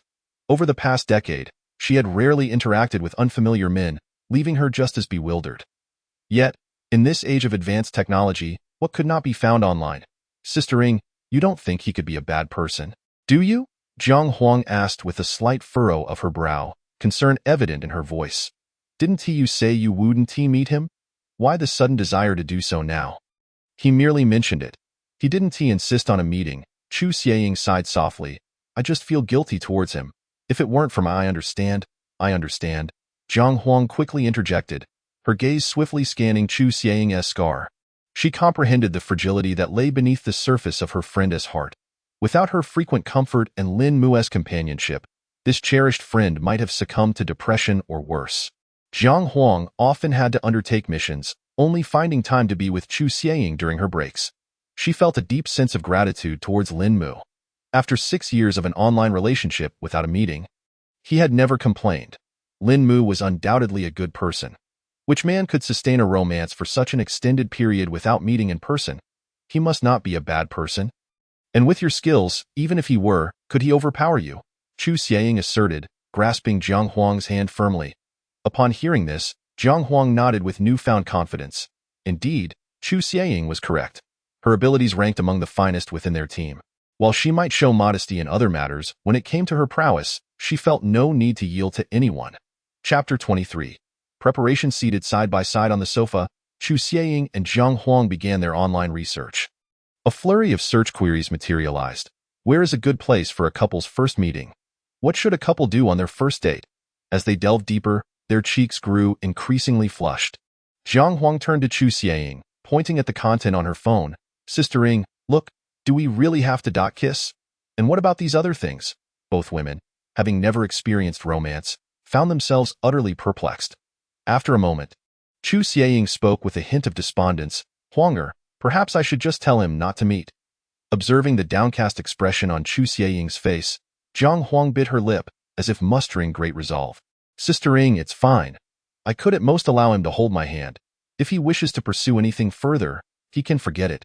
Maybe we should just call it off, Chu Xieying contemplated. Still wavering despite her longing to meet Lin Mu. Jiang Huang, however, reassured her, don't worry, Sister Ing. I can take care of myself. She raised her small fist, her eyes sparkling with determination. Why don't you come along? Chu Xieying, taken aback, pointed at herself. Me? Is that appropriate? I read online that bringing a friend is acceptable. You can say I'm your cousin, looking out for you, Jiang Huang replied cheerfully.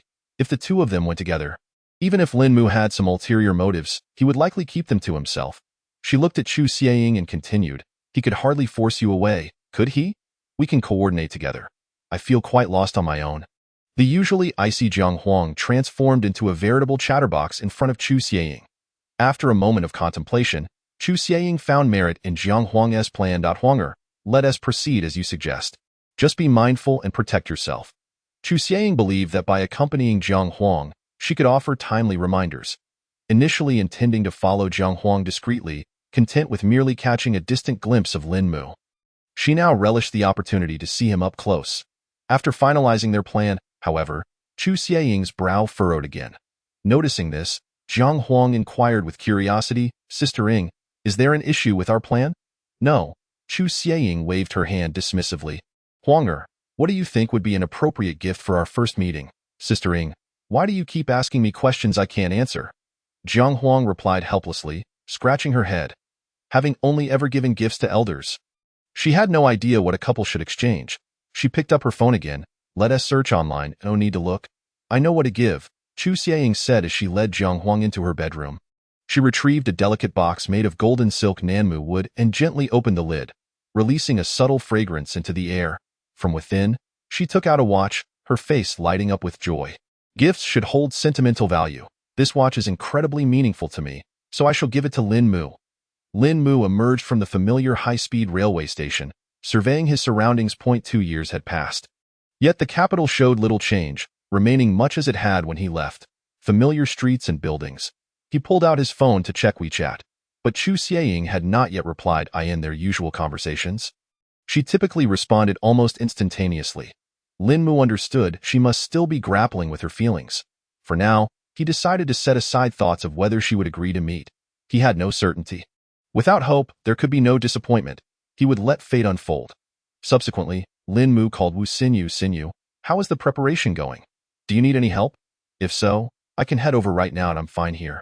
My childhood friends are assisting, so there's not much to do. Wu Xinyu's voice came through the phone amidst a cacophony of noise, and Lin Mu could faintly hear someone calling his name. If you're free, come by for a visit. You'll be the first college friend to arrive. I'll send you the location. Wu Xinyu quickly finished speaking and hung up. Lin Mu opened the location sent by Wu Xinyu and noted that it wasn't too far. He looked up at the sky, bright and sunny, and decided to take the subway. It had been a while since he rode the subway, and he felt nostalgic. Upon reaching the nearest station and purchasing his ticket, his phone chimed with a notification. Chu Xieying had sent a message. Chu Xieying, darling, where are you now? Lin Mu, wife. I've arrived in the capital. Just exited the train station. Chu Xieying stared intently at her phone screen, reading Lin Mu's reply while unconsciously touching the scar on her cheek. She lifted her head, gazing out the window towards the horizon. After a long moment, she took a deep breath, her fingers trembling slightly as she typed a response. Chu Xieying, darling, do you have time for us to meet today? Upon reading this message, Lin Mu's hand trembled slightly as he held his phone. Did she really want to meet? He was taken aback. In the past, despite his subtle hints, Chu Xieying had never agreed. Truly, the old adage rang true. The diligent are not forsaken, and those with ambition will ultimately succeed. Suppressing his excitement, Lin Mu calmly replied. Lin Mu, my classmate's wedding is the day after tomorrow.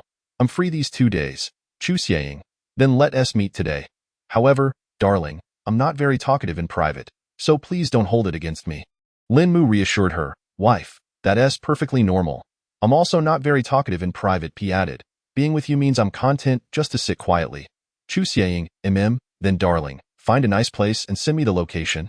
After concluding their chat, Lin Mu quickly called Wu Xinyu again. Xinyu, something has come up. I want to be able to make it today.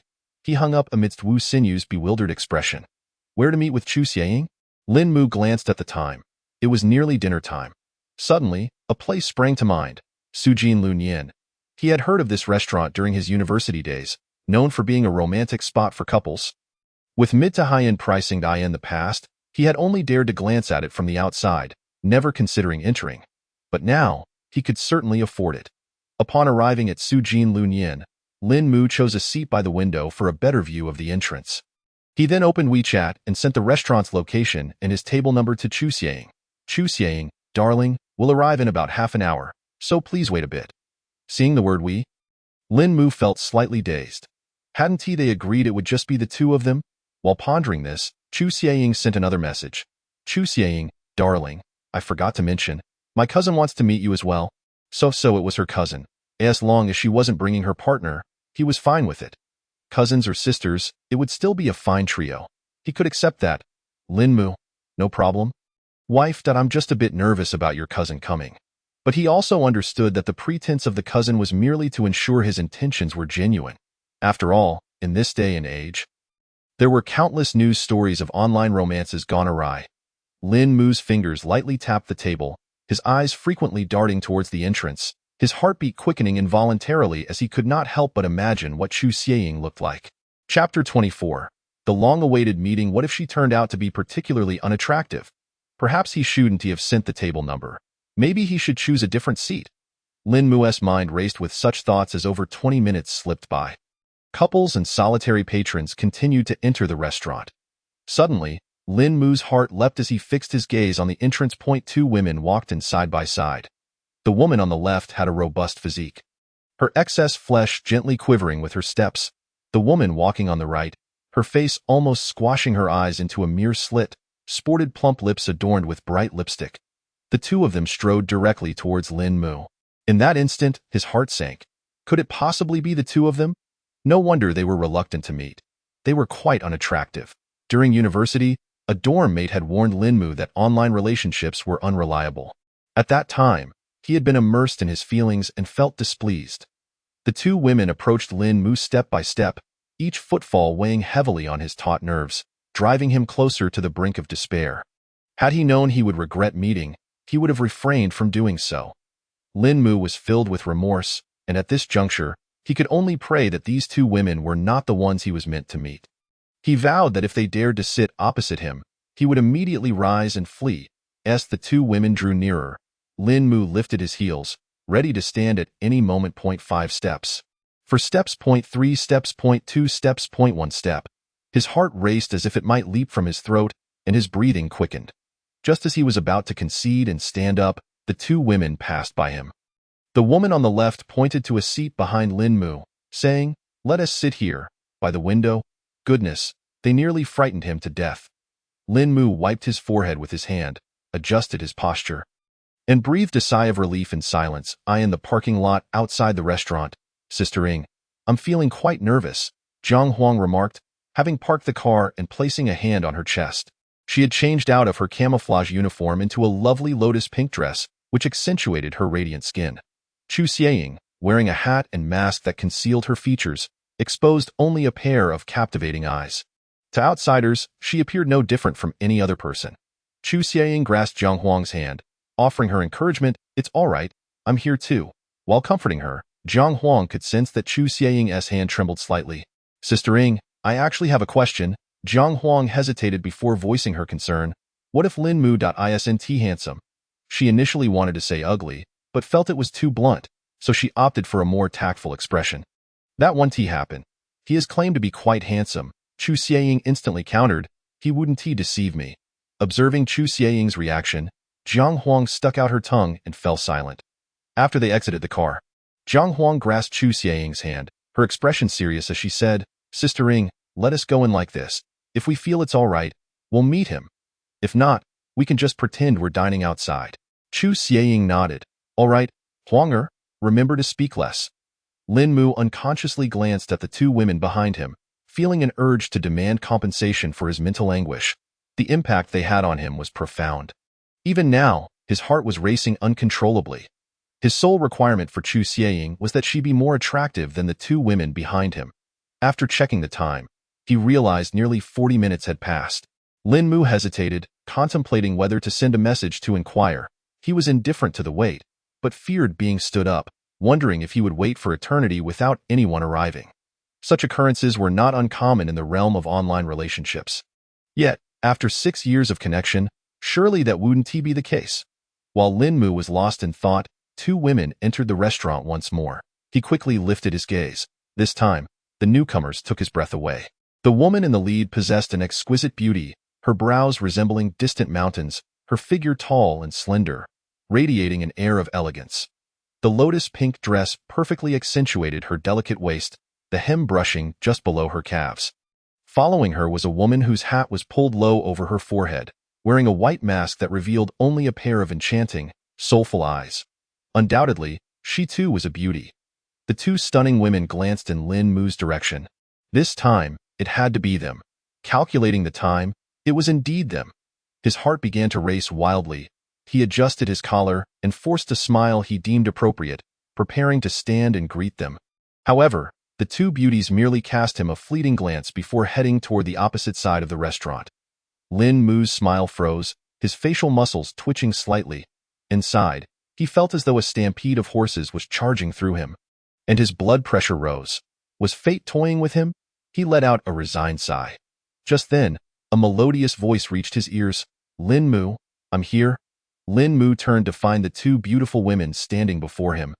Smiling brightly, his body jolted, and he sprang from his seat. He gazed at the stunning woman before him. "I am Lin Mu, and you must be Chu Xieying. At last, we meet." Lin Mu's eyes fixated on Jiang Huang, his gaze burning with intensity, almost calling her wife in a moment of weakness. "Yes, that's me." Jiang Huang blushed under Lin Mu's stare, hastily pointing to Chu Xieying. "This is my cousin, Chu." Jiang Huang, as soon as the words left her mouth, she realized she had nearly revealed too much. Stealing a glance at Lin Mu, she saw no sign of suspicion and breathed a sigh of relief. Yet, Lin Mu was indeed handsome. That part was no lie to Sister Ying. Lin Mu turned to Chu Xieying, greeting her. "Hello, cousin. I am Lin Mu." "Xieying, cousin, please, have a seat." He urged the two women to sit. Chu Xieying was more beautiful than a superstar, and Lin Mu felt a sense of delight swell within him. After the earlier ordeal with the two women, Lin Mu thought as long as Chu Xieying was not unattractive, he would be satisfied. Yet, he never anticipated she would be such a breathtaking beauty. The more he looked at Jiang Huang, the more he found her appealing to him. Chu Xieying cleared her throat. Since sitting down, her gaze had been fixed intently on Lin Mu. After 6 years of online romance, she had often imagined what Lin Mu might look like during countless sleepless nights. Now, seeing him in person, with his sharp brows and deep-set eyes, he exceeded her expectations. Chu Xieying's eyes brimmed with admiration and recognition. Yet, the more she felt this way, the more bittersweet it became, especially seeing Lin Mu's gaze linger on Jiang Huang. The wave of jealousy surged within her, prompting her to cough lightly. Though her cough was soft, it jolted Lin Mu back to reality, reminding him that staring at others was rather impolite. He mustn't appear too eager. After all, There would be plenty of opportunities in the future. A girl like that would never settle for just anyone. Lin Mu picked up the menu and handed it to the two women. Xieying, cousin, you haven't eaten yet, have you? Take a look and see what you'd like. Zhang Huang took the menu, passed it to Chu Xieying, and then pulled out a box. Lin Mu, this is a gift for you. Since it's our first meeting, I wasn't sure what you'd like. Lin Mu lightly patted his thigh under the table. He had completely forgotten to prepare a gift for their first meeting. Thankfully, he had space. Otherwise, it would have been rather awkward. Lin Mu raised his hand to reach for the box, inadvertently brushing against Zhang Huang's fingers. An electric shock surged between their fingertips, causing both to shudder. Zhang Huang quickly withdrew her hand, her cheeks flushing, almost dropping the box. Lin Mu, quick on his feet, instinctively caught the box. After securing it, he touched the spot where the static shock had occurred. Marveling at the timing of the electricity, pretending to reach into his pocket, he retrieved two exquisite little boxes. Xieying, cousin, since it's our first meeting, I have gifts for you as well. He handed one box to Chu Xieying and the other to Zhang Huang. Inside were two pieces of jade jewelry he had just retrieved from his space, acquired through trade during the apocalypse. Had he prepared earlier, he might have selected them more carefully. For now, he could only rely on fate. He was unfamiliar with jade and its value, but since it had been vetted and exchanged by Xiao Shulin and others, it shouldn't be too shabby. Do I have one too? Chu Xieying gently inquired. Pointing at herself, it was normal for Lin Mu to prepare a gift, but she hadn't anticipated he would have a second gift for her as well. It was incredibly thoughtful. You are Xieying's cousin? And thus, you are my cousin too. On our first meeting, it's only right to offer a small token of my appreciation. Lin Mu gazed sincerely at Chu Xieying. Having her cousin accompany her indicated a close relationship, and her attitude would likely influence Chu Xieying's feelings. After all, he had an abundance of jade in his space. He could give gifts as he pleased without feeling regret. The three of them chatted casually for a little while before Chu Xieying and Zhang Huang exchanged glances and stood up to head to the restroom. Based on Lin Mu's experience, they would likely discuss their impressions of him. Reflecting on his behavior since their meeting, Lin Mu felt he had done well overall. The only minor flaw was that he had stared at Zhang Huang a bit too much. However, who doesn't he enjoy admiring beauty? After all, she was his future wife. What was wrong with stealing a few glances? It was only natural. Surely they could understand that. Sister Ing, what do you think of Lin Mu? As Lin Mu had anticipated, in front of the sink, Chu Xieying and Zhang Huang were sharing their thoughts. Well, he seems quite nice, Chu Xieying replied softly, a mix of shyness and worry in her voice. Meeting him today, Lin Mu was even more impressive than she had imagined. However, deep down, Chu Xieying understood that she and Lin Mu might be destined to remain apart for life. So should we head back after dinner? Zhang Huang blinked, waiting for Chu Xieying to decide. Let us see after we eat, Chu Xieying replied uncertainly, torn between wanting to leave and not wanting to part with Lin Mu. Zhang Huang continued. Sister Ing, you should take the gift Lin Mu gave you. Huanger. Weren't there one for each of us? Just right, you take a cameo role and leave a memento. If Lin Mu were to gift only one present, Chu Xieying would undoubtedly accept it without hesitation. After all, it was a gift from Lin Mu. The value was inconsequential, as it was the sentiment behind it that mattered. The two returned to their seats, and the dishes had already been served, exuding an enticing aroma. Lin Mu discreetly observed Chu Xieying and Zhang Huang. Noticing both women appeared composed, their lips curling into smiles, he felt a surge of relief. It seemed they had successfully navigated the crucial first hurdle. Chu Xieying picked up her chopsticks and lifted her mask, which had been obscuring half of her face. In an instant, several winding scars caught Lin Mu's eye, starkly illuminated by the restaurant's soft lighting. Unattractive, isn't it? Chu Xieying sensed Lin Mu's astonishment, and an inexplicable wave of disappointment and inferiority washed over her. Lin Mu opened his mouth, struggling to respond. To say it was unattractive would be unacceptable. To claim otherwise would only highlight his insincerity. In a moment of desperation, he redirected the conversation. Lin Mu turned his gaze toward Zhang Huang. Xieying, what happened to your cousin? A fire incident from over a decade ago. Zhang Huang briefly recounted the event, gently patting the back of Chu Xieying's hand. Chu Xieying quickly regained her composure, realizing she had been overly concerned about Lin Mu. It's all in the past. Let's enjoy our meal. She forced a smile, leading the way and taking food from the dishes. Lin Mu's gaze lingered on the scars on Chu Xieying's face, stirring a sense of determination within him. If cancer can be treated in a post-apocalyptic world, surely there must be a solution for such scars. Once he returns to that world, he'll first consult Xia Minghan, if he could manage to heal his cousin's scars. With her as an ally, where would Chu Xieying have to flee? Moreover, with those captivating eyes, once healed, his cousin would undoubtedly be a stunning beauty. Perhaps she might even be moved to pledge herself to him. The more Lin Mu pondered, the more elated he became. The meal concluded swiftly. Lin Mu cleared his throat and spoke. Xieying, it's still early. Didn't you mention wanting to watch a movie with me? Let me accompany you.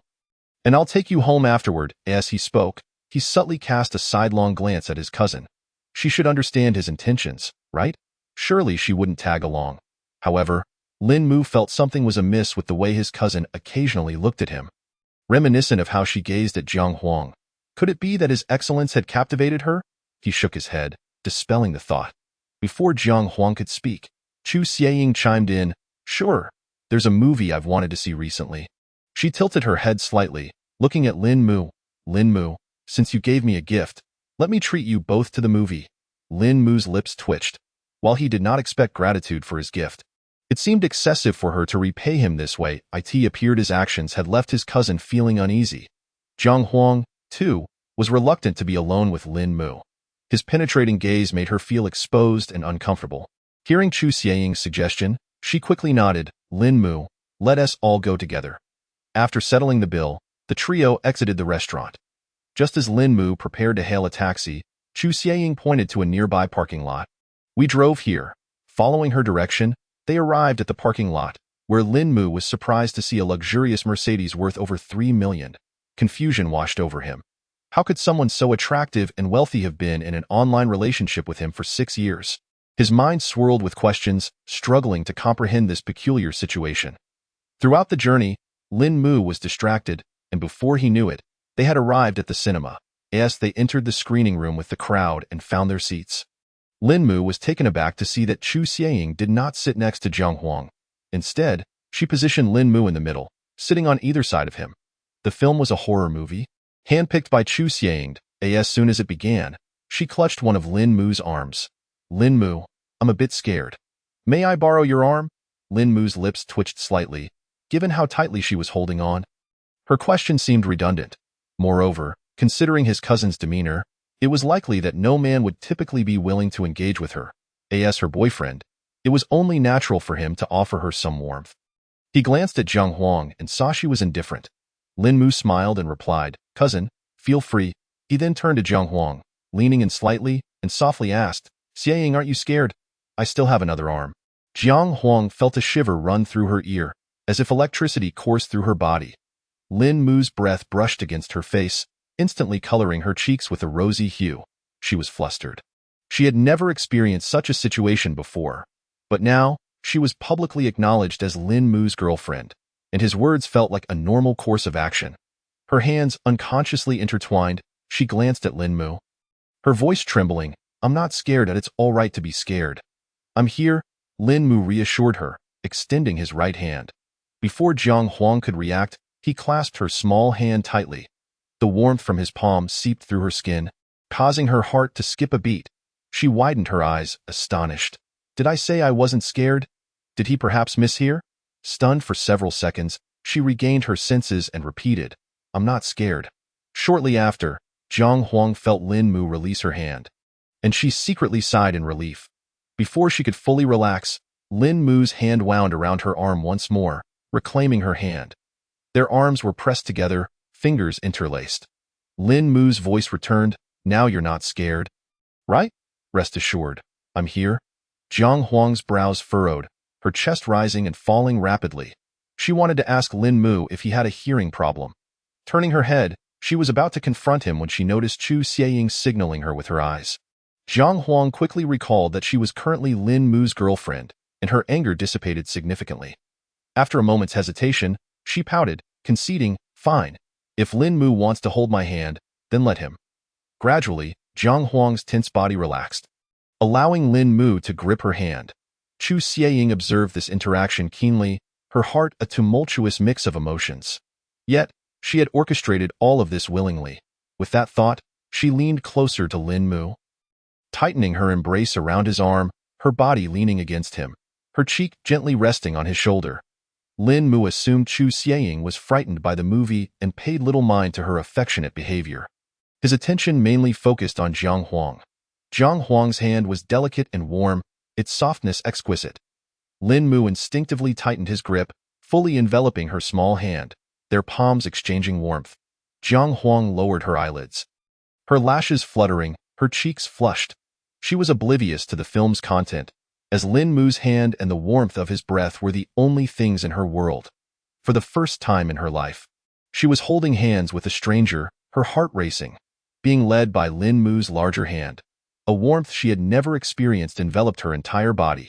Jiang Huang's eyes fluttered shut for a moment as she instinctively bit her lower lip, savoring this unfamiliar yet delightful sensation. Almost unconsciously, she tightened her grip.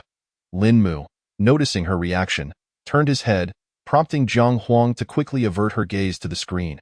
Observing her flustered demeanor, Lin Mu's lips curled into a smile, prompting him to escalate his affectionate gestures. He gently caressed the back of Jiang Huang's hand with his thumb, their palms rubbing against each other.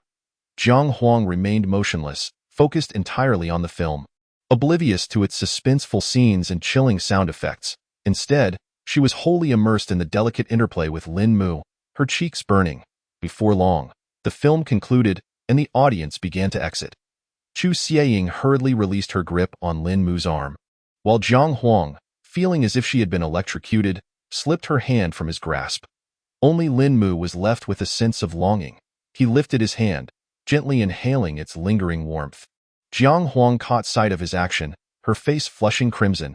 Ignoring Lin Mu, she pulled Chu Xieying along and exited the cinema. Lin Mu quickly followed suit. Outside, night had fallen. With his cousin present, Lin Mu dared not entertain any deeper thoughts. Xieying, don't you have more places you want to visit? I'm free tomorrow. He turned to Jiang Huang, his intentions unmistakable. He wished to invite her out again. Jiang Huang shot him a glance but remained silent, her mind replaying the events from the cinema, leaving her in disarray. Lin Mu, we have matters to attend to tomorrow. Chu Xieying hesitated before speaking. Although she was reluctant to part with Lin Mu, she feared Jiang Huang's discontent. After all, she had told Jiang Huang that this would be their only outing. If she unilaterally agreed, it could jeopardize their relationship. Chu Xieying resolved to firmly decline Lin Mu's invitation, leaving it for another time. Indeed, my cousin and I have plans tomorrow, Jiang Huang quickly affirmed, naturally siding with whatever Chu Xieying said. Moreover, her thoughts were chaotic, and she wished to leave this place of turmoil as soon as possible. Upon hearing their words, Lin Mu's smile faltered, a flicker of disappointment crossing his eyes. He quickly regained his composure, forcing a somewhat regretful smile. I see. Well, if you both finish your tasks and have time, feel free to reach out to me. Seeing Lin Mu's disappointment, Chu Xieying felt a pang of sadness. She quickly added, Lin Mu, please take my cousin home first. Her house is nearby. After dropping her off, you can take me home. Lin Mu had a driver's license and knew how to drive, something Chu Xieying was well aware of. Moreover, having Lin Mu drive them was a natural way to spend more time with him. Especially after dropping off Jiang Huang, it would allow the two of them to enjoy some private moments together. Even if they merely sat quietly in the car without speaking, Chu Xieying felt a deep sense of joy. All right, no problem. Initially, Lin Mu felt troubled about how to give them a ride, but upon hearing Chu Xieying's words, he felt relieved and grateful. Xieying, please drive safely, and send me a WeChat message when you get home. After dropping off Jiang Huang, Lin Mu drove while Chu Xieying sat in the passenger seat. They chatted casually as the car soon approached Chu Xieying's home. Cousin, let us add each other on WeChat. Lin Mu parked the car and spoke up. He intended to build rapport with her, hoping to make her an ally in his pursuit of Jiang Huang. Chu Xieying instinctively agreed and reached for her phone, only to suddenly realize that doing so would reveal her single WeChat account. Taking a moment to collect herself, she calmly replied, my phone just ran out of battery. Please tell me your WeChat ID, and I'll add you once I get back. Lin Mu, not thinking much of it, shared his phone number. Cousin, my WeChat and phone number are the same. Chu Xieying nodded, memorizing his number, which she could recite effortlessly. Lin Mu felt perplexed. Did his cousin not wish to add him? Was her response merely a formality? However, throughout their interaction, she had seemed quite affectionate towards him, leading Lin Mu to wonder if he had misinterpreted her intentions. Unbeknownst to him, Chu Xieying was concerned and asked, Lin Mu, do you have a place to stay? Lin Mu shook his head, replying honestly, I plan to stay at a hotel. And you don't have any means of transportation? Do you? Chu Xieying gazed intently at him before continuing, you can keep this car for now. Return it when you leave. Lin Mu pondered over his cousin's attitude as he found a hotel.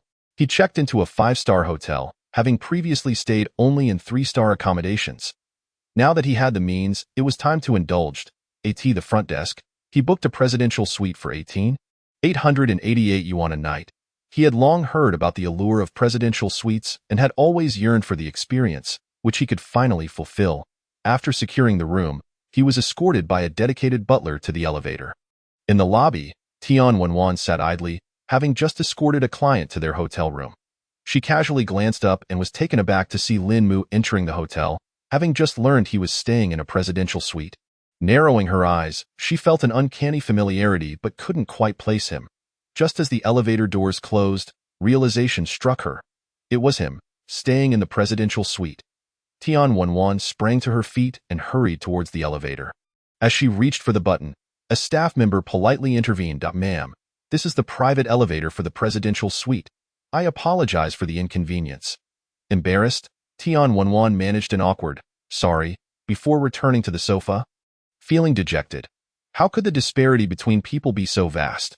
It had only been 2 years since graduation, and others were already enjoying the luxury of presidential suites, while she only had the chance to visit 5-star hotels when the company hosted clients. Upon entering the presidential suite, Lin Mu was greeted by a spacious, almost opulent living room. The crystal chandelier radiated light like the sun, shimmering on the premium marble floor. Thick imported carpets, genuine European leather sofas, and large oil paintings adorning the walls showcased unparalleled luxury and prestige. Indeed, the only flaw of expensive items is their cost.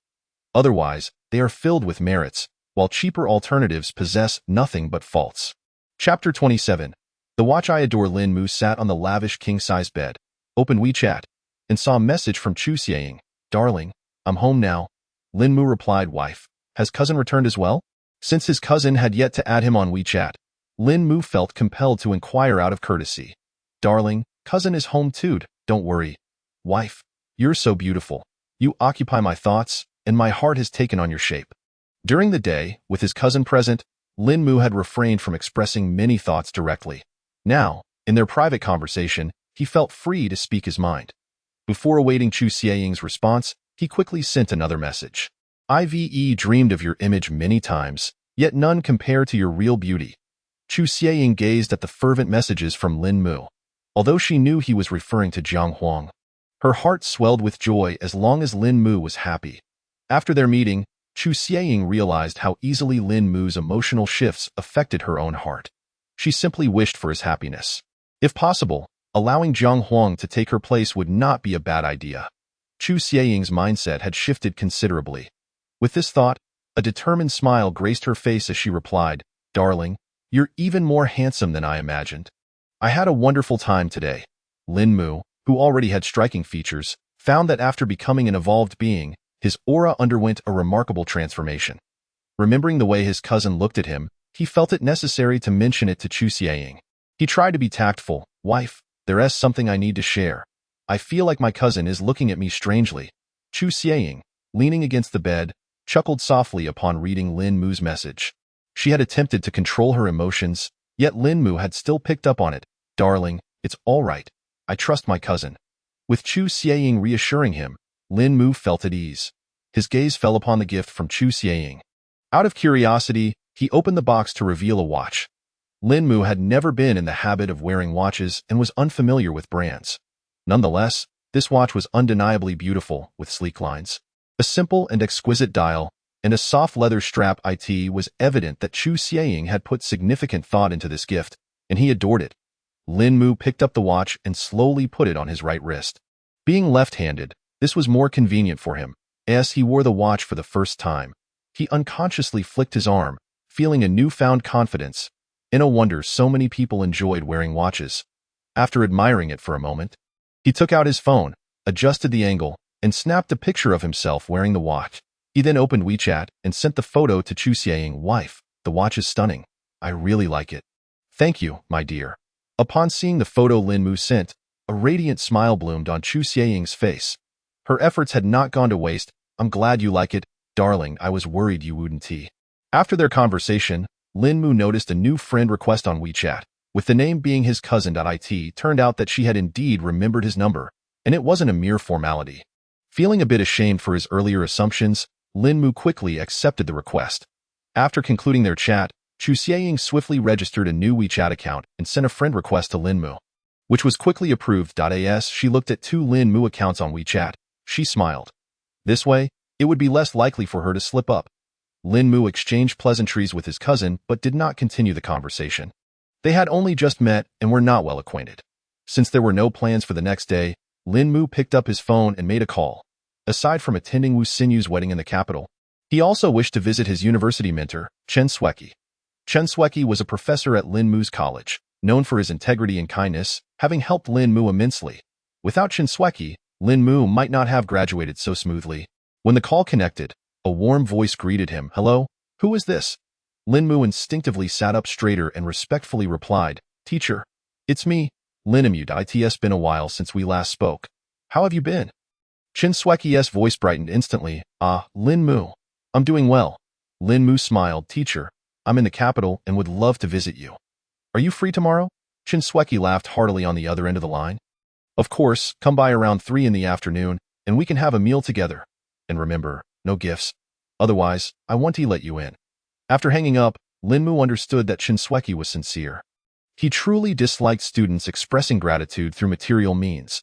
Anyone who brought gifts to visit him would be turned away. In the apocalyptic world, Lin Mu decided against going today due to the late hour. Having already informed Xiao Shulin and Xiaming Han, after a refreshing shower, lying on the spacious, luxurious bed, Lin Mu felt inexplicably lonely. Ever since he had a woman in his life, he often wished to hold something while sleeping at night.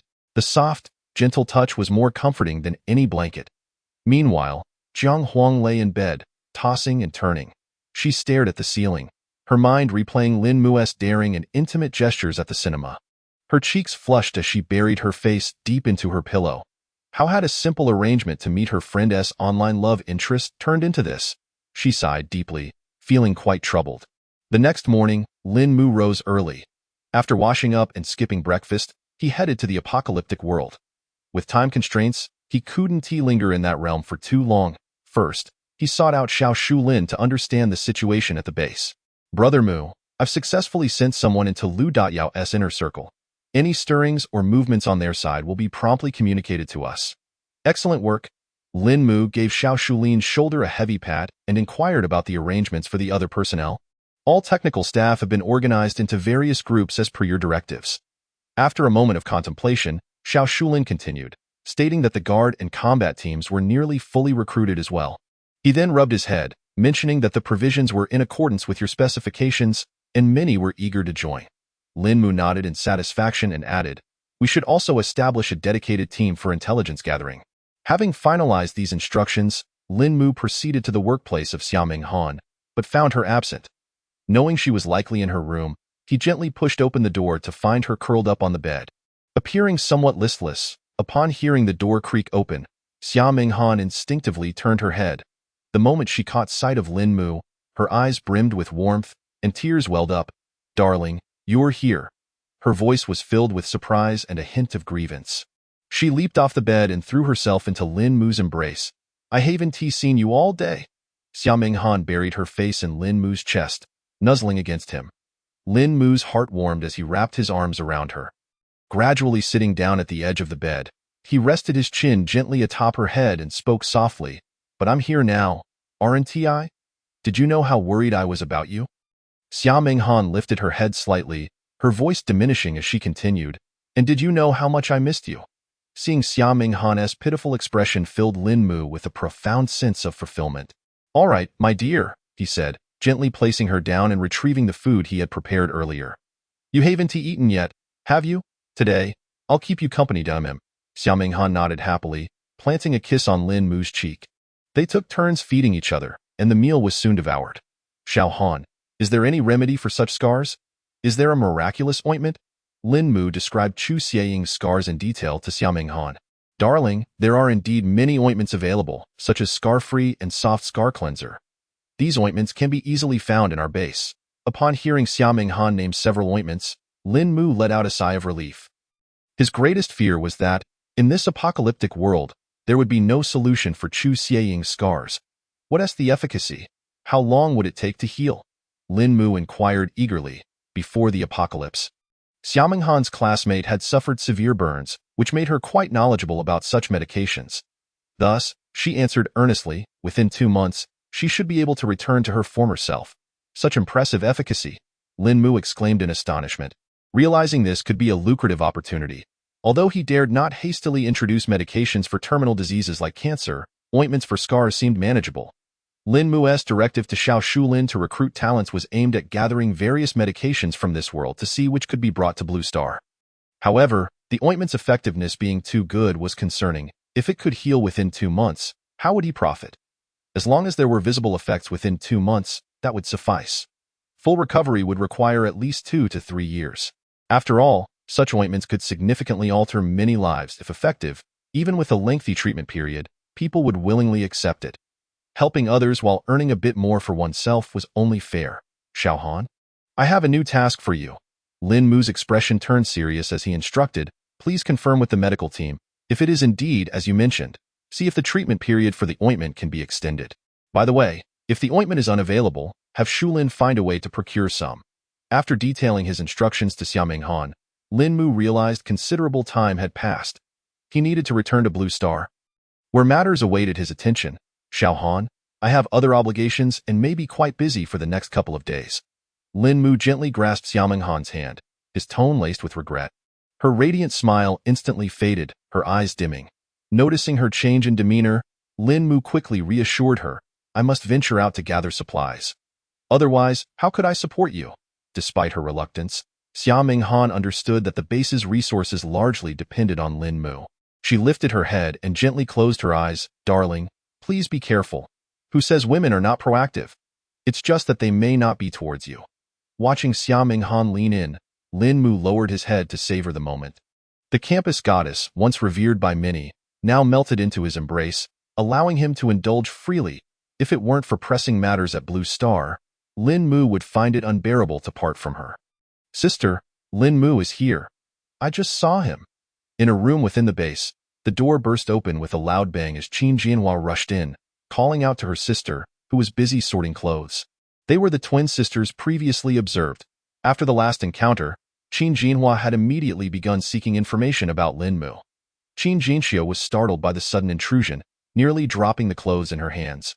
Jianhua, you're always so impetuous, can't you be a bit more composed? Qin Jianhua cheekily stuck out her tongue. Sister, you know my nature.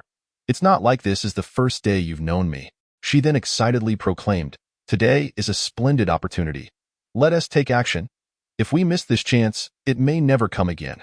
Hesitating at her sister's words, Qin Jianxia recalled that just days prior, her sister had suggested finding a way to connect with Lin Mu and had shared several ideas. Furrowing her brows with concern, she queried, do you think your plan will work? What if he doesn't care about us? Of course he will. Qin Jianhua insisted, her voice filled with urgency. Just based on what he said last time, even if we have no relationship, he wouldn't simply ignore us. With a mischievous grin, she added, besides, I have a way to ensure he can't avoid us. Seeing her sister still hesitant, Qin Jianhua, well aware of her sister's character, stepped forward, grasping her hand and shaking it vigorously. Sister, do you want to continue living like this? I refuse to merely survive for the sake of eating. This existence holds no meaning. Think of Lan's sister's plight. We must find someone to rely on, someone who can protect us. Listening to her sister's passionate plea, Qin Jianxia sighed softly, her resolve gradually strengthening. Seemingly making up her mind, she declared, very well, I'll follow your lead. Qin Jianhua's face lit up with a radiant smile at her sister's agreement. She waved her hands in celebration. Excellent, sister, let us prepare and act quickly. She clenched her fists, exuding confidence. We will undoubtedly succeed. As Lin Mu exited the base, he encountered 2 guards patrolling the area. Upon spotting him, they promptly greeted him with respect. Lin Mu nodded slightly, gesturing for them to continue their patrol, then proceeded on his way. Ahead lay a carefully concealed spot he had arranged for his return to Blue Star. Having established several such locations around the base to ensure his movements remained discreet. Turning a corner, Qin Jianhua spotted Lin Mu from a distance, her heart leaping with delight. She nudged Qin Jinxiu with her elbow, whispering, "Sister, remember to act according to plan and be natural." Qin Jinxiu let out a soft sigh, silently nodding in agreement. As Lin Mu walked on, he suddenly noticed two slender figures struggling to move forward. Upon closer inspection, he realized they were identical twin sisters, laboriously carrying a heavy safe they had seemingly scavenged. Each step they took appeared to be a considerable effort. Lin Mu couldn't help but chuckle at the sight of what seemed to be two little heiresses attempting to haul a safe. Though their struggle was evident, he had no inclination to offer assistance. Self-reliance was a commendable trait, and they were clearly capable. Moreover, Lin Mu was pressed for time. As they approached the same narrow path, Lin Mu subtly shifted to the side, intending to let them pass first, maintaining his gentlemanly demeanor. However, Qin Jinhua, noticing Lin Mu's approach without any intention of helping, internally grumbled, "What a scoundrel! Can't he see we're about to collapse under this weight?" Determined to execute her backup plan, she steeled herself. At the moment of their encounter, she changed her stance and slightly turned her body outward. Lin Mu was waiting for them to pass, but unexpectedly, the girl closest to him shifted positions, and before Lin Mu could react, he felt himself collide with a warm body. Simultaneously, two exclamations of surprise rang out, followed by a louder shout. The impact caused the safe to wobble precariously, and neither of them could regain their balance, resulting in the safe tilting toward Qin Jinxiu, striking her foot with a painful thud. Chapter 29. Qin Jinxiu injured Lin Mu's heart skipped a beat as he instinctively caught Qin Jinhua to prevent her from falling. Meanwhile, his gaze anxiously darted to Qin Jinxiu. Qin Jinxiu's face turned pale, devoid of color, and cold sweat beaded on her forehead. She tightly clasped her injured foot with both hands, her body trembling slightly from the pain. Tears welled up in her eyes, lending her an air of pitiable fragility. Lin Mu swiftly helped Qin Jinhua to steady her sister, then took a quick step to Qin Jinxiu's side. He crouched down to examine her injury. Concern etched on his face as he asked, "Are you all right?"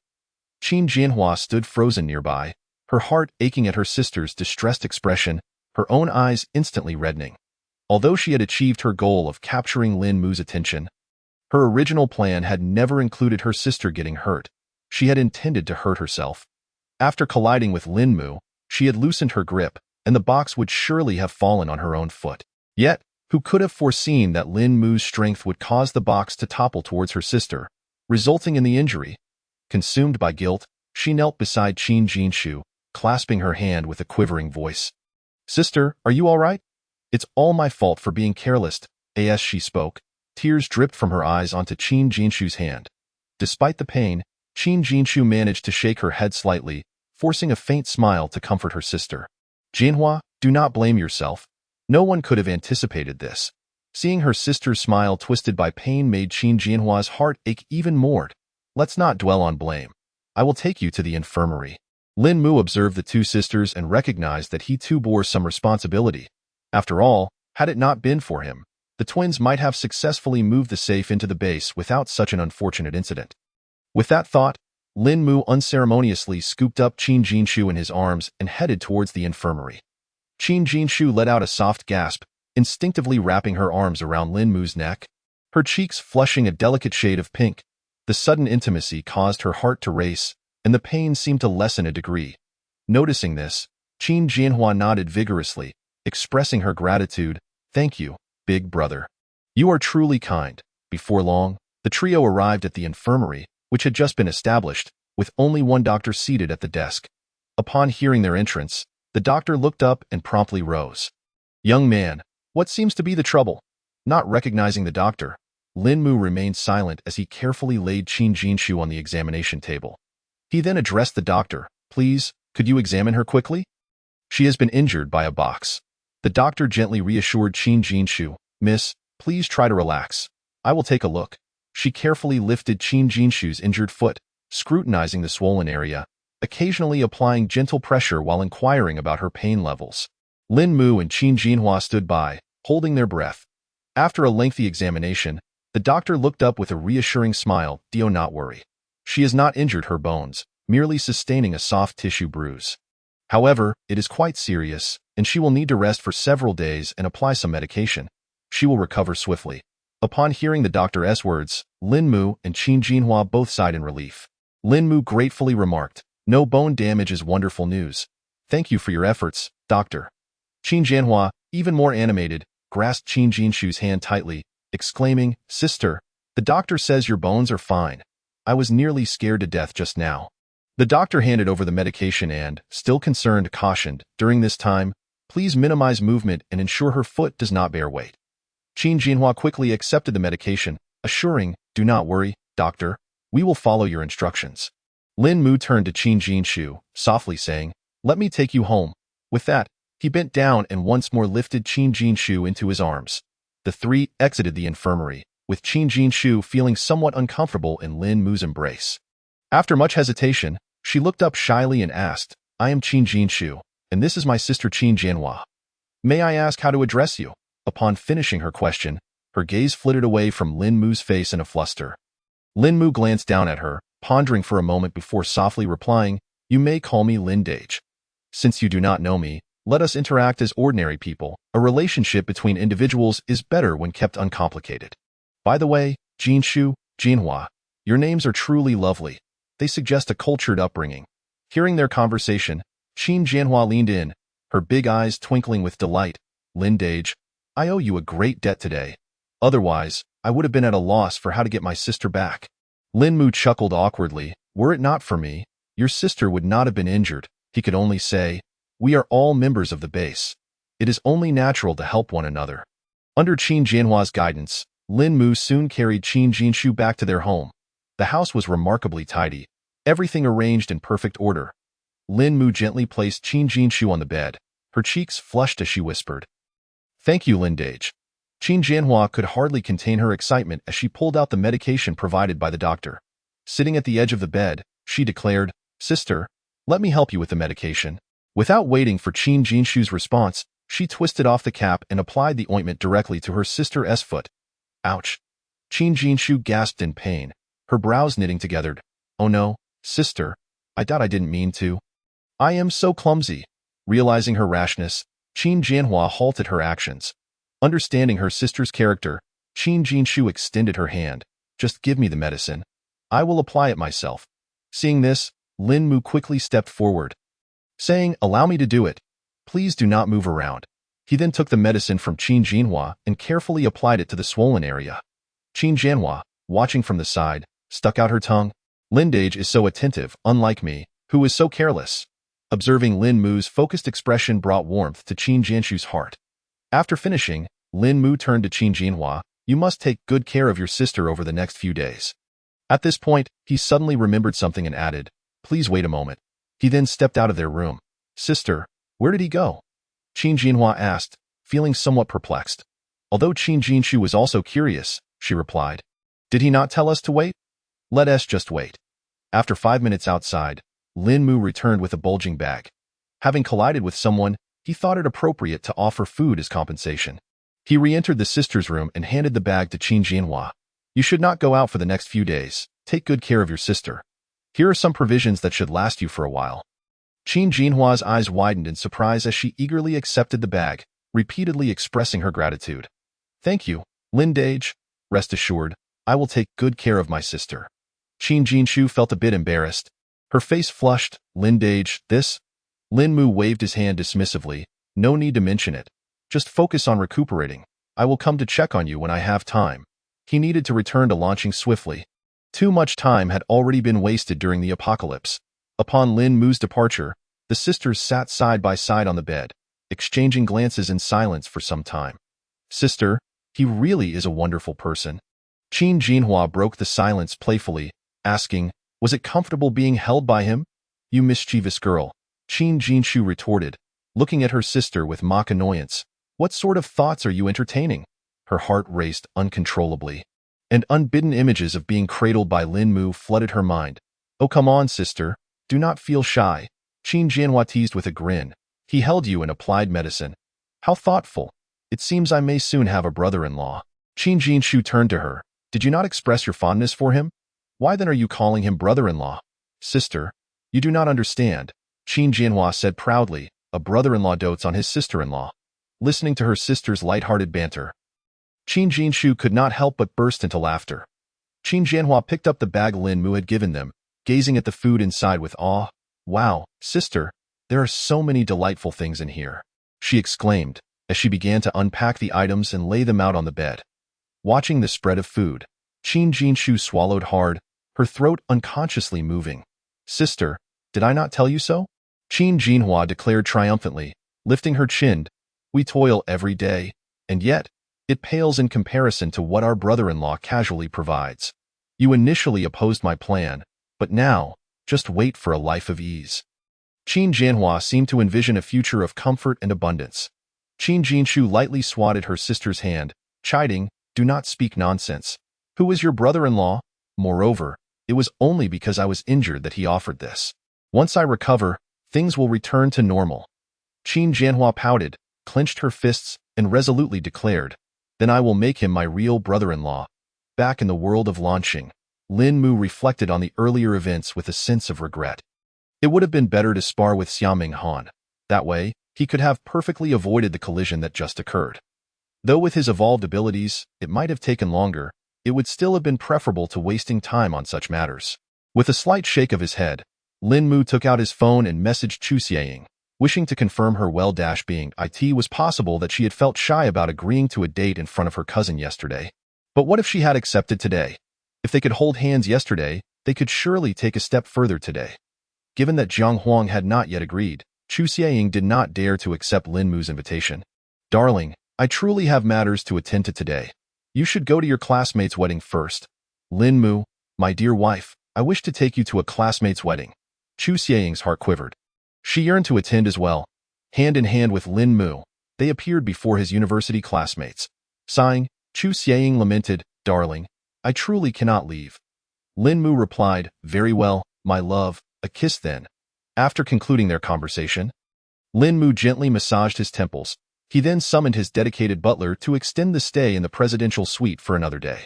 Tian Wanwan had already completed her tasks and was waiting on the hotel lobby sofa, eager to see if she could catch a glimpse of Lin Mu. As time passed, just when she was about to give up, she finally spotted the familiar figure from the previous day. As Lin Mu was about to step out of the hotel, he heard a tentative voice from behind. Lin Mu? Turning around, he saw a somewhat familiar face, though he could not recall her name. Who are you? I am Tian Wanwan. Do you remember me? We were university classmates from the School of Economics and Management. We attended classes together. Noticing Lin Mu's slightly bewildered expression, Tian Wanwan quickly smiled and introduced herself again. Tian Wanwan? University classmate? Lin Mu found her face vaguely familiar, yet he could not recall the name.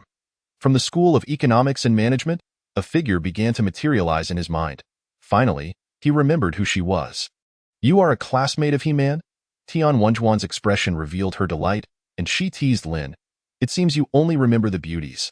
Lin Mu smirked. Isn't that obvious? He-Man is at least a 9. While you barely reach a 6, who could possibly remember you? Moreover, don't women tend to remember handsome men? Is there something you need, Tian? I was just a bit excited to unexpectedly run into a university classmate. Tian Wanwan replied with an apologetic smile. Lin Mu returned the polite smile, saying indeed, in such a vast metropolis, it is quite rare to meet. If there is nothing else, I shall attend to my business. Had it been He-Man, Lin Mu would have undoubtedly invited her to join him. However, faced with Tian Wanwan, he could only internally express his apologies. Seeing Lin Mu about to leave, Tian Wanwan felt a rush of urgency. Having waited so long for him, she could not let him go. She had already learned that Lin Mu had driven here himself. Thus, she quickly blocked his path. Wait, Lin, where are you headed? Lin Mu furrowed his brow, wondering what Tian Wanwan was up to. Yet, since they were university classmates and likely would not meet again, he decided to afford her some courtesy. I am heading to Jinmai building. What a coincidence, I am going there as well. Why don't we share a taxi? Tian Wanwan looked at Lin Mu with anticipation. Unbeknownst to him, Tian Wanwan already knew he had driven here and assumed her eagerness was natural. Seeing her enthusiasm, Lin Mu felt reluctant to refuse. He raised the car keys in his hand. All right, Tian, I'll drive. You can join me. Following Lin Mu, Tian clenched her fist, thinking to herself, man, I am doing this all for you. Upon reaching the designated parking area for the presidential suite, Lin Mu entered the car, and Tian took her seat in the passenger seat. They engaged in casual conversation, though Lin Mu was somewhat reticent, while Tian chattered away like a machine gun. Since she had seen Lin Mu staying in the presidential suite since the previous night, she assumed he must be quite wealthy. Now, in close proximity, she could sense the aura of affluence radiating from him. Lin Mu was not merely well off. He was extraordinarily wealthy. Adorned in designer attire, his outfit alone must have cost tens of thousands. Although she was not well versed in cars, she recognized this was a luxury vehicle worth millions. As for watches, Tian, due to her profession, had a fair understanding of them. It was precisely her knowledge that left her astounded. Lin Mu's watch was a Patek Philippe, valued at nearly 10 million. Fortunately, Lin Mu had not thought to check the watch's price. Had he known that his online dating partner gifted him a 10 million watch upon their first meeting, he would likely have been overwhelmed. However, at present, even if Lin Mu were aware of the watch's value, he would bear no psychological burden, for what he could offer Chu Xieying in the future would far exceed the worth of that watch. Of course, had it been the Lin Mu of the past, knowing the watch's value would have deterred him from accepting it. Tian was internally astonished, her mind racing with disbelief. During their university days, she had thought Lin Mu an ordinary person, remarkable only in appearance, indistinguishable from the average crowd. Yet, merely 2 years post-graduation, he had ascended to a realm far beyond hers. Nevertheless, the wealthier Lin Mu became, the more appealing he appeared to her. Was he not precisely the type of person she sought? With this thought, Tian resolved, it must be Lin Mu. Clearing her throat, she turned to him and asked, Lin Mu, have you ever considered keeping a canary? Chapter 31. He-Man, what canary? Lin Mu's attention was primarily focused on the road ahead, and he did not fully grasp the implications of Tian words. Tian, no longer concealing her intentions, stated directly, have you ever considered keeping a mistress? Upon hearing this, Lin Mu's grip on the steering wheel tightened abruptly. The car, which had been cruising smoothly, swayed slightly. Nearly veering off course, it dawned on him why this woman had been so exuberantly engaging from the outset. She was angling for him to support her financially. But how did she know of his wealth? Lin Mu stole a quick glance at Tian. Had the market shifted so dramatically that even a 6 could audaciously broach the subject of being kept? Lin Mu's demeanor turned serious as he declared, I have never considered it. What man doesn't dream of keeping a canary? Lin Mu had indeed entertained such thoughts. Yet, in his eyes, Tian was hardly more than a sparrow. Even if offered to him freely, he would decline. Observing Lin Mu's earnest expression, Tian burst into laughter, nearly bringing her to tears.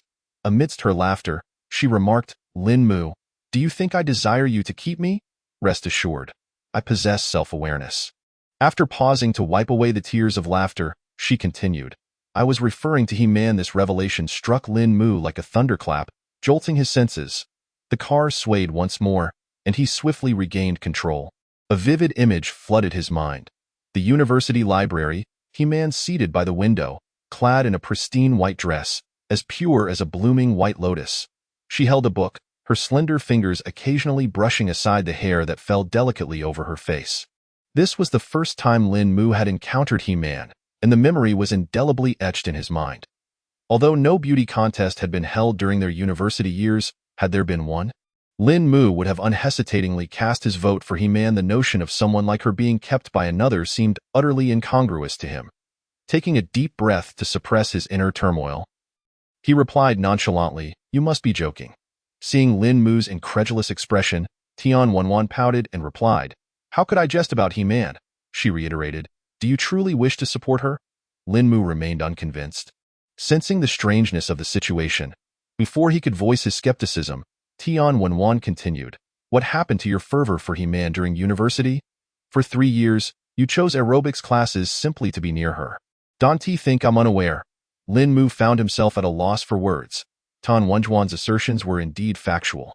Yet, at that time, he had merely followed his dorm mate's lead. It was their desire to see He-Man that had influenced his choice. While he harbored an attraction to her, who wouldn't he be drawn to a beautiful girl? Lin Mu had just begun an online romance with Chu Xieying. The decision to enroll in aerobics had been made by his dorm mates, and he had simply gone along with it. Tan Wenwan fixed her gaze on Lin Mu, stating, "Let us do this. I will ask you 3 questions, and if you deny any of them, I will immediately exit the vehicle." Lin Mu, intrigued, nodded, unable to fathom what inquiries Tian Wenwan might pose.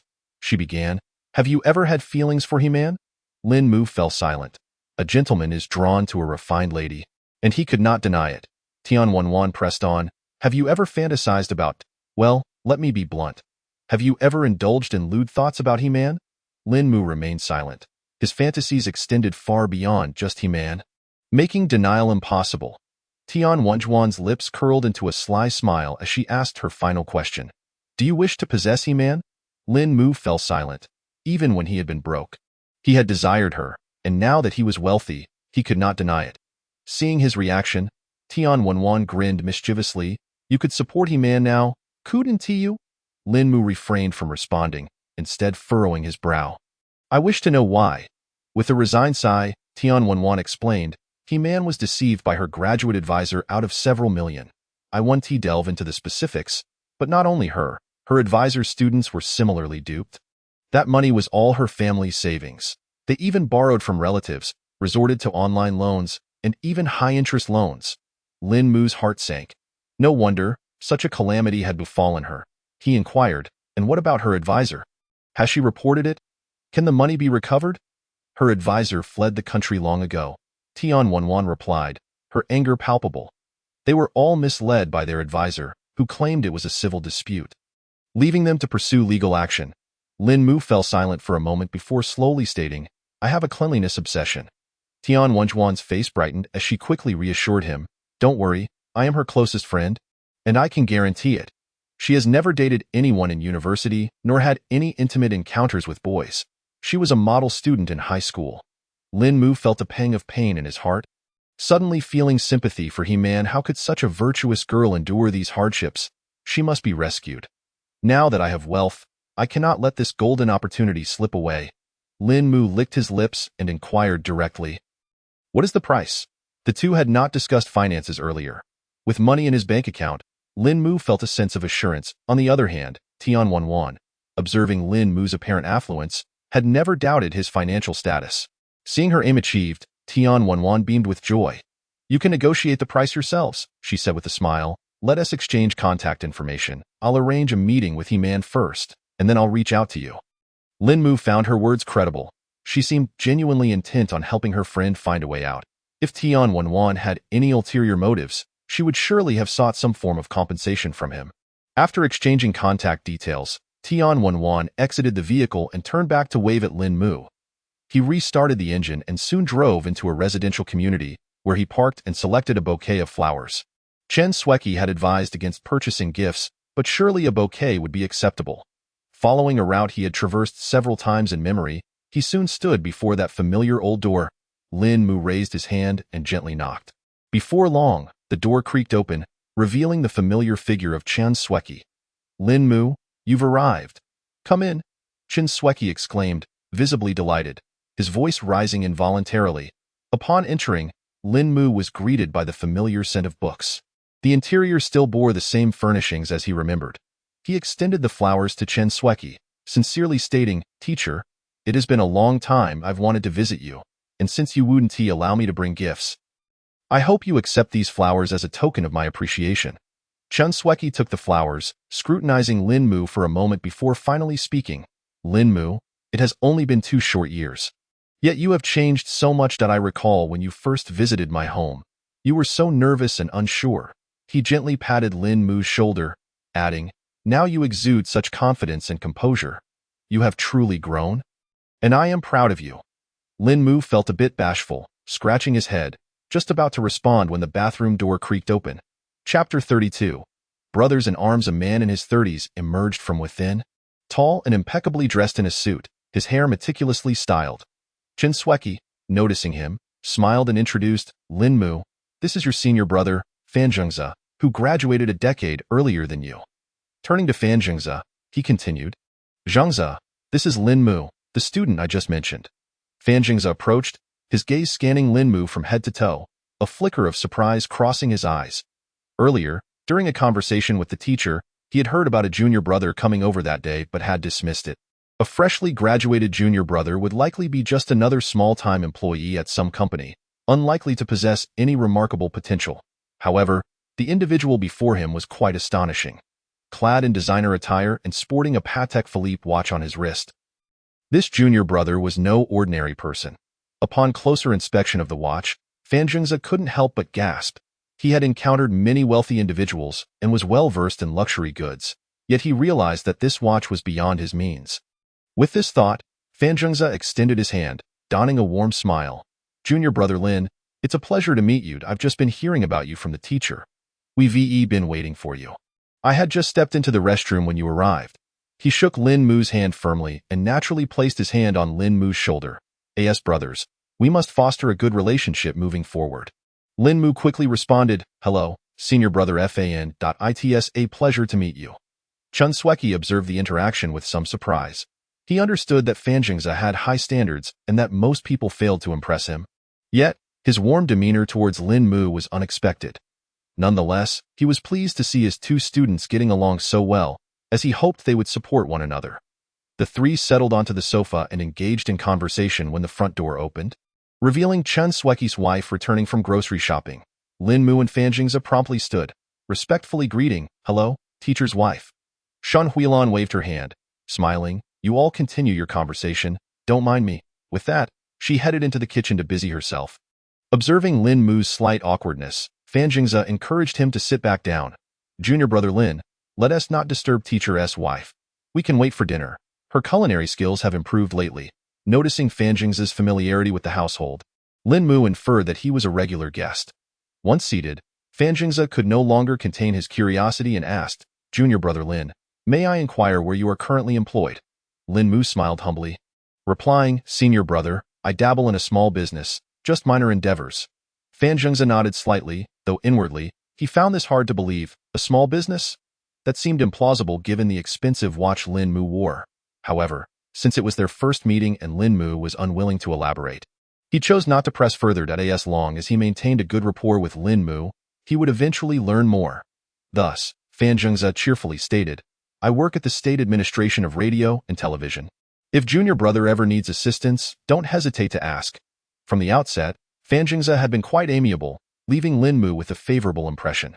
Their conversation flowed smoothly, and they exchanged contact information before Shan Huilan finished preparing dinner. Fan Zhengze expressed a desire to share a drink with Lin Mu, but Lin Mu politely declined, citing his need to drive.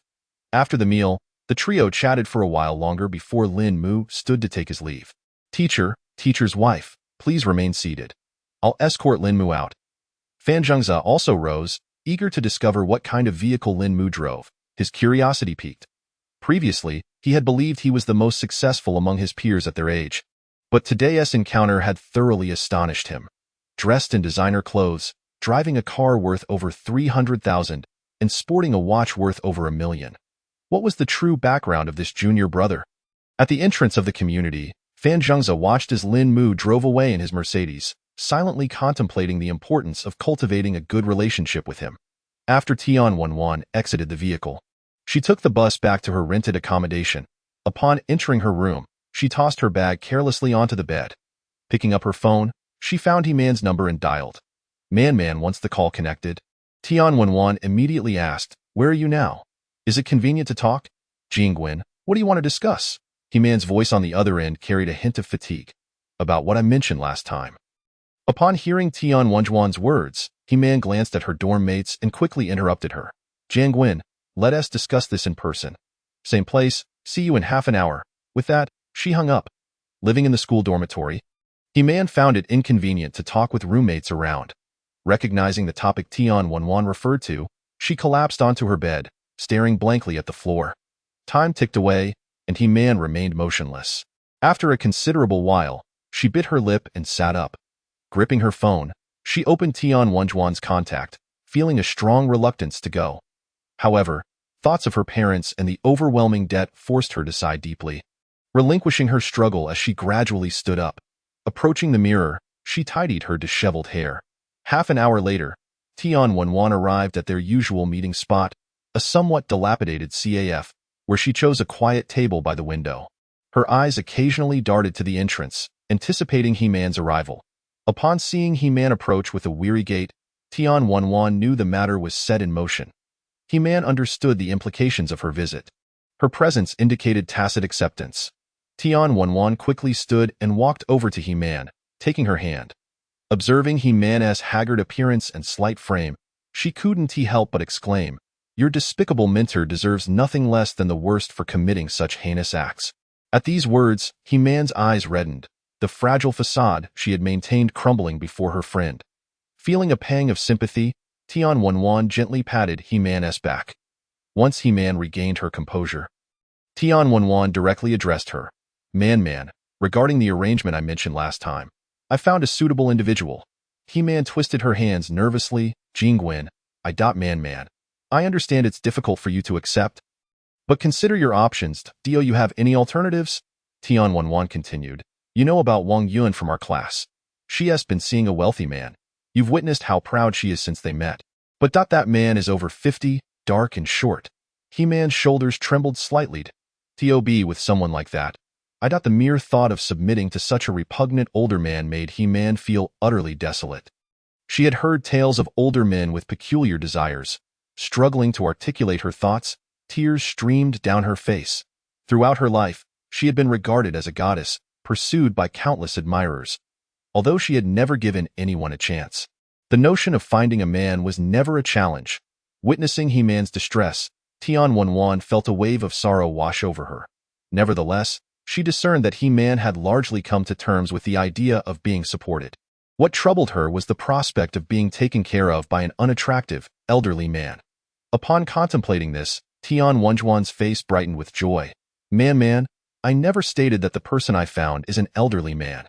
In truth, Tian frequently encountered numerous young entrepreneurs.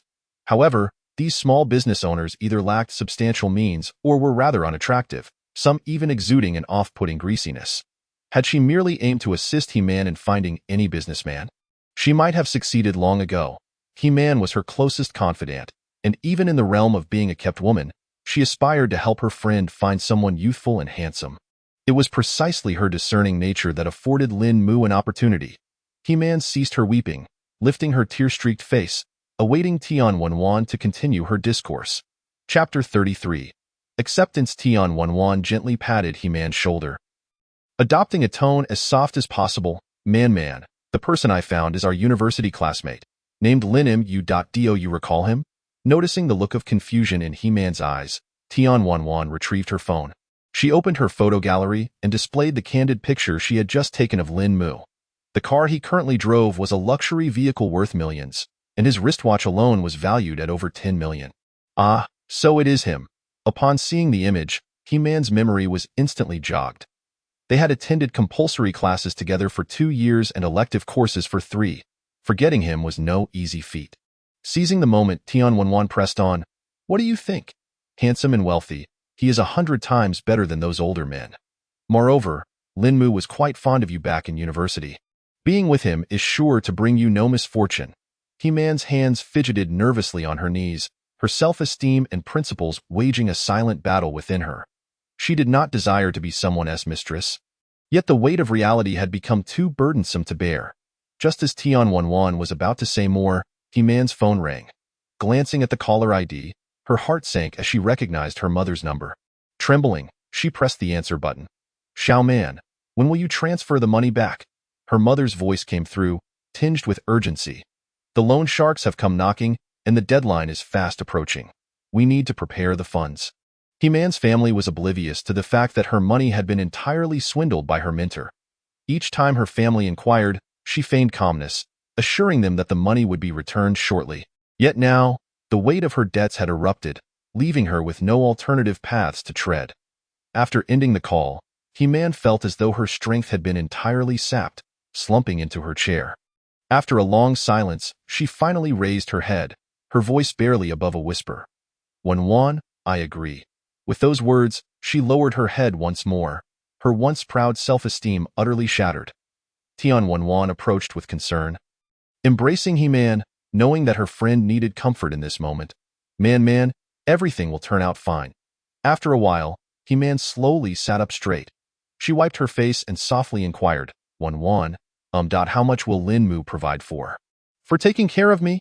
Tian Wenwan met her gaze earnestly and replied, Man, I will arrange for him to meet with you shortly. You two can discuss it. All right, He-Man murmured, biting her lip and nodding gently. Yet, unease gnawed at her. She was uncertain about Lin Mu's character. If he were a normal person, that would be fine. But what if he harbored some perverse inclinations? Seeing that the decision was made, Tian Wenwan hurriedly contacted Lin Mu. Lin Mu, I'm with He-Man. Do you have time to meet? Lin Mu's voice resonated through the phone. Where are you? Tian Wenwan quickly relayed their location. After checking the navigation, Lin Mu pondered for a moment before responding. I'll arrive in an hour. Pausing, he added, by the way, tell He-Man to wear black stockings when she meets me. During their university days, every time Lin Mu beheld He-Man's long, slender legs, he thought that black stockings would be wasted on her unless she wore them. Now, the opportunity had finally arisen, and there was no room for her to refuse. Tian Wenwan turned to He-Man, only to find her cheeks flushed crimson. Clearly, He-Man had overheard the conversation between Tian Wenwan and Lin Mu. I'll head back to school and prepare, He-Man murmured softly. Tian Wenwan quickly replied, just come directly to the school. After hanging up, she encouraged her friend. Man, now that you've made your decision, seize this opportunity. In truth, for ordinary people like them, this could be a chance to alter their destinies. Unfortunately, no one would be willing to keep someone like her. As someone at the bottom rung of society, she longed to experience the sights of the upper echelons through another's aid. He-Man listened quietly, her mood gradually calming. She shot Tian Wenwan a reproachful glance. So, you mean to say that if Lin Mu keeps me, I'm the one benefiting, right? An hour later, Lin Mu parked his car at the back gate of He-Man's school, a place seldom frequented by students. Through the car window, he observed He-Man and Tian Wenwan approaching. A satisfied smile spread across his face. He-Man wore a form-fitting short skirt that accentuated her slender waist, enhancing her graceful silhouette. Below the hem, she sported alluring black stockings that clung to her long, fair legs, outlining exquisite curves. The sight of her long legs and black stockings exuded a lethal allure, prompting Lin Mu to imagine hoisting her onto his shoulders, his mind racing with various vivid scenarios. Lin Mu slowly rolled down the window, his voice laced with eagerness. Get in the car. After a brief pause, he added, He-Man, it's been a while. Upon hearing Lin Mu's greeting, He-Man's heart skipped a beat. Her previously fair cheeks instantly flushed with color. Her hands fidgeted nervously with her skirt. Stammering, she replied, Yes, Lin Mu.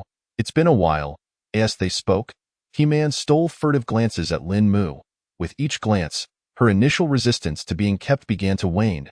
A man so charming and charismatic was something she could accept.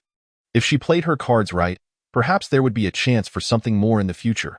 He-Man's mindset shifted dramatically from before. Observing her shy demeanor, Lin Mu's lips curled into a slight smile. Knowing there would be ample time to savor the evening ahead, Lin Mu inquired, Have you eaten yet? If not, we should grab a bite first. Although he had already eaten, he was concerned that He-Man might not have had her meal and would struggle later that night. He-Man instinctively shook her head. Tian Wenwan followed suit, softly adding, We haven't eaten yet. Lin Mu nodded lightly, looking at He-Man. Is there anything in particular you would like to eat? Feel free to choose. Anywhere is fine, He-Man replied softly. I'll go wherever you decide. Seeing this, Tian Wenwan quickly chimed in, You can make the arrangements. We haven't been out much and don't know where's good. Lin Mu started the car, and they drove in silence for a while. Soon, they arrived at an elegant Western restaurant. After parking, the three of them entered the restaurant together. The waiter greeted them warmly and led them to a private booth. After settling down, Lin Mu picked up the menu and selected several dishes before handing it to He-Man and Tian Wenwan. Order whatever you like. Once they finished ordering, Lin Mu clasped his hands together on the table. His gaze beginning to scrutinize He-Man, she felt her skin flush under his intense stare, glancing at him occasionally before quickly averting her eyes. The meal passed swiftly, with Lin Mu appearing distracted. He-Man finding it tasteless, while only Tian Wenwan enjoyed her meal heartily. As they exited the restaurant, the evening breeze brushed against them. Lin Mu turned to Tian Wenwan. Where are you headed? Do you need a ride? The implication was unmistakable. He was eager to send her away. Tian Wanwan smiled sweetly. Lin Xiao, I've never seen what a presidential suite looks like. I just want to take a quick look. I promise it won't take up much of your time. Wanwan, what are you saying? He-Man blushed and playfully pinched Tian Wanwan. Chapter 34. He-Man's decision. Tian Wanwan played a pivotal role in securing He-Man's situation. Of course, Lin Mu would readily fulfill her minor request. Wealth certainly had its advantages. Inside the presidential suite, Tian Wanjuan's eyes widened in astonishment, completely captivated. She wandered about like a child in a candy store. Her voice filled with envy as she muttered, 18,000 for a single night. How I envy the wealthy. Spending such a sum for one night equated to what an ordinary person would earn in 2 months of hard work. Lin Mu stood nearby. Noticing the sour envy in her tone, he shot her an annoyed glance. If you're envious, why not just go work harder? Tian Wanwan chuckled. All right, I understand. I'll take my leave now. You two carry on. Ha. She emphasized the last word, raising an eyebrow at He-Man after snapping a few photos. She finally departed. As the door clicked shut, a profound silence enveloped the suite, the air thick with an indescribable tension. He-Man stood rigidly, her heartbeat quickening as her hands intertwined anxiously before her. Biting her lip, she hesitated to meet Lin Mu's gaze, raising and lowering her head in uncertainty. Lin Mu remained seated, silently observing He-Man's subtle movements. Finally, He-Man gathered her strength. Though her eyes dared not meet his, her voice was barely audible. Lin Mu, about the price. Lin Mu patted his thigh. Don't just stand there. Come sit beside me. He-Man gasped instinctively, her lips trembling, unsure of her next move. Noticing her hesitation, Lin Mu raised his voice again. Come here. He-Man's body quivered slightly as she slowly approached Lin Mu. Before she could steady herself, Lin Mu reached out his arm and pulled her waist. With a slight exertion, He-Man found herself falling onto Lin Mu's lap. Her body tensed instantly, as if she were perched upon a scorching rod, making her restless with discomfort. Instinctively, her hands pressed against Lin Mu's chest, attempting to rise, yet he held her firmly in place, rendering her immobile. I shall call you Man-Man as well, Lin Mu's voice whispered in He-Man's ear. His warm breath cascading against her neck. His gaze gradually descended, his hand following suit. Slowly, Lin Mu's eyes settled upon He-Man's long legs, tightly enveloped in black stockings. The texture of the stockings, combined with the elegant curve of her legs, created a smooth sensation that lingered in Lin Mu's hand. His Adam's apple bobbed slightly as he spoke in a low tone. I admire your choice of black stockings. He-Man trembled at his words. No man had ever been this close to her, apart from her family. Her face flushed deeper, her mind blank, surrendering herself to Lin Mu's embrace. He refrained from teasing her further and adopted a serious tone. State your request. After a moment of contemplation, He-Man softly replied, 1 million a year. But I need you to advance me 3 years' worth. As soon as the words left her lips, she feared Lin Mu's rejection and hastily explained. I am in considerable debt. Relatives, friends, online loans, usury. My family is unaware that I have been deceived. So, recalling her plight, He-Man's voice grew heavy with sorrow, tears welling in her eyes. If not for Lin Mu's presence, she would have already broken down. She was acutely aware that demanding 3 million at once was indeed excessive, yet she felt helpless as her debts threatened to overwhelm her.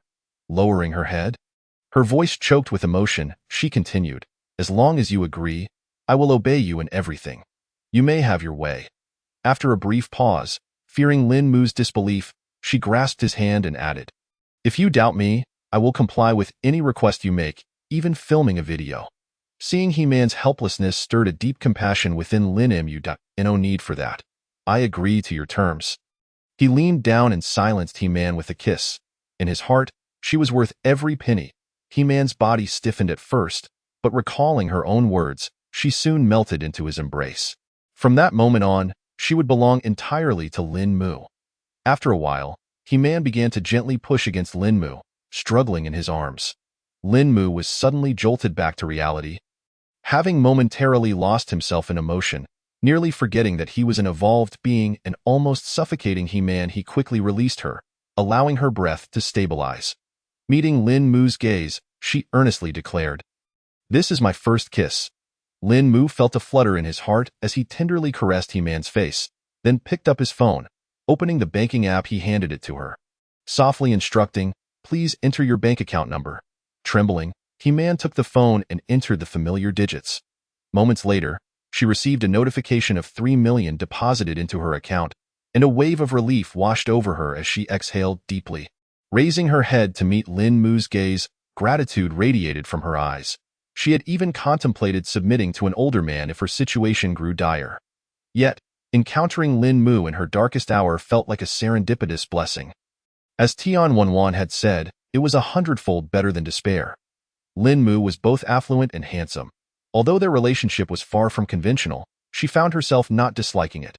Moreover, she sensed Lin Mu's genuine affection for her, leading her to believe that life ahead would not be so bleak. Lin Mu tucked a loose strand of hair behind He-Man's ear and leaned closer, his lips brushing against her ear. He inquired softly, "How many pairs of black stockings did you bring?" He-Man's cheeks flushed, and after a moment's hesitation, she stammered, Just the pair I'm wearing." "Why do you ask?" Lin Mu replied with a teasing smile. "Oh, nothing. I was merely concerned there might not be enough for tonight." As Lin Mu leaned closer, their noses nearly touching, he added, "Do you now know how to proceed?" He-Man bit her lower lip and nodded slightly. "I understand that I will bring more pairs in the future." Satisfied, Lin Mu finally set her down, picked up the intercom, and instructed the housekeeper to procure several more pairs of black stockings. Then he turned to He-Man and said, "You may go take a shower." While He-Man was in the shower, Lin Mu opened WeChat and transferred 10,000 yuan to Tian Wanwan. A man of gratitude, he knew that without her assistance, he would not have gained He-Man's trust, and thus he felt compelled to reward her. Within a minute, a message from Tian Wanwan arrived. "Is the deal settled? Thank you, Lin Xiao. You are truly impressive. Wishing you 100 sons? 100 sons? How many women would that require?" Lin Mu couldn't help but chuckle, finding Tian Wanwan quite amusing. When the housekeeper delivered the black stockings, He-Man had just finished her shower. She was wrapped in a white towel, her fair skin barely concealed by its edges. The towel was tucked at her chest, creating an alluring cleavage. Her long legs peeked out from the towel, resembling a mysterious canyon. As she moved, the towel slipped slightly, igniting a fire of desire within Lin Mu. He swiftly lifted He-Man and strode into the master bedroom, tossing her onto the bed and leaning over her. The boundaries of their bodies began to dissolve as their souls intertwined in a sweet embrace. Chapter 35. Attending the wedding in the early morning light, the sun filtered through the sheer curtains, casting a warm glow upon the disheveled bed. On the floor lay several torn black stockings, scattered haphazardly. He-Man, resembling a contented kitten, lay nestled in Lin Mu's arms, her cheeks still glistening with remnants of last night's tears. Lin Mu opened his eyes, feeling invigorated and at ease. From the moment he met He-Man, he had been accumulating pent-up frustration, which was thoroughly released last night. Coupled with his evolved physique, He-Man had nearly fainted from the intensity. Crying multiple times, Lin Mu felt a deep sense of satisfaction. He gently shifted He-Man's arm, rising to stretch his slightly numbed body, before tucking her in more snugly. Picking up his phone, he dialed Tian Wanwan. "If you have time, please come to the hotel. Lin Xiao is looking for me." "I surely have time," Tian Wanwan replied, her curiosity piqued. "What does Lin Xiao need?" "You'll find out when you arrive," Lin Mu responded before hanging up and beginning his morning routine. By the time he finished washing up, Tian Wanwan had just arrived. "Lin Xiao, what is the urgent matter?" Lin Mu gestured toward the master bedroom. "Please take care of Man. I have an appointment to attend." Today was Wu Sinyu's wedding, and he needed to arrive early. Having come to the capital 2 days ago, he found himself delayed by a few women. Lin Mu shook his head helplessly, acknowledging his own shortcomings. "What's wrong with Man?" Tian Wanwan suddenly thought of something and gave Lin Mu a thumbs up. "Lin Xiao is truly formidable." Ignoring her teasing, Lin Mu instructed, "Call me if anything arises." Once Lin Mu departed, Tian Wanwan rose and gently opened the door to the master bedroom. He-Man had yet to awaken, curled up in a corner of the bed, her hair tousled. Her exposed skin bore faint red marks from kisses. A glance at the shredded black stockings confirmed the passionate night He-Man had experienced. Tian Wanjuan's lips curled into a smirk as she quietly closed the door, settling down in a corner of the bed to read a novel while waiting for He-Man to awaken. Time passed, and He-Man's eyelids fluttered, struggling to open her eyes. She felt utterly drained, her body aching as if it might fall apart. Instinctively, she swallowed, feeling a roughness in her throat as if scraped by a coarse stick, sending a mild sting through her. Attempting to rise, a sudden pain made her gasp.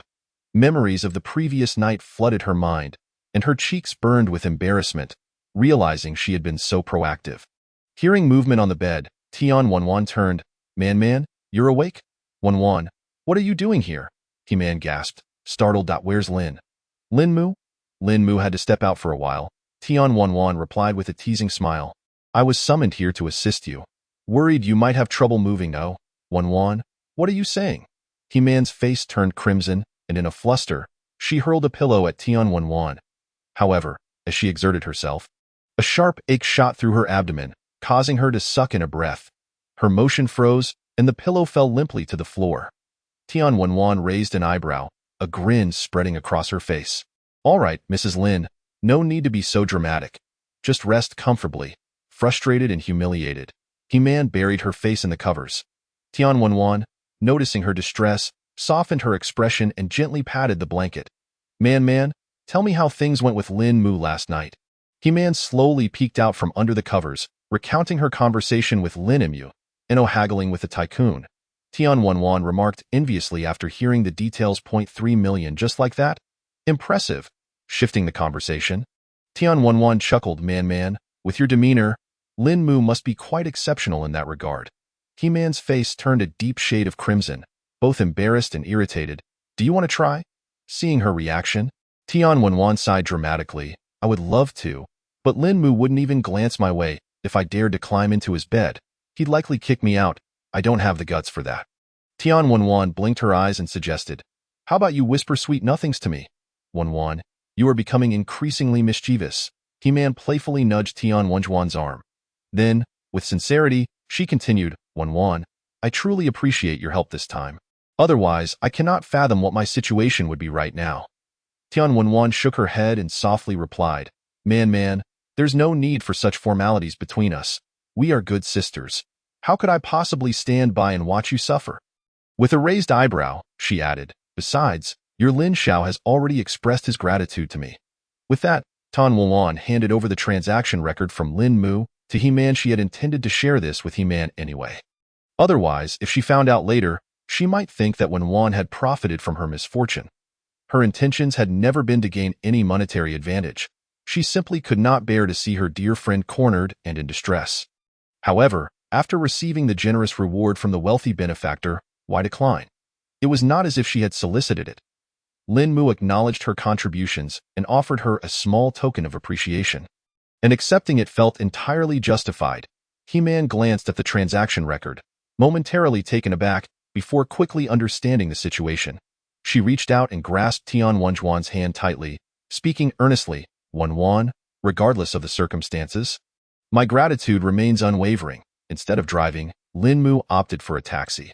After all, the car was not his own, and driving it could invite suspicion among his university classmates. Moreover, he would surely be drinking later, making driving impractical.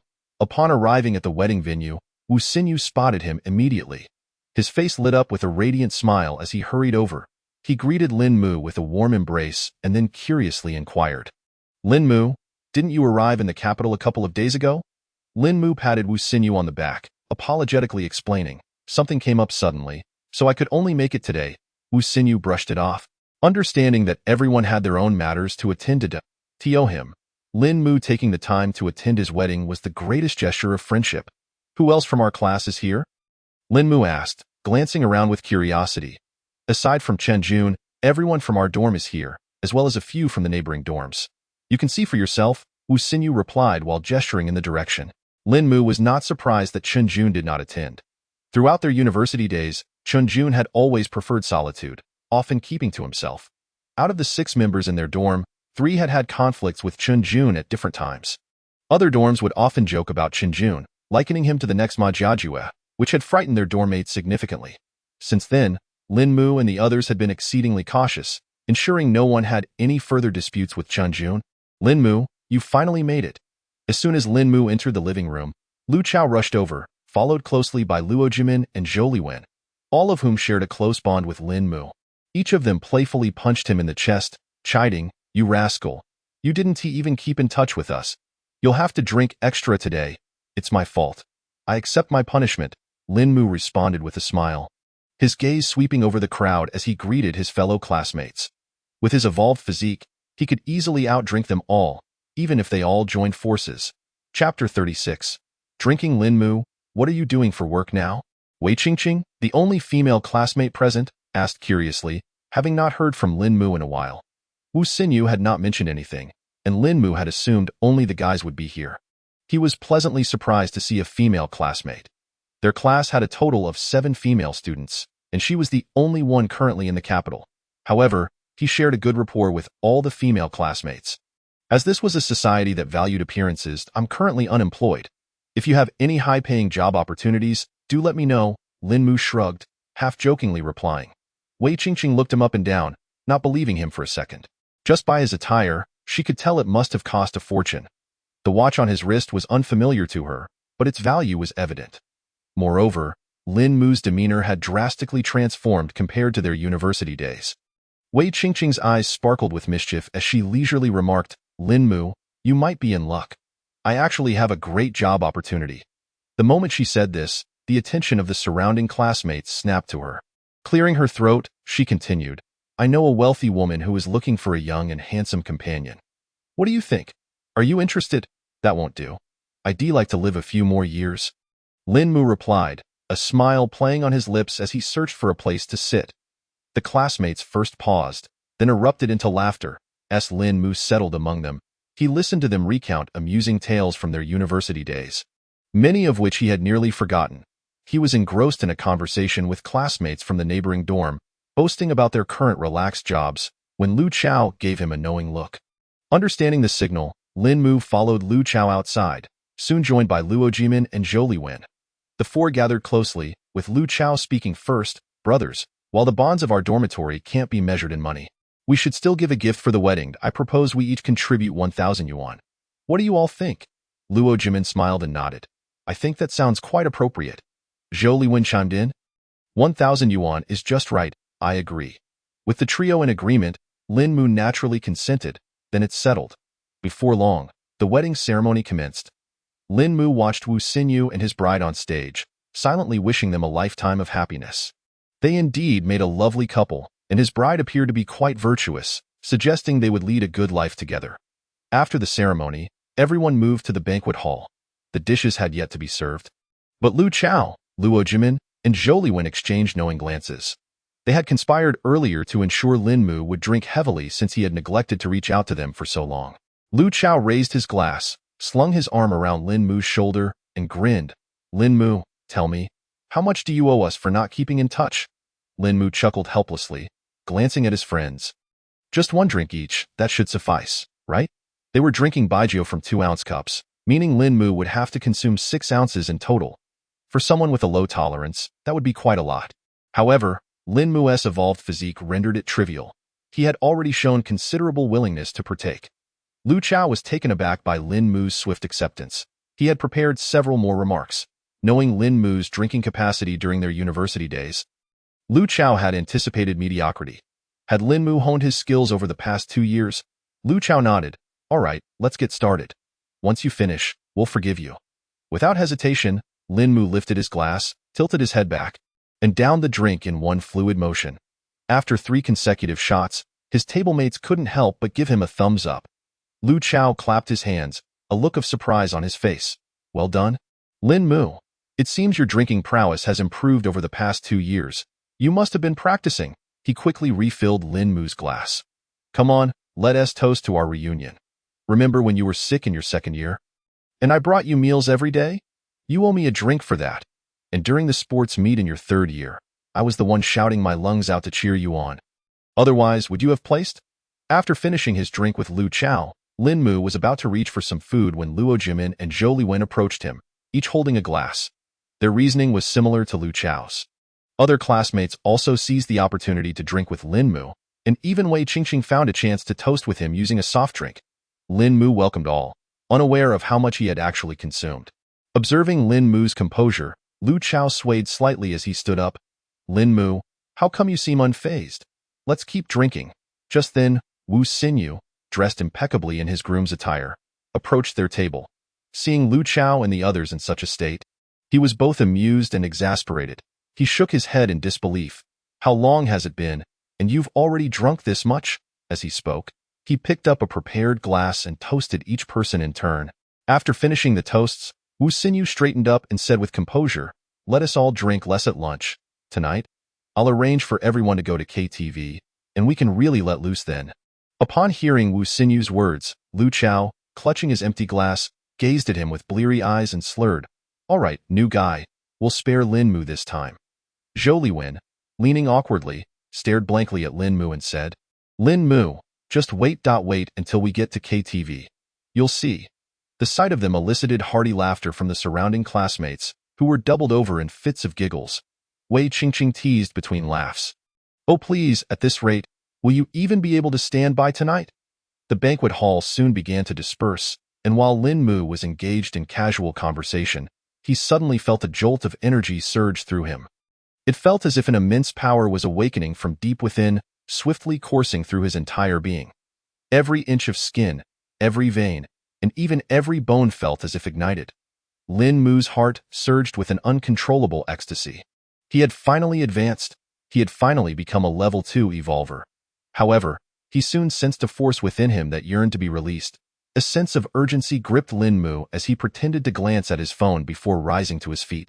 "Ladies and gentlemen, I suddenly have an urgent matter to attend to," he announced, his tone hasty and his brow furrowed tightly.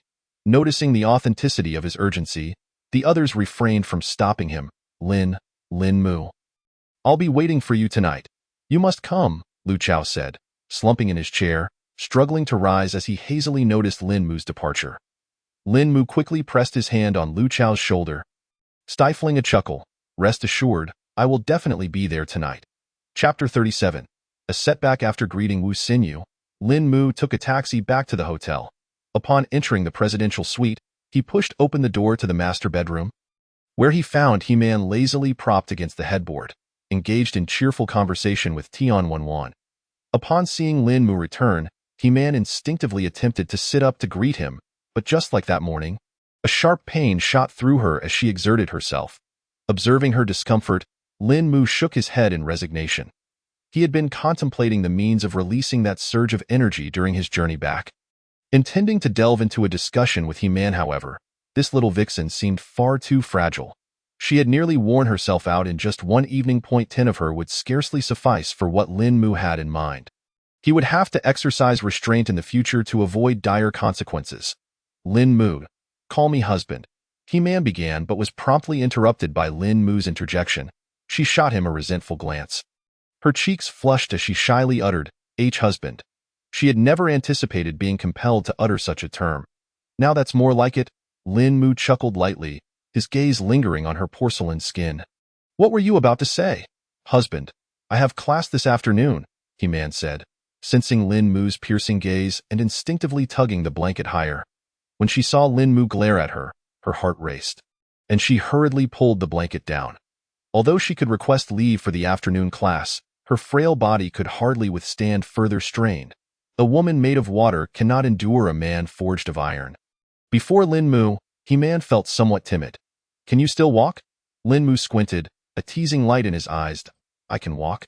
I can walk slowly," He-Man replied, shrinking her neck nervously. Tian Wanwan, observing He-Man's delicate state, felt a pang of sympathy.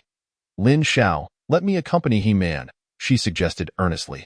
Seeing He-Man's pitiful appearance, akin to a vulnerable little rabbit, Lin Mu eventually nodded, allowing her to go. "You too may proceed," he said softly. Half an hour later, Tian Wanwan carefully assisted He-Man as they departed. Once they were gone, Lin Mu summoned the housekeeper, his expression grave as he instructed, "From this moment on, no one is to be allowed in. Regardless of what occurs, do not disturb me." The housekeeper respectfully acknowledged and departed. Lin Mu then concentrated his thoughts and entered the apocalyptic realm. Xia Minghan was intently organizing documents when her body suddenly stiffened. Her womanly intuition sensing something amiss, she whipped around, her eyes lighting up with joy upon realizing Lin Mu stood silently beside her. "Husband," Xia Minghan whispered, quickly scanning the room for others still engrossed in their tasks. She rose, took Lin Mu's hand, and stealthily exited the room. "Husband," Didn't you say you had matters to attend to these past few days? Once inside her room, Xia Minghan could no longer suppress her joy. Throwing herself into Lin Mu's embrace, there was no helping it. She couldn't stop thinking about that certain little fool, longing for him incessantly. Lin Mu gently caressed Xia Minghan's hair, whispering sweet nothings in her ear. "You are the little fool," he replied, as she playfully pinched him, her face beaming with delight. Sensing Lin Mu's unusual demeanor, Xia Minghan shyly said, "Husband, my time of the month is still here. Then you should rest more and avoid overexerting yourself." "All right, I brought you some treats," Lin Mu said, patting her head. Xia Minghan rolled her eyes at him, pouting, "How annoying. You mentioned loving these gooey chocolate bars before, so I specifically sought them out for you," Lin Mu said. Xia Minghan glanced up at him again, snatching the chocolate bar and happily indulging. "Eat slowly. There's no one here to steal them from you. You can have them every day if you wish." Lin Mu watched her affectionately, bemused by how, at her age, she still managed to eat messily. Lin Mu sensed that the force within him had somewhat weakened after this release, though the change was minuscule. Could it be that he was on the wrong path? Did it require real combat to truly alleviate it? Just as he pondered this, a sudden knock at the door interrupted his thoughts. "Mu Gu, are you in there? I heard from others that you arrived," came Xiao Shulin's voice from outside. "Oh dear, what now?" Xia Minghan said, a hint of panic in her voice. Lin Mu wiped the remnants of chocolate from the corner of her mouth, chuckling at her unease. "What are you afraid of? Shulin is just visiting. We are not engaged in any clandestine affair." Xia Minghan slowly opened the door, and Xiao Shulin immediately squeezed in beside her. Upon seeing Lin Mu, he exclaimed, "Mu Gu, I have good news to share." Before Lin Mu could inquire, Xiao Shulin eagerly continued, "I have advanced. Having attained level 2 evolver status that morning, he had been searching for someone to share his joy with. As within the base, only he and Lin Mu were evolvers. Unbeknownst to him, Xia Minghan had also become an evolver. Finally able to find Lin Mu, Xiao Shulin rushed over, brimming with excitement. Lin Mu carefully sensed Xiao Shulin's energy and confirmed that he indeed had reached level 2. Earlier, Xiao Shulin had mentioned that evolvers possessed an invisible aura, allowing them to vaguely sense the levels of other evolvers. Naturally, the greater the difference in levels, the harder it was to perceive. Looking at the elated Xiao Shulin, Lin Mu inquired with deliberate slowness, "Are you happy?" "Of course I'm happy. Do you have any idea how long I have waited for this day?" Xiao Shulin exclaimed, oblivious to Lin Mu's playful expression, his excitement spilling over as he gesticulated animatedly. Lin Mu raised his right hand, casually glancing at his watch. "Then I'll let you be happy for 5 minutes." Xiao Shulin looked perplexed, his mouth agape as he stammered. "Huh? What do you mean, Mu Gu? What happens after those 5 minutes?" Not wishing to prolong the jest, Lin Mu smiled and said, "Then you can see what level of evolver I am now." How many days had it been since Lin Mu injected the evolution fluid? Xiao Shulin had never anticipated that Lin Mu would advance so swiftly and had never sensed Lin Mu's energy level. As he did so now, his face fell in disbelief.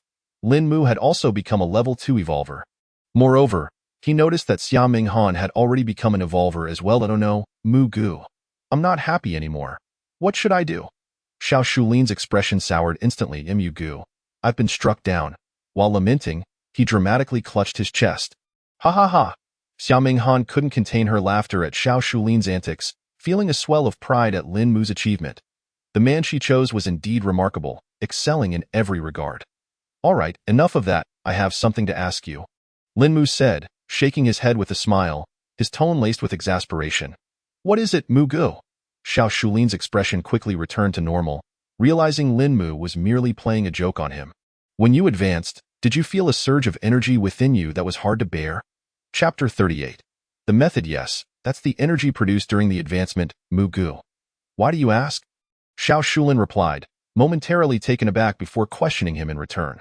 Since Xiao Shulin had mentioned this, it was clear his experience mirrored Lin Mu's. With this thought in mind, Lin Mu pressed on, "Does that energy need to be released?" Xiao Shulin, unusually serious, affirmed, "Yes, it must be released. Otherwise, it will hinder your evolution." "Then you." Realizing Lin Mu was concerned for him, Xiao Shulin quickly responded before Lin Mu could finish his question, "Mu Gu, I've already released that energy." Lin Mu couldn't help but scrutinize Xiao Shulin anew. Had the fellow hidden a romantic partner from him? There surely had to be more than one to have released it so quickly. Lin Mu raised an eyebrow, a smirk playing on his lips. Well, look at you. You seem rather adept at hiding your affairs. Xiao Shulin was utterly bewildered by Lin Mu's expression, who then winked at him. You released it that way, didn't you? Lin Mu believed that, as men, Xiao Shulin would surely understand what he meant. To his surprise, Xiao Shulin remained oblivious, replying earnestly, Yes, I spent 2 hours chopping zombies this morning. And that did the trick. Lin Mu felt an avalanche of disbelief crash over him.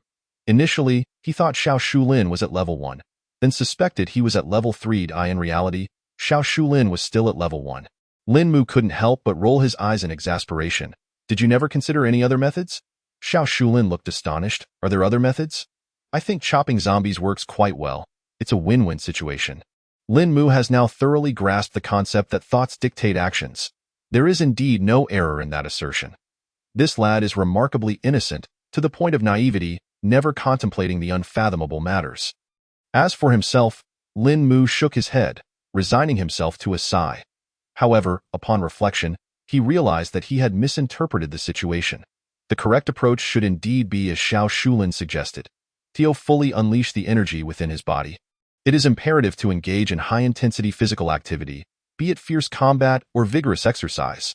His previous thoughts were misplaced, as no one could sustain such intensity alongside him, which explains the lack of significant results. Lin Mu composed himself, having nearly been thrown off balance by Xiao Shulin's words, and said, Then take me to slay some zombies. He then patted Xiao Shulin on the shoulder, adding, I have just advanced. And that power has yet to be released. It would also serve as practice for my combat skills. In terms of fighting experience, Xiao Shulin was already a seasoned warrior, well versed in the intricacies of battle. Furthermore, he possessed an intimate knowledge of the surrounding area. As a level 2 evolver, Lin Mu felt it was time to step beyond the confines of the base. With his current strength, he deemed himself capable of self-preservation in the nearby regions, provided he did not venture too deep. Moreover, he still had reserves to rely on, offering an extra lifeline in critical moments. Once the pressing matters of reality were attended to, Lin Mu intended to lead a combat team in the apocalypse to clear out zombies and mutated beasts, striving to collect as much evolution liquid as possible. With ample evolution liquid, he could continuously break through and enhance his strength. One of Lin Mu's objectives in this bleak world was to ascertain whether there is an endpoint to evolution. Clearly, Xiao Shulin was elated to assist Lin Mu, thumping his chest in assurance. All right, Mu Gu, be careful. Nothing will happen. Shall we head out now? Lin Mu nodded and turned to Xiao Han, saying, Xiao Han, go change into a different outfit. You should join us. Yes, I'll change right away, Xiao Han replied without hesitation, obediently nodding before entering the bedroom to change. In her heart, Lin Mu represented her most steadfast support, and she trusted his decisions unconditionally. After all, she knew Lin Mu would never harm her, and as an evolver herself, she possessed a certain degree of self-defense capability. Lin Mu was quite pleased with Xiao Han's compliant demeanor. He had a preference for obedient women. In no time, the three of them were geared up and ready to depart the base. The once bustling streets had transformed into a desolate wasteland, the ground solidified into dark red blocks. Along the way, Xiao Shulin imparted numerous experiences and techniques to Lin Mu and Xiao Han. After just a few days of evolution, Xiao Han's physical prowess had surpassed that of an average man. Lin Mu selected an axe for her, which she wielded effortlessly, swinging it a couple of times with ease. Xiao Han, remember, if there's danger, run if you can, and hide if you must. Lin Mu paused, grasping Xiao Han's arm earnestly. My only requirement is that you remain safe. Everything else is secondary. Yes, I understand. Xiao Han nodded vigorously, aware of Lin Mu's concerns for her. However, deep within, she set a goal for herself. She wished to grow stronger and genuinely assist Lin Mu. Vowing not to become a burden, around the corner, a horde of zombies wandered aimlessly, resembling soulless corpses. The low, guttural moans of the zombies intertwined, sending chills down one's spine. This was Lin Mu's first encounter with such a multitude of zombies. And the impact of this scene was far more intense than any zombie film he had ever seen. In contrast, Xiao Han appeared far more composed than Lin Mu. She had witnessed such scenes numerous times before. Mu Gu, Ming Han, watch closely. This is how I typically dispatch zombies, Xiao Shulin declared, swiftly approaching the outskirts of a few zombies. With each strike, he accurately severed the zombies' necks, his movements clean and efficient in the blink of an eye. Several zombies lay lifeless at his feet. He crouched down, skillfully retrieving a few red crystals and returning to Lin Mu's side. Lin Mu, intrigued, gazed at the red stones and inquired, "Are these the life crystals? Can they extract evolution liquid?" Xiao Shulin placed the life crystals into a prepared pouch and affirmed, "Yes, Mugu, I've been out killing zombies these past few days, and with the occasional trade of life crystals for supplies, I managed to gather enough for a vial of evolution liquid." Gratitude shone in Xiao Shulin's eyes as he continued, "Previously, with limited supplies, I had to conserve energy when battling zombies, often hesitating to act." Reflecting on the past, Xiao Shulin sighed softly. His previous encounters with zombies were primarily for resource gathering. Killing zombies consumed energy and necessitated additional supplies for replenishment. Without sufficient resources, he dared not engage in mass slaughter, resulting in a slow accumulation of evolution liquid. Now, with the resources provided by you, Mugu, I can freely slay zombies. The excitement in Xiao Shulin's grateful gaze was palpable. His recent gains surpassed those of the previous month combined. Lin Mu chuckled, giving Xiao Shulin a reassuring pat on the shoulder. "Yes, brothers, we need not dwell on such matters. We have grand endeavors ahead." Seizing the opportunity, Lin Mu painted a vivid picture of future possibilities for Xiao Shulin. "Mugu, you are destined for greatness. Just look at your pace of evolution, which far outstrips mine." Xiao Shulin genuinely praised him, acknowledging Lin Mu's unparalleled speed of evolution amidst the apocalypse. "All right, remember to keep this under wraps. Let us commence our mission," Lin Mu instructed, his expression turning serious as he turned to Xiaoming Han once more. "Xiao Han, remember my words. Nothing is more important than your safety," he added, "and don't stray too far from us." Chapter 39. The brother-in-law has been taken away. Sis. Something terrible has happened.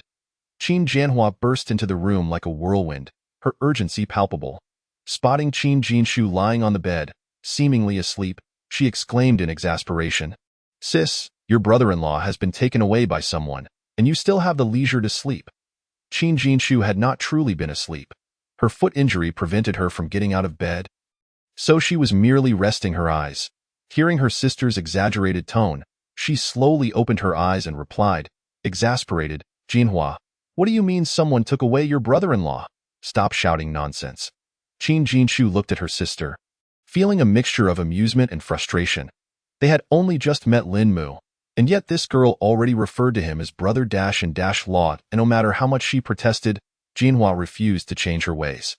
Ignoring her sister's admonitions, Qin Jinhua continued, "I just saw your brother-in-law with Xiao Shulin, and there was a girl with them." This, her voice rose again, her eyes wide with astonishment.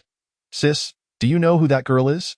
She approached the bed, grasping Qin Jinshu's arm and gently shaking it. Qin Jinshu shook her head, looking bewildered. "How would I know who she is, sis? She is Xiaoming Han," Jinhua said hurriedly, fearing her sister might not be aware. The Xiaoming Han from the Campus Goddess program, remember? They had both followed that show closely during their first year of university, even planning to participate in the next edition of the Campus Goddess contest. However, before they could even register, the apocalypse struck. Qin Jinshu nodded, her tone flat as she replied, "Of course I remember. What exactly are you trying to say?" Jianhua's eyes widened as she touched Qin Jinshu's forehead. "Sis, you're not feverish, are you?" She then added, urgency creeping into her voice. "Xiaoming Han is so beautiful, and I noticed she and your brother-in-law share a special connection. Aren't you jealous?" Qin Jinshu couldn't help but chuckle at her sister's dramatic reaction. Grasping Jinhua's hand, she spoke earnestly, "Jinhua, I currently have no relationship with Lin Mu. Why would I feel jealous? Also, I beg you, please stop calling him brother-in-law from now on." "All right." Jinhua obediently nodded. "Okay, I understand, sis." Just as Qin Jinshu felt a sigh of relief at her sister's compliance, she heard Jinhua muttering to herself, "I wonder if brother-in-law will come here later. I need to keep an eye on him." With that, Jinhua dashed out of the room, watching her sister's retreating figure. Qin Jinshu couldn't help but facepalm, her heart filled with exasperation. In this apocalypse, the rules of survival differ significantly from those on Blue Star. To establish oneself in this world, martial prowess is of utmost importance. There is no one to rely on. One must strive and fight for everything. Lin Mu wielded his weapon, having been slaying zombies for half an hour. Xiao Shulin's method proved effective, and he could distinctly feel the unique energy within him gradually being released. As he watched the zombies fall before him, Lin Mu's expression remained impassive. These were the most basic level 1 zombies. His ease in dispatching them was largely due to his strength as a level 2 evolver. The enhancement of combat skills was not something to be taken lightly. Moreover, when facing zombies and mutated beasts, there was no room for error. Currently, he could dominate through sheer strength in battle, but should he encounter stronger zombies and mutated beasts, relying solely on power would undoubtedly fall short. Lin Mu resolved that upon returning to Blue Star, he would seek out a martial arts school to learn authentic combat techniques. However, he wondered if such schools even offered genuine skills. He needed to acquire unrestricted practical combat techniques. In the depths of his thoughts, Lin Mu suddenly caught a glimpse of a black, mutated beast springing forth from the nearby ruins. Its claws were hooked, and it moved with incredible speed, charging directly towards Xiaominghan's back. Xiaominghan had already slain her fair share of zombies. From her earlier trepidation, she had transitioned to calmly wielding her axe. The weapon in her grasp was stained with dark blood. After dispatching a zombie, she took a moment to steady herself, then, gripping her axe tightly, she approached another wandering zombie. Just then, she sensed something amiss behind her, a chill creeping up her spine. Instinctively, she attempted to evade, but in her first encounter with such danger, her body froze in sheer panic, her steps faltering as she nearly lost her balance. Be careful. Lin Mu, anxious and urgent, dared not raise his voice, instead calling out softly. He was in close proximity to Xiaominghan and, without a moment's hesitation, hurled his weapon at the mutated beast. Simultaneously, he propelled himself forward with a powerful push from his feet, positioning himself between Xiaominghan and the beast in an instant. Almost simultaneously, the mutated beast lunged forward. Its sharp claws grazed Lin Mu's chest, producing a chillingly piercing sound that sent shivers down his spine. "Husband!" Xiaominghan turned in haste, her voice trembling with fear. Her eyes widened in concern as she asked, Are you all right?" Lin Mu, still shaken, gazed at the bulletproof shield in his hands, silently grateful. This mutated beast was formidable. Even if it wasn't a level 2 mutation, it was perilously close. Fortunately, he had previously invested in an array of protective gear, and this shield was among them. He had stored these items in a space for critical moments. Knowing that in the apocalypse, they would eventually prove useful, little did he expect it would be needed so soon. Even though the equipment he purchased was of high quality, the beast's single strike left a few scratches on the shield. "Are you okay, Brother Mu?" Xiao Shulin arrived swiftly at Lin Mu's side, assessing the situation. From his earlier vantage point, he had only seen Lin Mu endure the beast's claw. Upon approaching, he realized Lin Mu wielded a bulletproof shield, which had been instrumental in fending off the beast's ferocious attack. However, Xiao Shulin did not dwell on where Lin Mu had acquired such a shield. After all, Lin Mu was not obligated to report his actions to him. Only when he confirmed that Lin Mu was unharmed did Xiao Shulin let out a sigh of relief. Given the current medical conditions, severe injuries could spell disaster, even for an evolved individual. Although mutated beasts did not infect humans as zombies did, the various viruses and bacteria they carried posed a significant threat to human life. "Husband, I'm so glad you're okay." The terror faded gradually from Xiaominghan's face, and her demeanor calmed. She grasped Lin Mu's hand, meticulously inspecting him until she confirmed he bore not a single mark. Only then did she truly relax. Xiao Shulin, overhearing Xiaominghan's endearing term for Lin Mu, felt no surprise. A knowing expression crossed his face. He had long suspected that their relationship was not merely platonic. Yet, as Lin Mu had not disclosed anything, he tactfully pretended to be oblivious. Chapter 40. Slaying the Mutated Beast. "I'm fine." Lin Mu gently patted Xiaominghan's hand. Then he turned to Xiao Shulin. "What kind of mutated beast is this? Its speed and strength seem nearly equal to mine." "This is a mutated wild dog. It has undergone significant changes since its mutation," Xiao Shulin replied. "In the cities, most mutations are seen in cats, dogs, and rats."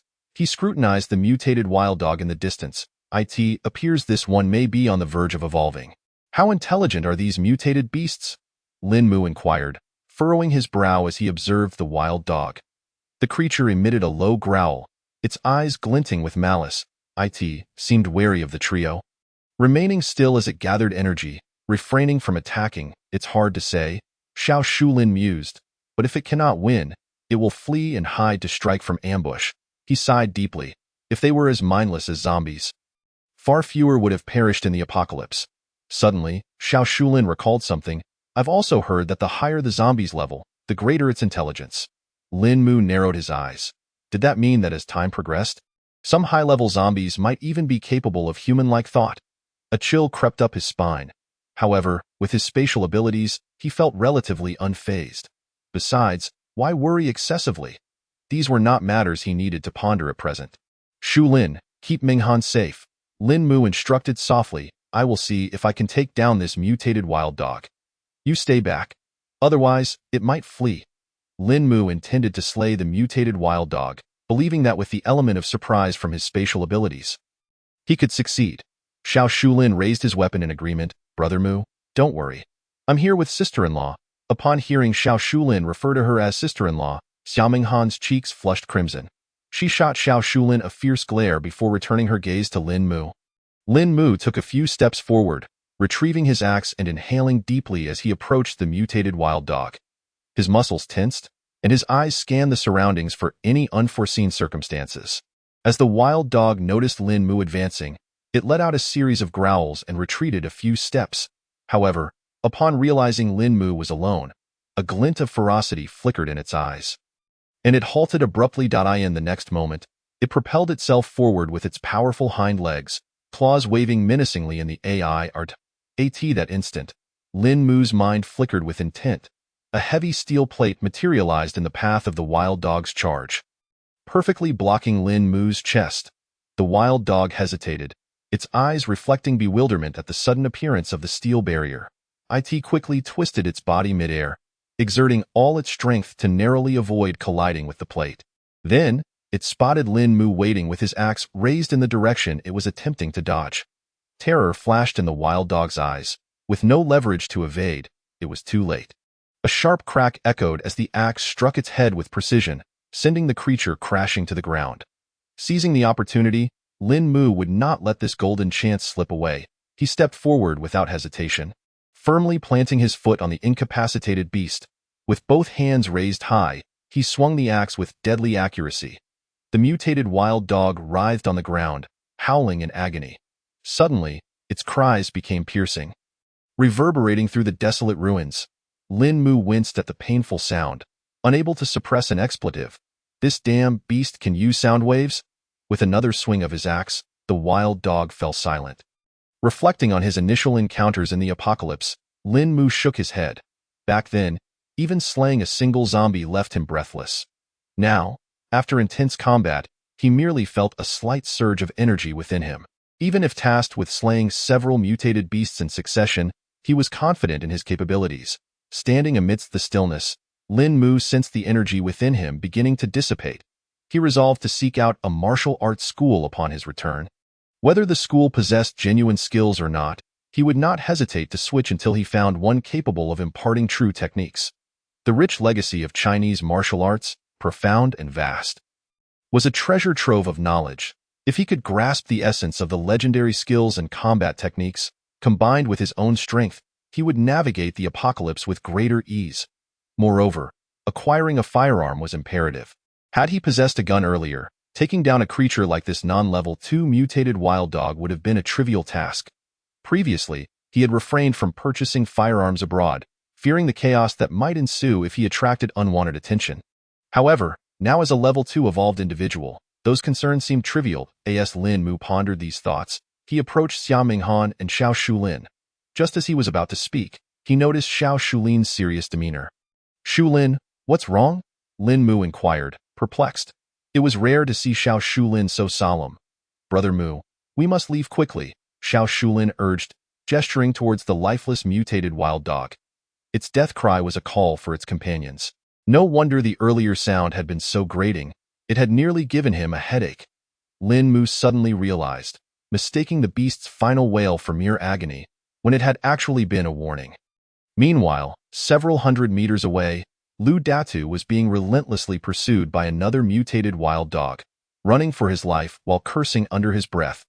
This particular wild dog was an eerie shade of deep black, its bristles standing upright like steel needles. Its wide maw revealed razor-sharp fangs, each as thick as a finger. Lu Datu had never anticipated that after such a long absence, he would become the target of this mutated beast upon his rare visit. From the moment the wild dog set its sights on him, he had been fleeing, outpacing even the beast itself. The problem was that this mutated wild dog was stronger than him. He had no chance of fighting back. And with its keen sense of smell, he couldn't shake it off. Lu Datu was frantic, sweat pouring from his forehead as he frantically considered every possible escape route. Suddenly, a spark of inspiration struck him. He remembered a nearby sewer that he often used to flee in the past. However, he hadn't visited in so long that it had slipped his mind in his current panic. The foul stench emanating from that sewer should effectively confuse the senses of the mutated wild dog. Furthermore, the numerous bifurcations within the sewer provide ample opportunity for a swift escape. Most importantly, even if there are mutated creatures inside, they would likely be mere smaller variants, such as mutated rats. With his prowess, he could certainly contend with them. Upon contemplating this, Lu Dadawa resolved to act. He surveyed his surroundings, pinpointed his direction, and prepared to lure the mutated wild dog away. Just then, a sharp sound pierced the air from a distance. The mutated wild dog, which had been relentlessly pursuing Lu Dadawa, abruptly halted in its tracks. It then emitted a mournful howl, imbued with sorrow. Without casting another glance at Lu Dadawa, it bolted towards the source of the sound. Chapter 41. Ambush. Upon hearing the familiar sound, Lu Dadawa instantly grasped the situation. He had encountered similar circumstances numerous times before. He silently rejoiced at the diversion created by someone else, drawing the cursed mutated wild dog away. A dead comrade is better than a dead Taoist, he thought with a smile, turning to leave. However, after taking a few steps, he halted, standing still as a contemplative thought began to germinate in his mind. What if he followed from a distance to observe? If the mutated wild dog emerged victorious, he could simply retreat and avoid confrontation. Yet, if both parties were to suffer, he could delightfully seize the opportunity to benefit from the aftermath. After all, he had engaged in such opportunistic endeavors before. Reaping numerous rewards in this apocalyptic world, he bore no psychological burden as long as it served his interests. Lu Dadawa hesitated no longer and cautiously made his way towards the direction from which the sound had originated.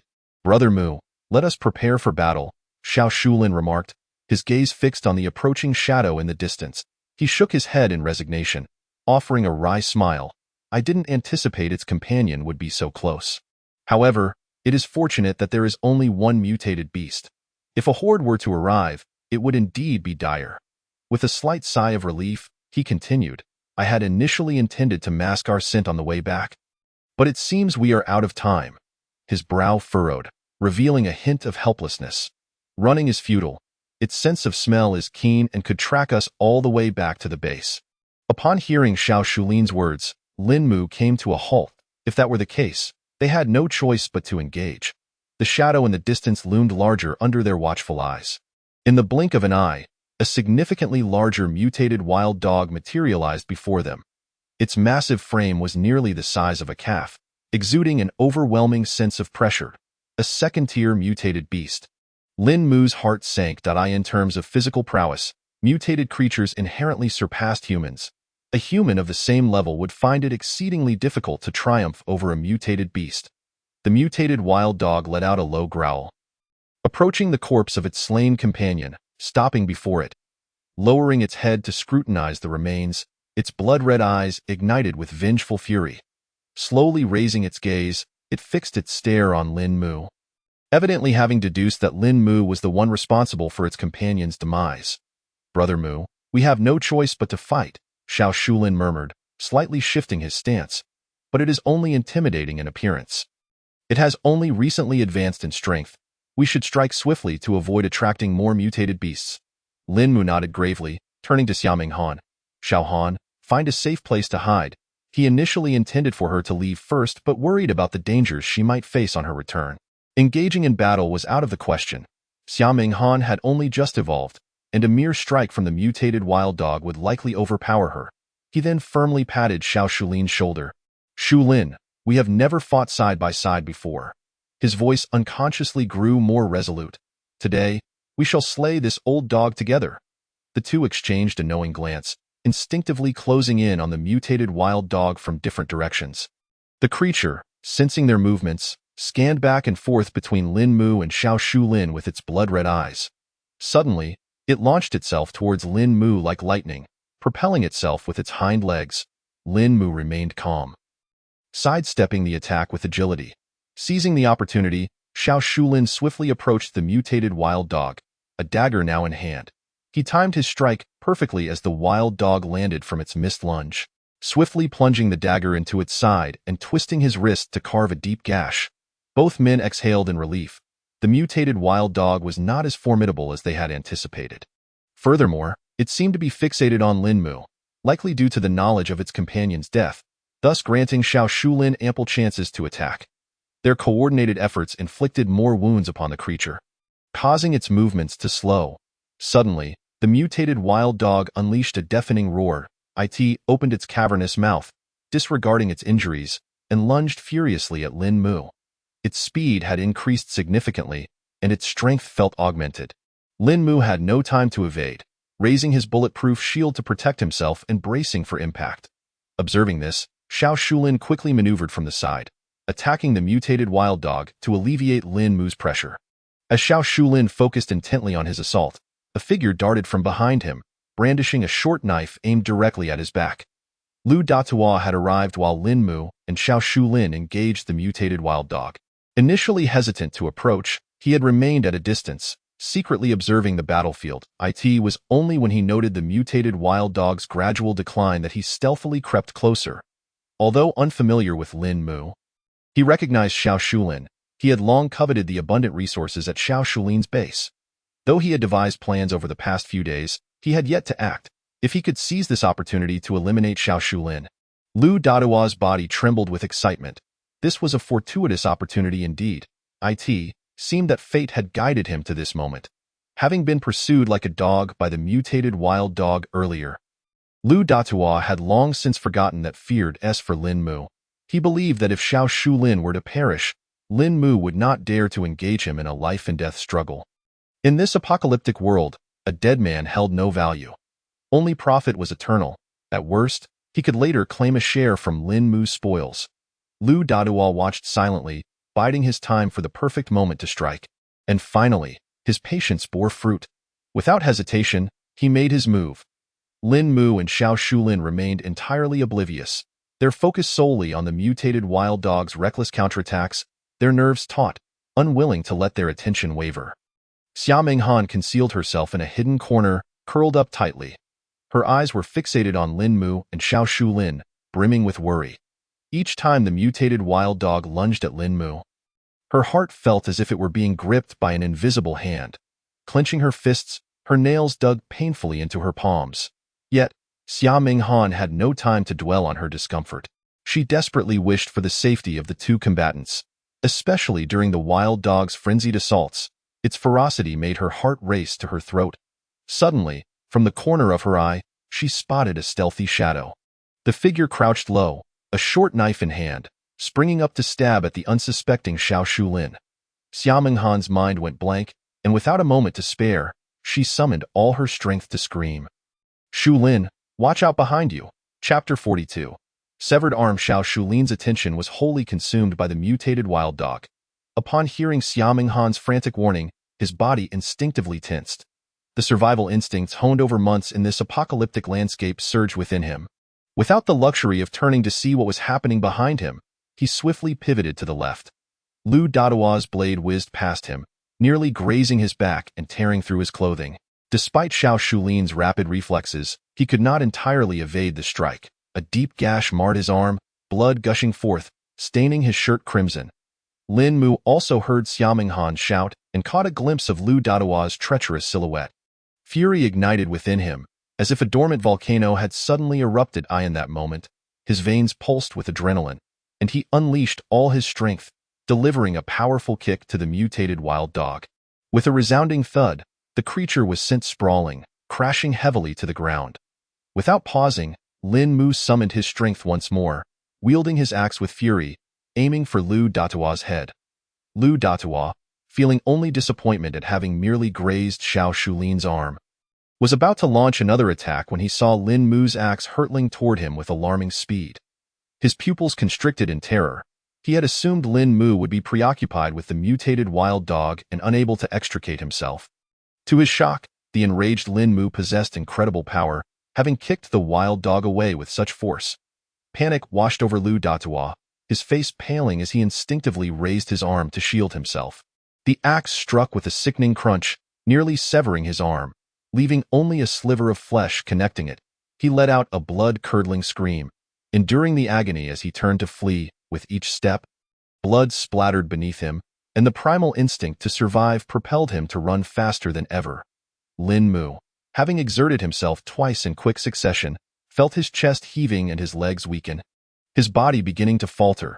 He could only watch helplessly as Lu Datua escaped, his heart brimming with frustration, yet he lacked the strength to pursue. At that moment, Xia Minghan rushed to his side, retrieving a makeshift first aid kit she had brought along to assist Xiao Shulin with his wound. Lin Mu gazed at Xiao Shulin's wound, concern etched upon his face as he inquired, "Shulin, how do you feel? The injury appears rather deep." Xiao Shulin feigned nonchalance and replied, "Brother Mu, it's nothing. I've endured far worse injuries in the past. Moreover, as evolved beings, our constitutions allow for swift recovery. I'll be fine in a few days." He forced a smile and added, "Lu Datua had his entire arm severed by you. He is truly beyond saving. He truly Lu Datua?" Lin Mu's understanding dawned suddenly, a glint of cold determination flashing in his eyes. It seemed Qi Dongqiang's warning was indeed prudent. He harbored intentions towards our base.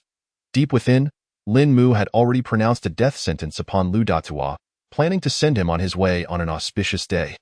In this apocalyptic world, anyone daring to entertain malicious thoughts against him would face humane obliteration. On Blue Star, he could endure the constraints of various rules, but in this bleak world, Lin Mu feared nothing. Should anyone dare to provoke him, he would not hesitate to break 10 of their fingers. "Brother Mu, that dog is still alive," Xiao Shulin said, gesturing towards a mutated wild dog several meters away. Following his gaze, Lin Mu observed the creature lying on the ground, trembling violently, emitting pitiful whimpers of pain. His previous powerful kick had ruptured the dog's innards, leaving it unable to rise. Lin Mu regarded the dying dog with no trace of compassion. Had it not been for this creature, Xiao Shulin would not have been injured. He approached and swiftly ended its life, retrieving its life crystal. Returning to Xiao Shulin's side, he raised the crystal and asked, "Shulin, is this a level 2 life crystal?" The life crystal in Lin Mu's hand was entirely different from the previous one, radiating an orange glow and significantly larger than the red life crystals before. Xiao Shulin nodded, affirming, "Brother Mu, indeed, this is a level 2 crystal, suitable for extracting level 2 evolution liquid." Lin Mu casually inquired, "So now that we are level 2 evolved beings, we can use the level 2 evolution liquid?" "Correct?" Xiao Shulin smiled awkwardly, "Brother Mu, of course we can use level 2, but we don't have any." He added, "Using level 1 would just yield slower results, but it's still usable." Understanding dawned upon Lin Mu as he processed this information. He continued, "So, according to your reasoning, if higher-grade evolution liquids were available, we could use those as well? For instance, level 3 evolution liquid." Xiao Shulin's spirits lifted instantly. "Brother Mu, had you asked me a few days earlier, I truly would not have known. I gathered some information during my previous conversation with Qi Dongqiang." He gently moved his injured arm and continued, "Evolution liquids of a higher grade cannot be used by everyone. It depends on individual constitution. Those with superior physical fitness and adaptability can withstand the energy impact of higher-grade evolution liquids." With a grave expression, Xiao Shulin warned, however, if one forces usage, the consequences could be fatal. Even if one survives, severe bodily harm may ensue. How can one determine if they can use it? Is it merely a matter of luck? A gamble with one's life? Lin Mu questioned, slightly perplexed. "Certainly not," Xiao Shulin quickly replied. "One can first test with a small dosage." This notion resonated with Lin Mu, reminiscent of the allergy skin tests he had undergone previously. However, generally, it was already commendable for evolved beings to possess evolution liquids of the same level. Lin Mu, not lacking in resources, found himself restricted to using level 1 evolution liquids for now. Today marked his first encounter with a level 2 item. With this in mind, Lin Mu's demeanor turned serious as he instructed, "Shulin, remember, whenever we come across evolution liquids, regardless of their level, we must secure them. Do not concern yourself with resources. If they fall short, seek me out, and I shall devise a solution that, of course, exorbitant demands are out of the question. We shall not become easy prey." Suddenly recalling the life crystals he had collected earlier, which he did not know how to process, He produced them all and handed them to Xiao Shulin, saying, "Shulin, you handle these." On their way back, Lin Mu inquired, "Shulin, do you not possess a firearm?" Having yet to witness anyone wielding a gun since the onset of the apocalypse, he felt a surge of curiosity. Xiao Shulin shook his head, responding, "Brother Mu, I do own a gun, but I lack ammunition."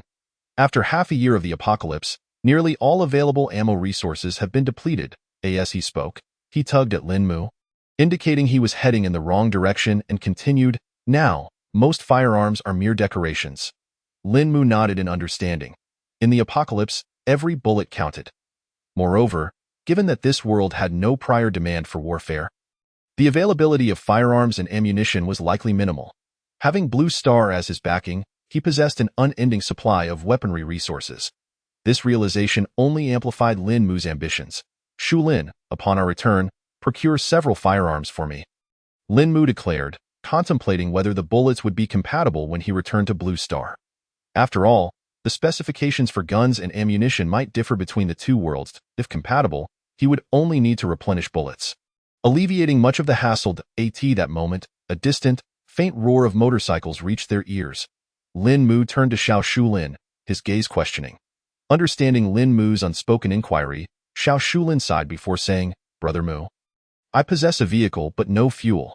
Gasoline, much like bullets, is scarce. At the onset of the apocalypse, survival was everyone's foremost concern, with little thought given to the long-term utility of resources. In those times, the air was rife with gunfire and the sounds of engines. Now, to seek them out felt nearly impossible." Lin Mu nodded thoughtfully. In the apocalypse, the importance of vehicles was unparalleled. Whether scavenging for supplies, relocating, or evading danger, mobility was crucial. Gasoline served as the primary power source for most vehicles and was even employed for electricity generation in some areas. With no production and only relentless consumption, its scarcity was evident. Through his observations over the past few days, Lin Mu had gained a clearer understanding of his surroundings. The area he inhabited was merely a remote corner of the city. Although Xiao Shulin was an evolved being, he was but a minor figure in this secluded locale. In the grand scheme of the apocalypse, and even within the city, he was a negligible pawn. With limited knowledge and resources at his disposal, Lin Mu raised his gaze towards the horizon, where a more vibrant world awaited, one he had yet to explore. Xiao Shulin approached with a glimmer of excitement, saying, "Brother Mu, it has been ages since I've heard the sound of a vehicle. Following the recent waves of corpses and beasts, we have been nearly cut off from the outside."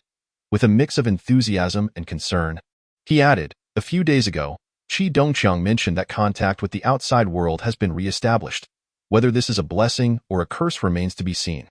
Lin Mu, maintaining a composed demeanor, patted him reassuringly, saying, "Do not worry. It surely bodes well. If we remain trapped here, that would indeed be the true misfortune."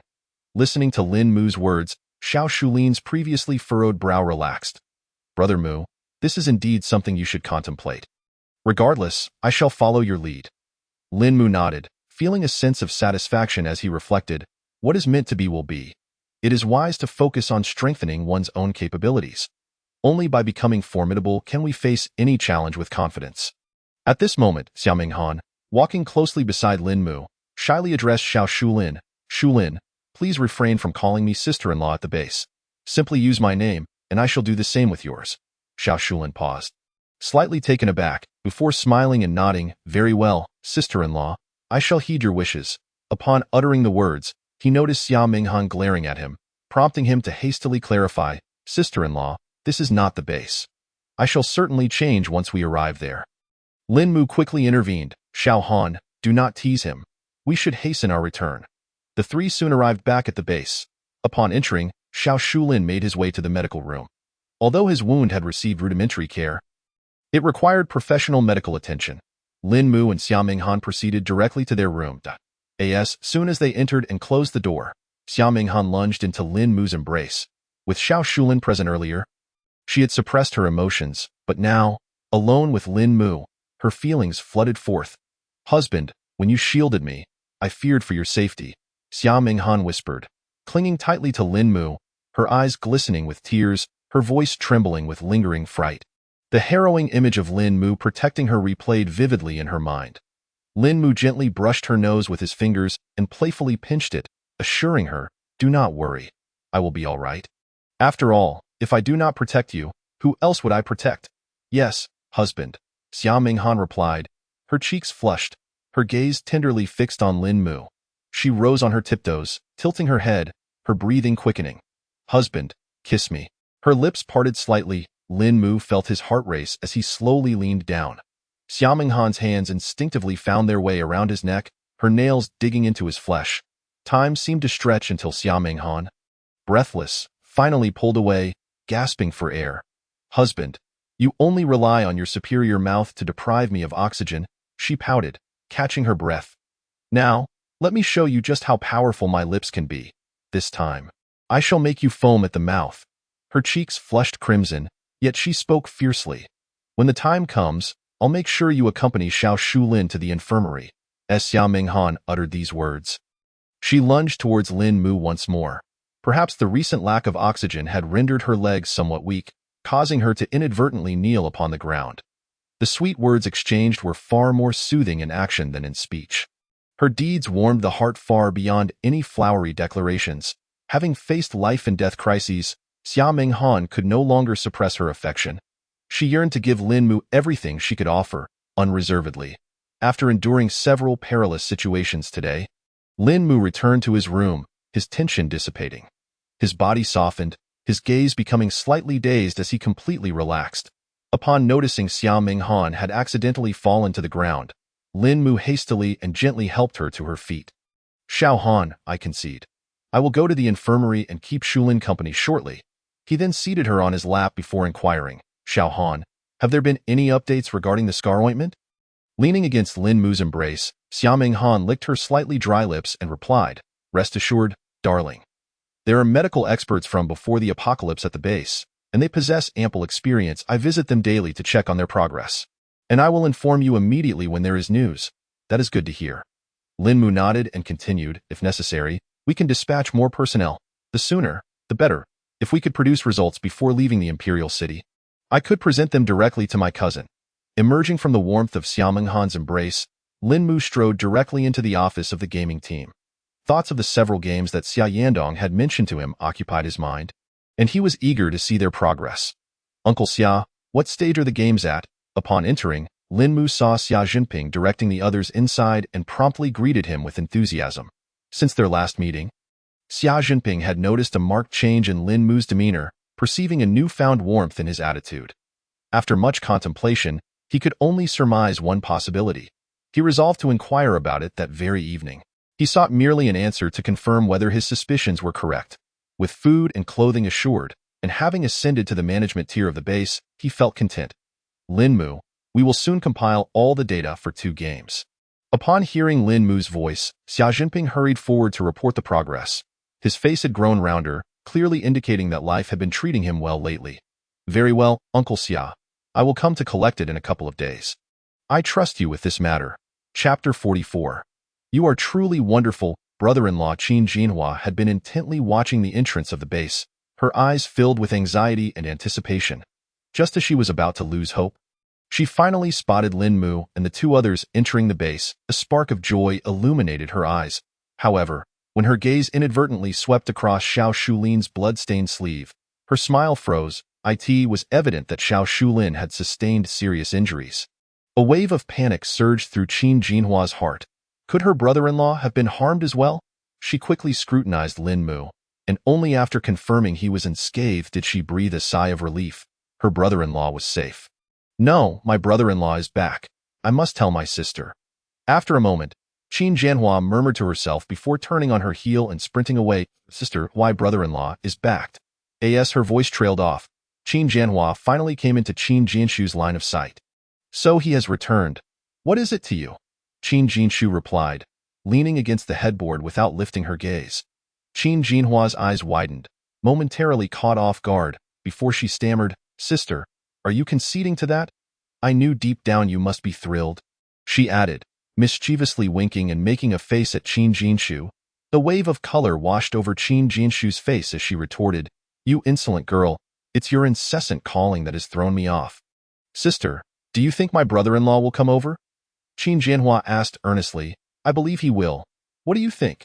A slight blush crept onto Qin Jinshu's cheeks as she replied, somewhat exasperated, "How would I know if he will come or not?" Suddenly, Qin Jinhua's eyes glinted mischievously as she exclaimed, "Brother-in-law, you've come." Qin Jinshu instinctively sat up straight, hastily arranging her hair. However, after waiting for what felt like an eternity and seeing nothing but empty air, she realized she had been tricked. Enraged and embarrassed, she grabbed a pillow from the bed and hurled it at Qin Jinhua. Just as the pillow flew, the doors swung open and Lin Mu entered. A bag in hand, the pillow, thrown by Qin Jinshu, was deftly dodged by Qin Jinhua, only to soar directly towards Lin Mu's head. As Lin Mu prepared to return to Blue Star, memories of the twin sisters flooded his mind. He wondered how Qin Jinshu's foot injury was faring and approached to check on her. Just as he pushed open the bedroom door, he was met with the sight of Qin Jinshu hurling a pillow at him. Lin Mu quickly reacted, catching the pillow with ease, and then calmly inquired, "Jinshu, is this your way of welcoming me?" Qin Jianhua paused in surprise, then burst into laughter, pointing at Lin Mu and Qin Jinshu. Unable to contain her amusement, "I can't believe I actually summoned my brother-in-law. How delightful!" Qin Jinshu stood frozen, her hand still suspended in the air, caught mid-throw. She stared at Lin Mu, embarrassment washing over her. So intense she felt she could dig her toes into the floor. "I didn't mean to. This is all a misunderstanding," she stammered. Lin Mu placed the pillow back on her bed and set the bag on the table, teasingly remarking, "If you're injured, take it easy and don't move around too much. It would be troublesome if it worsens." Qin Jinshu shot a glare at Qin Jinhua, realizing that having such a sister made it impossible to find peace.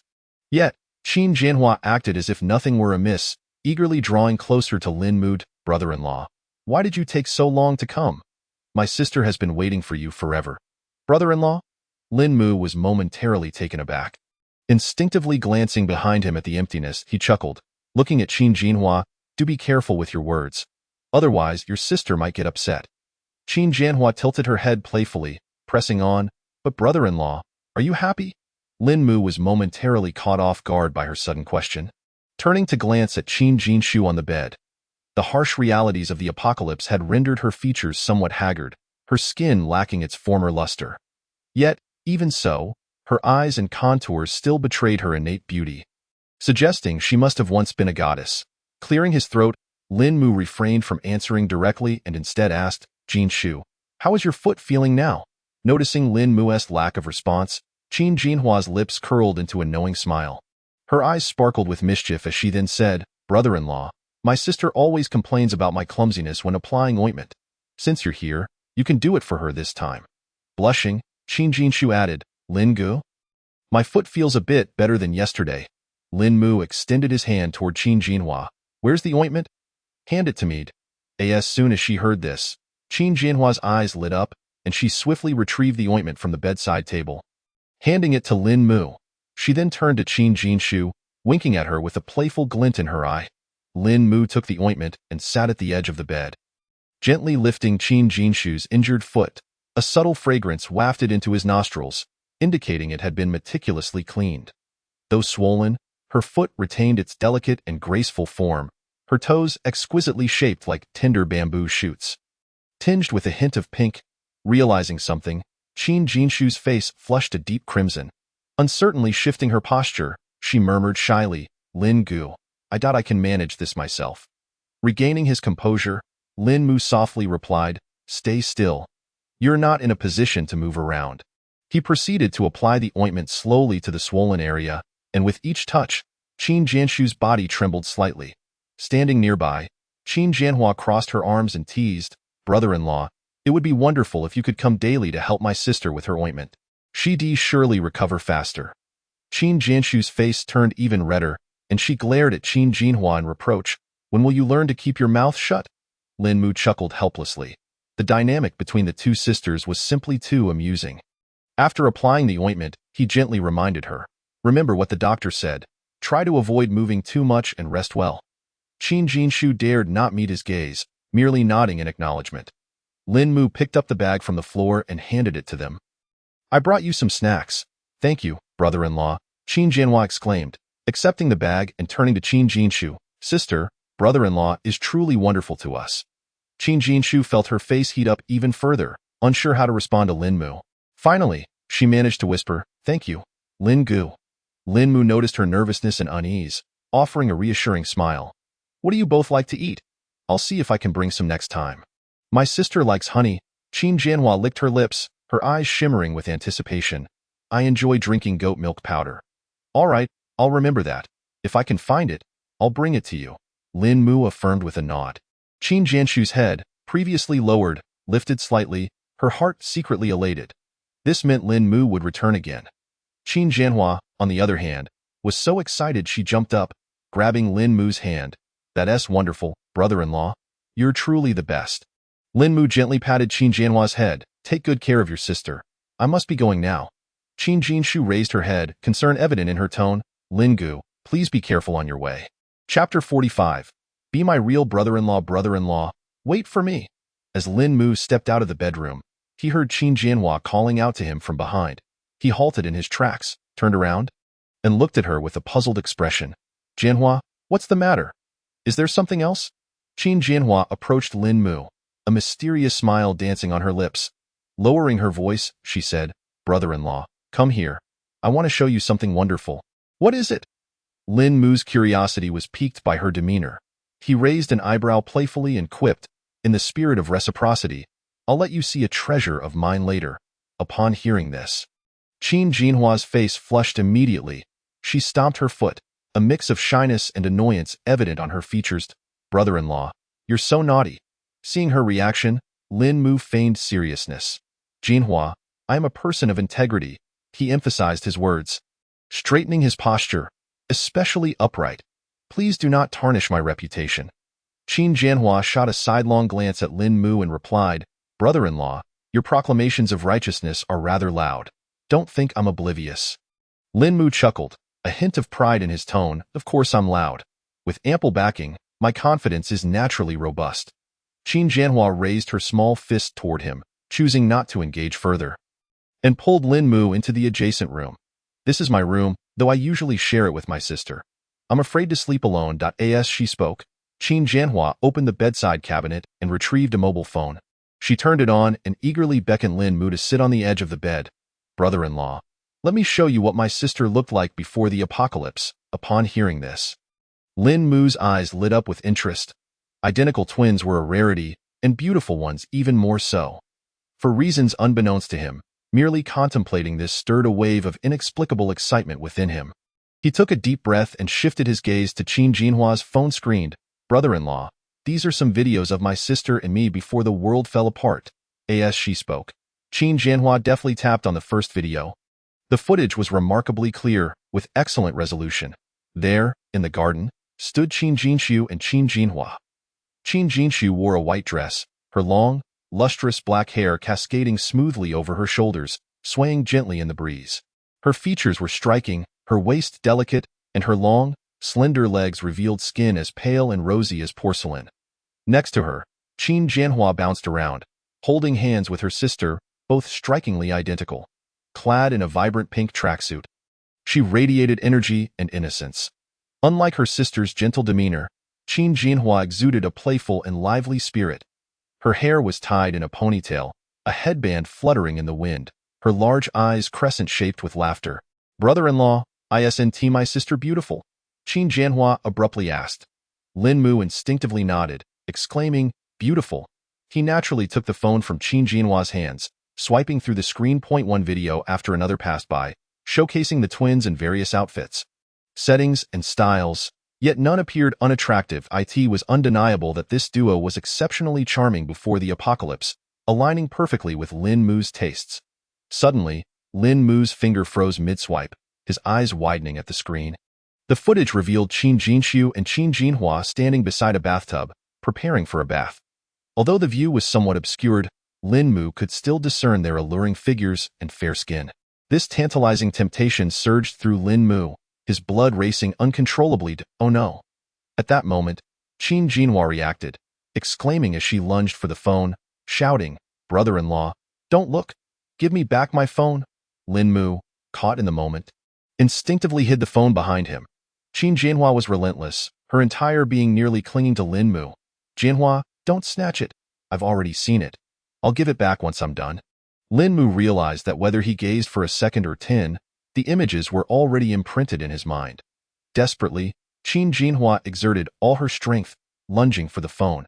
However, her force was excessive, causing her to lose balance, and they both tumbled onto the bed. For a moment, they were both stunned, the room enveloped in silence save for their breaths. Qin Jinhua lay atop Lin Mu, her cheeks flushed from the effort. Her chest heaved dramatically, the warmth of her breath brushing against Lin Mu's face. Pinned beneath her, Lin Mu grasped her arms, feeling an unusual softness against his chest. Compelled by an instinctive urge, he tilted his head and gently kissed her lips. Qin Jinhua's eyes widened in shock as she snapped back to reality, a rush of embarrassment and indignation flooding her. Lowering her head, she bit down on Lin Mu's shoulder. Hiss! Lin Mu couldn't help but draw in a sharp breath. Another woman who enjoyed biting the brother-in-law. Let me go. Qin Jinhua released her bite, her eyes reflecting a mix of complex emotions. Lin Mu quickly loosened his grip on her arms, and she swiftly rose from him. Biting her lip, angrily proclaiming, brother-in-law, you're so bad. Give me back my phone. Lin Mu slowly extended his hand, handing the phone to her. Qin Jinhua snatched it back with a huff, saying, brother-in-law, I'm upset now. She pouted slightly, her cheeks puffed up in annoyance. Seeing her adorable expression, Lin Mu felt an irresistible urge to caress her face. He smiled and coaxed. What can I do to make you feel better? Qin Jinhua had been waiting for this question, inwardly delighted while maintaining her facade of anger. Avoiding Lin Mu's gaze, she said, brother-in-law, you must agree to one condition. Otherwise, I want to calm down. Lin Mu feigned compliance. All right, you say it, if it can ease your anger. I would brave even the most perilous of tasks. Qin Jinhua adopted a mock-serious expression. My request is that you become my sister's man. Lin Mu was taken aback. Scratching his head as he asked, haven't you already called me brother-in-law? You and my sister both think it's a joke when I call you that. Qin Jinhua stamped her foot, emphasizing, I mean a real brother-in-law. As in, be my sister's man. Lin Mu was at a loss for words, raising his hands in surrender. Jinhua, this is something I can decide unilaterally. Even if I agree, your sister might not. Qin Jinhua flashed a cunning smile, and no worries, you just agree to me first. As for my sister, I have my methods. Recalling the captivating Qin Jinshu from the video, Lin Mu relented. All right, I agree. Only then did Qin Jinhua beam with satisfaction. Leaning closer to Lin Mu, brother-in-law, you said it. No takebacks. Pausing for a moment, she added, brother-in-law, if you go back on your word, I'll shout through a loudspeaker at the base, calling you a fraud. Chapter 46. KTV. Lin Mu returned to the Blue Star world. After thoroughly checking the hotel to ensure no one had entered, he felt a wave of relief wash over him. He then opened his phone and, as expected, was greeted by a flurry of unread messages. He first opened the chat with Chu Xieying. Chu Xieying, darling, how was the wedding? Did you drink too much? Lin Mu pondered for a moment. He still wished to invite Chu Xieying out. He replied, wife, without you by my side, I wouldn't dare drink too much. I'm afraid others might take advantage of me, and only you are allowed to do so. Before Chu Xieying could respond, Lin Mu continued, wife, shall we go to KTV tonight? Would you like to join us? Seeing Lin Mu's message, Chu Xieying hesitated, unsure of how to approach Zhang Huang about it. She decided to postpone her response to Lin Mu for now. Chu Xieying, darling, I'm still busy with my things. You all have fun. Noticing that Chu Xieying still had no intention of coming out, Lin Mu resorted to his trump card. Lin Mu, they plan to get me drunk tonight. What if I end up being taken home by another woman? Chu Xieying burst into laughter upon reading Lin Mu's message. With a hint of exasperation, she shook her head. She understood Lin Mu's little schemes all too well. Chu Xieying could only reply, as long as it's not by a man, it's fine. Sighing, another date opportunity seemed to slip away, and she thought to herself how odd that response sounded. However, Lin Mu firmly believed that if he could invite her out once, he could do so countless times with persistence. Lin Mu then opened the chat with him, and the messages she sent were rather pitiful. She first informed Lin Mu that her class had ended and asked if she should come to the hotel. Later, seeing that Lin Mu had not replied, she took a taxi to the hotel, only to be stopped by the butler, who informed her that she couldn't enter without Lin Mu's permission. He-Man tried calling and messaging Lin Mu, but received no response. She waited in the lobby for nearly an hour, her legs weak from not having fully recovered. Eventually, She had no choice but to return to school.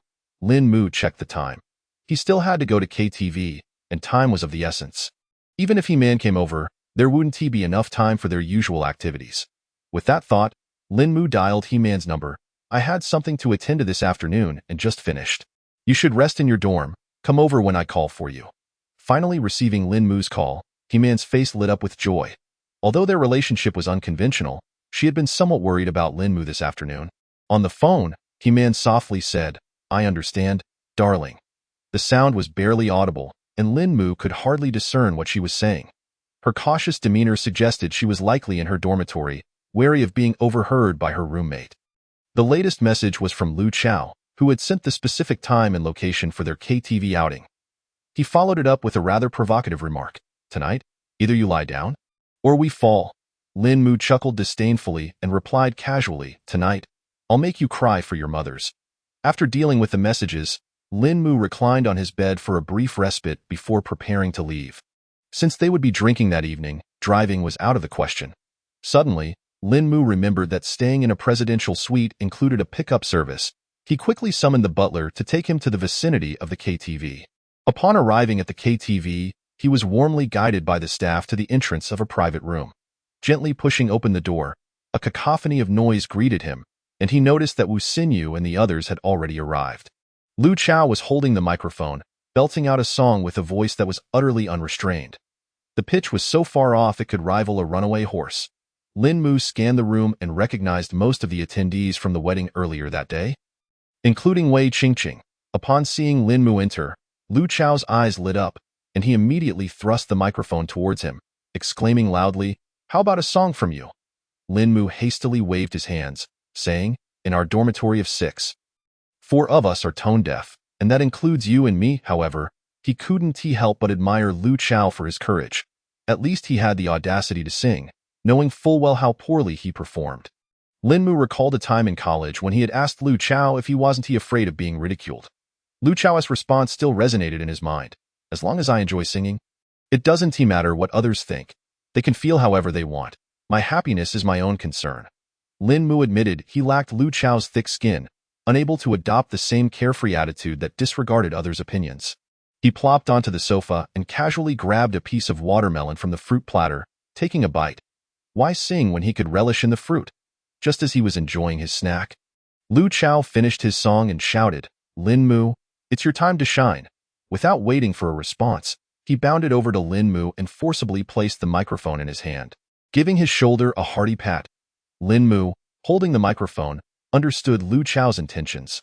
I don't plan to sing. Lu Chao crossed his arms and fixed Lin Mu with a determined gaze, asserting, No way, you must sing tonight. Feeling that his own presence wasn't enough, he turned to the crowd and said, Don't you all agree? The classmates immediately caught on, rallying in support.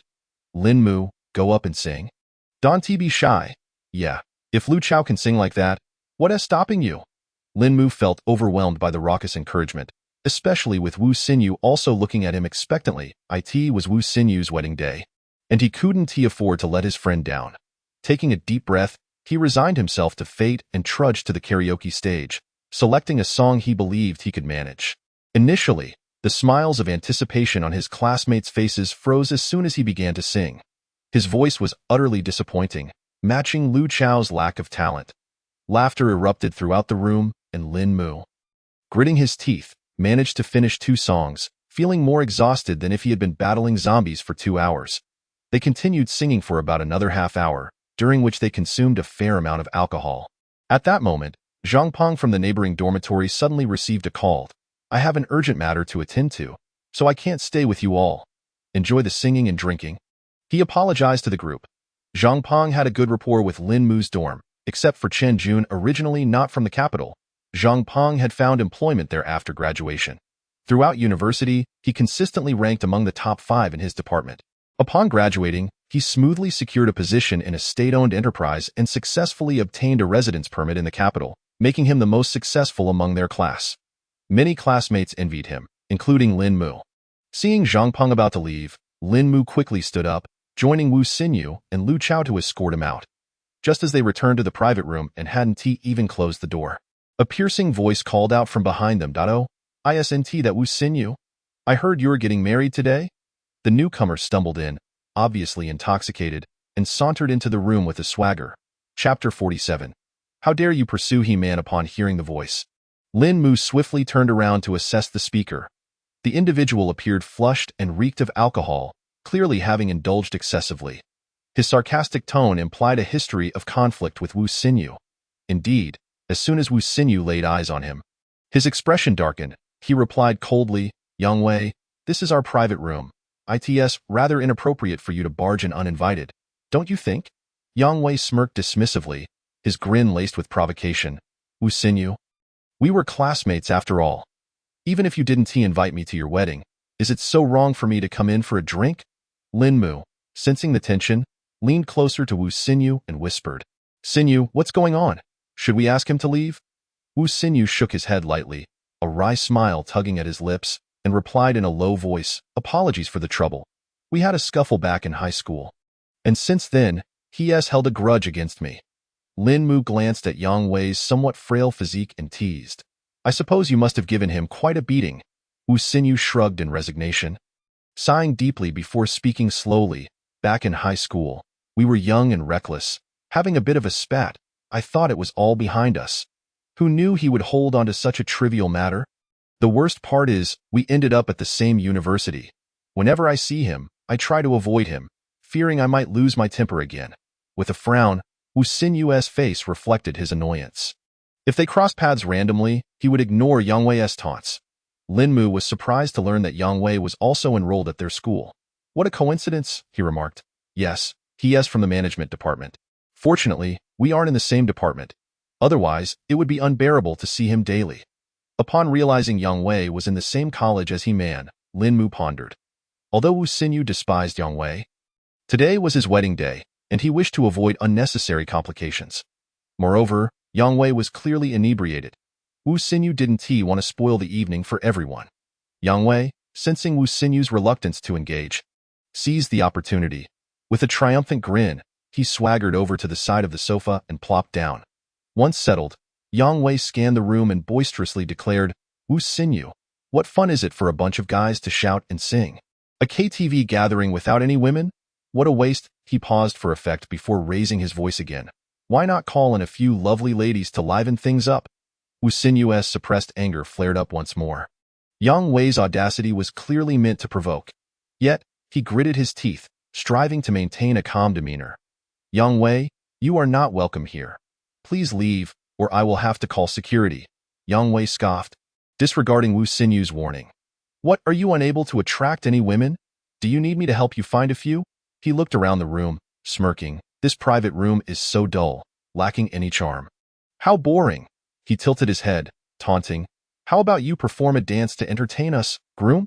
At this point, Wu Xinyu had no intention of tolerating him any longer. He scoffed coldly, "Whether I can attract women has nothing to do with you. A perennial sycophant. Why don't you just leave?" The term sycophant struck a nerve with Yang Wei.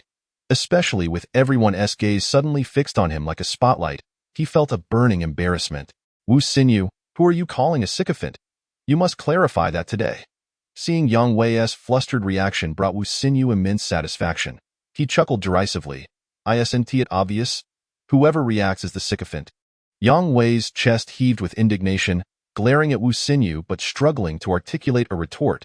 Wu Xinyu was relentless, continuing to mock him. "Your reputation as a sycophant has spread throughout our high school classmates. You've become quite famous." The nearby classmates could no longer contain their laughter, erupting into hearty guffaws. Lin Mu stood beside Wu Xinyu, shaking his head in disbelief. This guy is so petty, yet he is so infatuated? Wu Xinyu snorted disdainfully. "What he feels is mere lust. It has nothing to do with infatuation." He boasted about being a local, thinking himself superior, convinced that his classmates should hold him in high regard. Unfortunately, despite pursuing He-Man for 5 years, she had never given him a second glance. He should take a good look in the mirror. What gives him the confidence to chase after He-Man?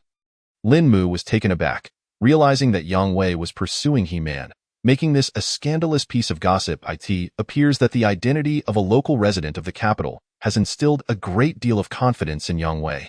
Lin Mu, feeling somewhat agitated, wondered why anyone, regardless of their stature, would dare pursue his woman. Those who harbor intentions towards her must face dire consequences. A thought crossed his mind, and he suddenly devised a plan. Lin Mu pulled Wu Xinyu aside and whispered, "Do you wish to vent your frustration?" Wu Xinyu, visibly angered, replied, "Given that we are classmates and today is my moment of joy, I do not wish to overstep. I would prefer to leave him some dignity. Yet, with his behavior today, I see no reason to extend him any grace. Do you have an idea? Speak quickly."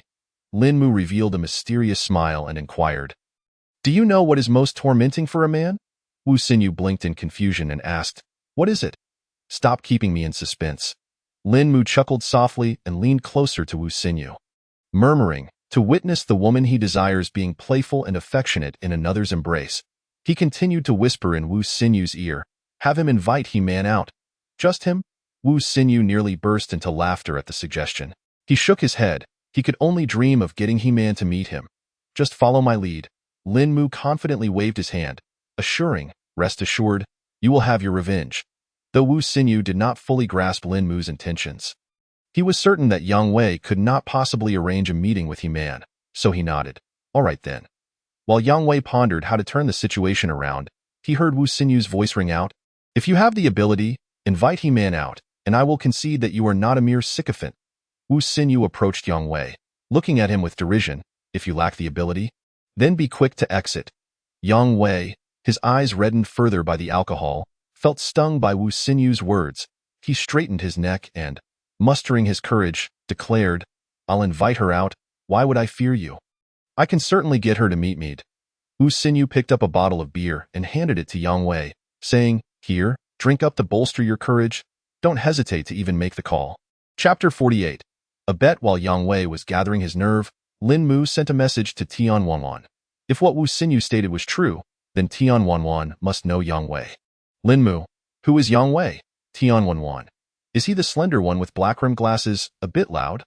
Lin Mu glanced at Yang Wei again and replied, "Yes, and he is a local resident." Tian Wanwan. "He is one of He-Man's admirers. Is he bragging again?" Before Lin Mu could respond, another message from Tian Wanwan came through. Tian Wanwan. "Rest assured, your lady has nothing to do with him." Lin Mu wasn't concerned about the possibility of He-Man being involved with Yang Wei. Someone like Yang Wei would likely not catch Tian Wanwan's eye. Holding a beer bottle, Yang Wei's face turned pale. He feigned calmness but inwardly cursed himself for being so impulsive. Damn it, intoxicated and reckless. He had said too much. How could he possibly get He-Man to meet him? Typically, whenever he messaged her, she hardly ever replied. Yet, having said it, admitting defeat in front of Wu Xinyu was simply out of the question. "Are you afraid to fight?" Seeing Yang Wei hesitating, Wu Xinyu immediately urged him on. His gaze filled with mockery. Reluctantly, Yang Wei pulled out his phone. Suddenly, inspiration struck him. He sent He-Man a WeChat red envelope. Fully aware that she would likely not accept it, he then hastily typed, "Goddess, could you do me a favor? You don't need to say anything when I call. Just send a voice message saying you aren't in the capital." After sending the message, Yang Wei swiftly deleted it, as if he were a thief, ensuring no one was watching. After deleting it, he took a deep breath and, feigning composure, dialed He-Man's number. The phone rang for what felt like an eternity. Yet no one picked up. Yang Wei, feeling awkward, explained, "Perhaps she didn't hear it. I'll try again later." Lin Mu found the situation amusing and stealthily moved behind the group. He too pulled out his phone and called He-Man. The moment the phone rang, it was answered. "Honey, I'm at the school dormitory," came He-Man's sweet voice. Lin Mu lowered his voice and asked, "Did a certain Yang Wei just call you?" Hearing Lin Mu's question, He-Man froze momentarily, wondering if he had installed surveillance on her phone. Realizing Yang Wei had called her and Lin Mu was upset, she cautiously replied, "Honey, I have no relation with him. I didn't even answer his call. I know you have no connection with him." Listening to He-Man's nervous tone, Lin Mu found it both amusing and puzzling. How could she think so absurdly? "If he calls again, just answer. He is right next to me." "And you should." He-Man nodded in understanding, finally grasping the situation, almost believing she was being monitored.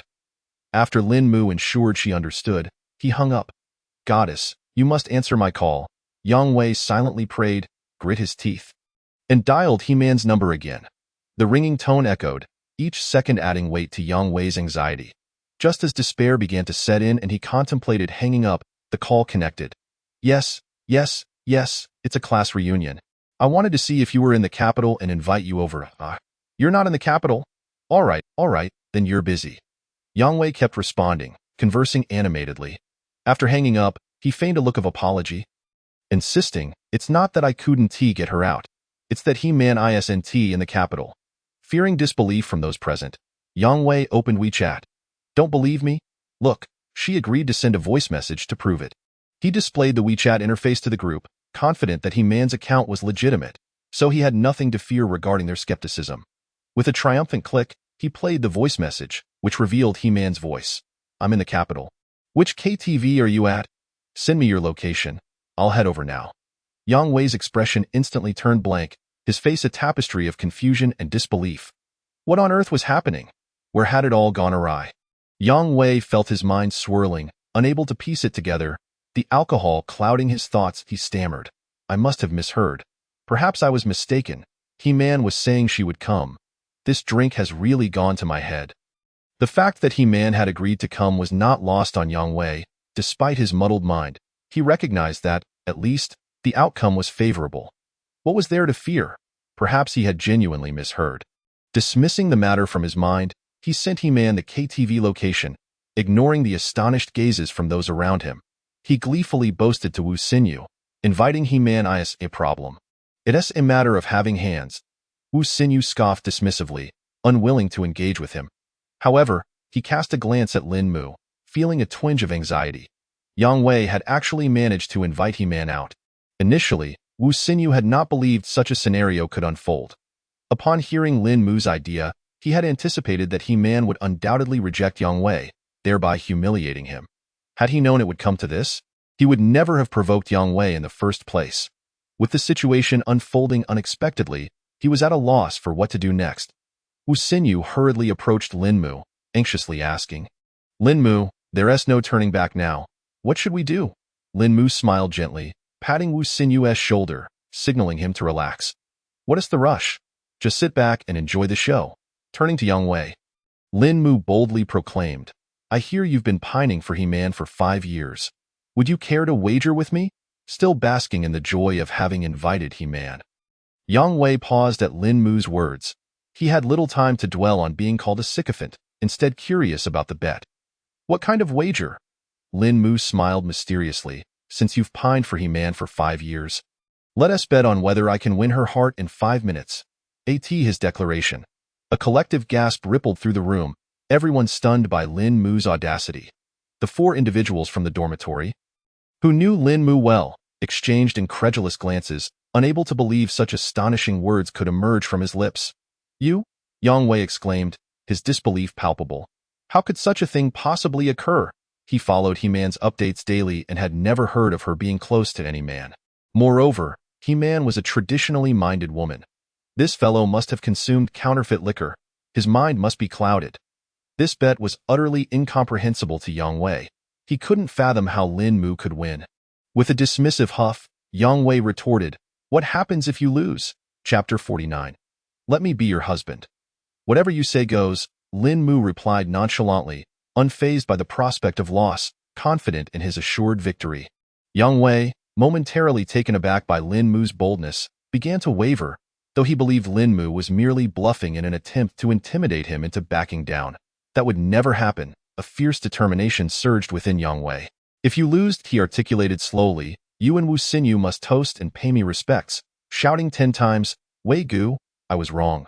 Furthermore, from now on, Wu Xinyu must call me Big Brother whenever he sees me. The mere thought of having these 2 individuals publicly admit their faults caused Yang Wei to instinctively straighten his back. Lin Mu, have you had too much to drink? Wu Xinyu suddenly regretted consulting Lin Mu for advice earlier.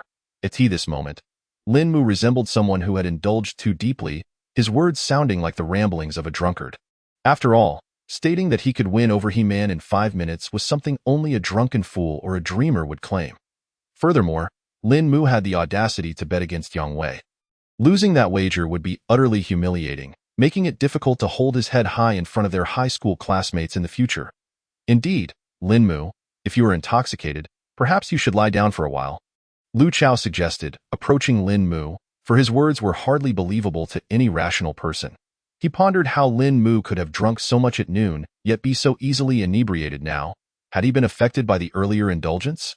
I haven't had too much to drink. Lin Mu winked at them, then turned to Yang Wei and declared, no problem, but if you lose, aside from toasting Sinew as a gesture of respect. Lin Mu paused before continuing. You must also call Sinew Big Brother when you see him, and avoid us altogether. Upon hearing this, Yang Wei quickly interjected, it's settled then. No one can back out. Not only was it impossible for him to lose, but even in the unlikely event that he did, he could simply avoid Wu Sinew in the future. The advantage lay with him, and conservatively speaking, Yang Wei estimated his chances of victory at 99.99. It would be foolish to decline such a wager. It's over. Lin Mu is truly intoxicated. Wu Sinew smacked his forehead. For those who have had too much to drink often insist they are unaffected. What if he loses the bet? Wu Sinew's mind raced as he resolved to create a diversion and whisk Lin Mu away if the situation escalated. As time ticked by, 30 minutes later, a series of knocks resounded at the door of the private room. Yang Wei sprang from the sofa and rushed to the entrance. Trembling slightly, he opened the door to reveal He-Man, who gradually emerged before their eyes, clad in a simple yet alluring white dress. Her long, elegant legs were sheathed in tantalizing black stockings. Her enchanting gaze, complemented by striking red lipstick, swayed gracefully as she entered the room, exuding an air of elegance that brightened the entire space. All eyes converged on He-Man. Yang Wei stammered, He-Man, I didn't expect you to actually come. He-Man offered a polite yet distant smile, her eyes scanning the crowd as she greeted everyone. Regaining his composure, Yang Wei pointed to a corner, saying, how about we sit over there, He-Man? Before she could respond, Lin Mu stood up and waved, calling, beautiful He-Man, come over here. The atmosphere in the room instantly grew tense. Had Lin Mu begun his performance? Although everyone suspected the outcome, knowing Lin Mu's claims were unattainable, they still held onto a glimmer of hope for a miracle. Yang Wei, witnessing Lin Mu's audacious move, felt a surge of anger but was reluctant to show it in the presence of his goddess.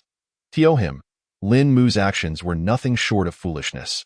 Yang Wei scoffed, thinking, He-Man is not someone you can simply summon. Folding his arms, he cast a sidelong glance at Lin Mu, preparing to witness his impending embarrassment. Just when everyone expected He-Man to reject Lin Mu, she unexpectedly approached him with a light step. What on earth? When did Lin Mu become so charming? He-Man was indeed walking towards him. Was she planning to slap Lin Mu? The crowd was utterly bewildered by the unfolding events. Lin Mu was not one to act without purpose.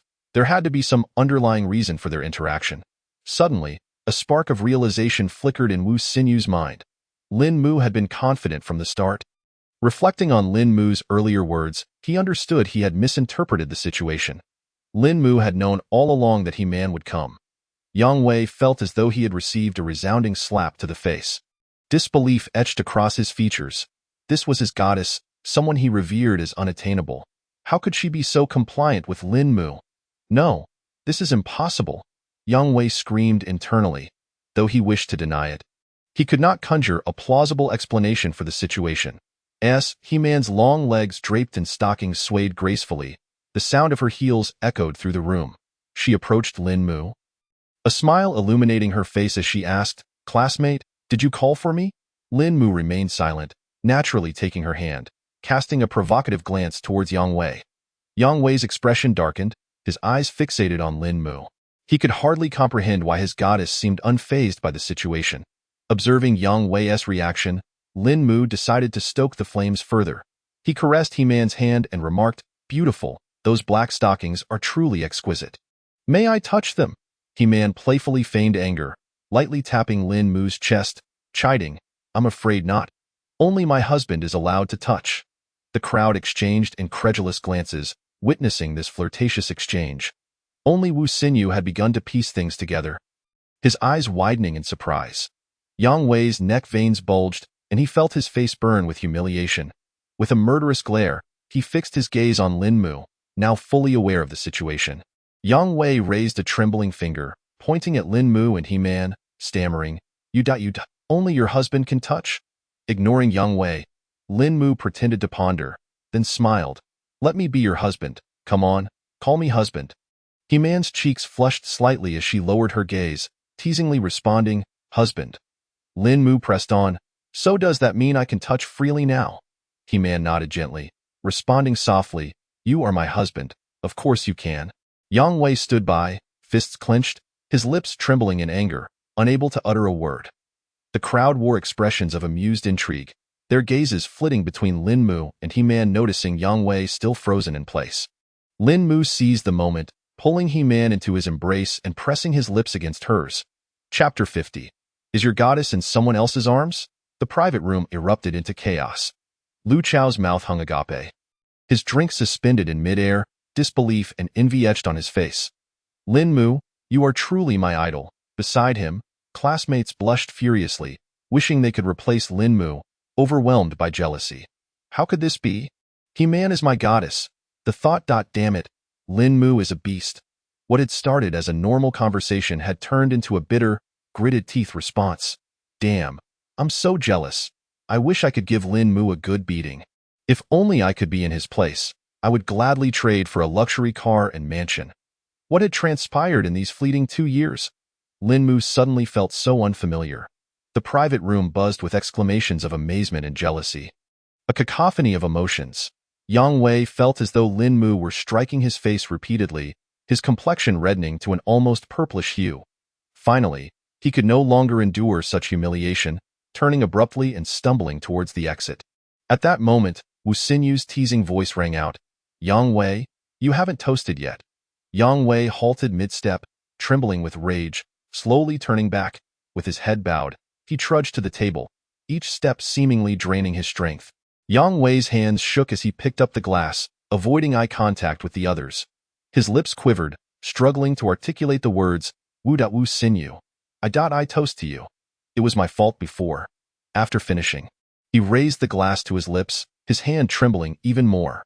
Once he downed the drink, Yang Wei set the glass down and dashed towards the door. A voice echoed in his ears. Yang Wei, remember to keep your distance from us in the future. Yang Wei stumbled, nearly falling over. With a loud bang, the door to the private room slammed shut, and he vanished from their sight. Lin Mu? It's over. Yang Wei has left, Wu Sinyu remarked, observing the still-kissing pair with a complex expression. Lin Mu raised an eyebrow at Wu Sinyu. How about that? Did I help you vent your frustrations? Wu Sinyu shot Lin Mu an irritated glare. He had indeed vented his frustrations, yet it felt as though his heart was even more constricted. Had Lin Mu truly aided him, or was he merely showing off in front of everyone? Wu Sinyu suspected it was likely a mixture of both. He-Man. Her cheeks flushed, buried her face in Lin Mu's embrace, having engaged in the wildest act of her life. Lin Mu could feel her heartbeat racing as he slowly sat down. Holding her close, raising his head, he noticed everyone's eyes glued to him and He-Man, as if they were about to burst into flames. What are you all staring at? Lin Mu blinked innocently. Feigning ignorance, his words only ignited their fury further. Wu Sinyu sighed heavily, poking Lin Mu's shoulder with a pointed finger. You rascal, you've made me worry for no reason. I was contemplating how to salvage the situation if you lost. Lin Mu looked at him with a bemused expression and said, I told you long ago, you need only to enjoy the show. Wu Sinyu responded with a hint of frustration. I thought you were just babbling. Besides, who would believe it unless you actually make it happen? Lu Chao chimed in, raising his voice. Lin Mu, how could you be so inconsiderate? You've won over the goddess and didn't even give me a heads up.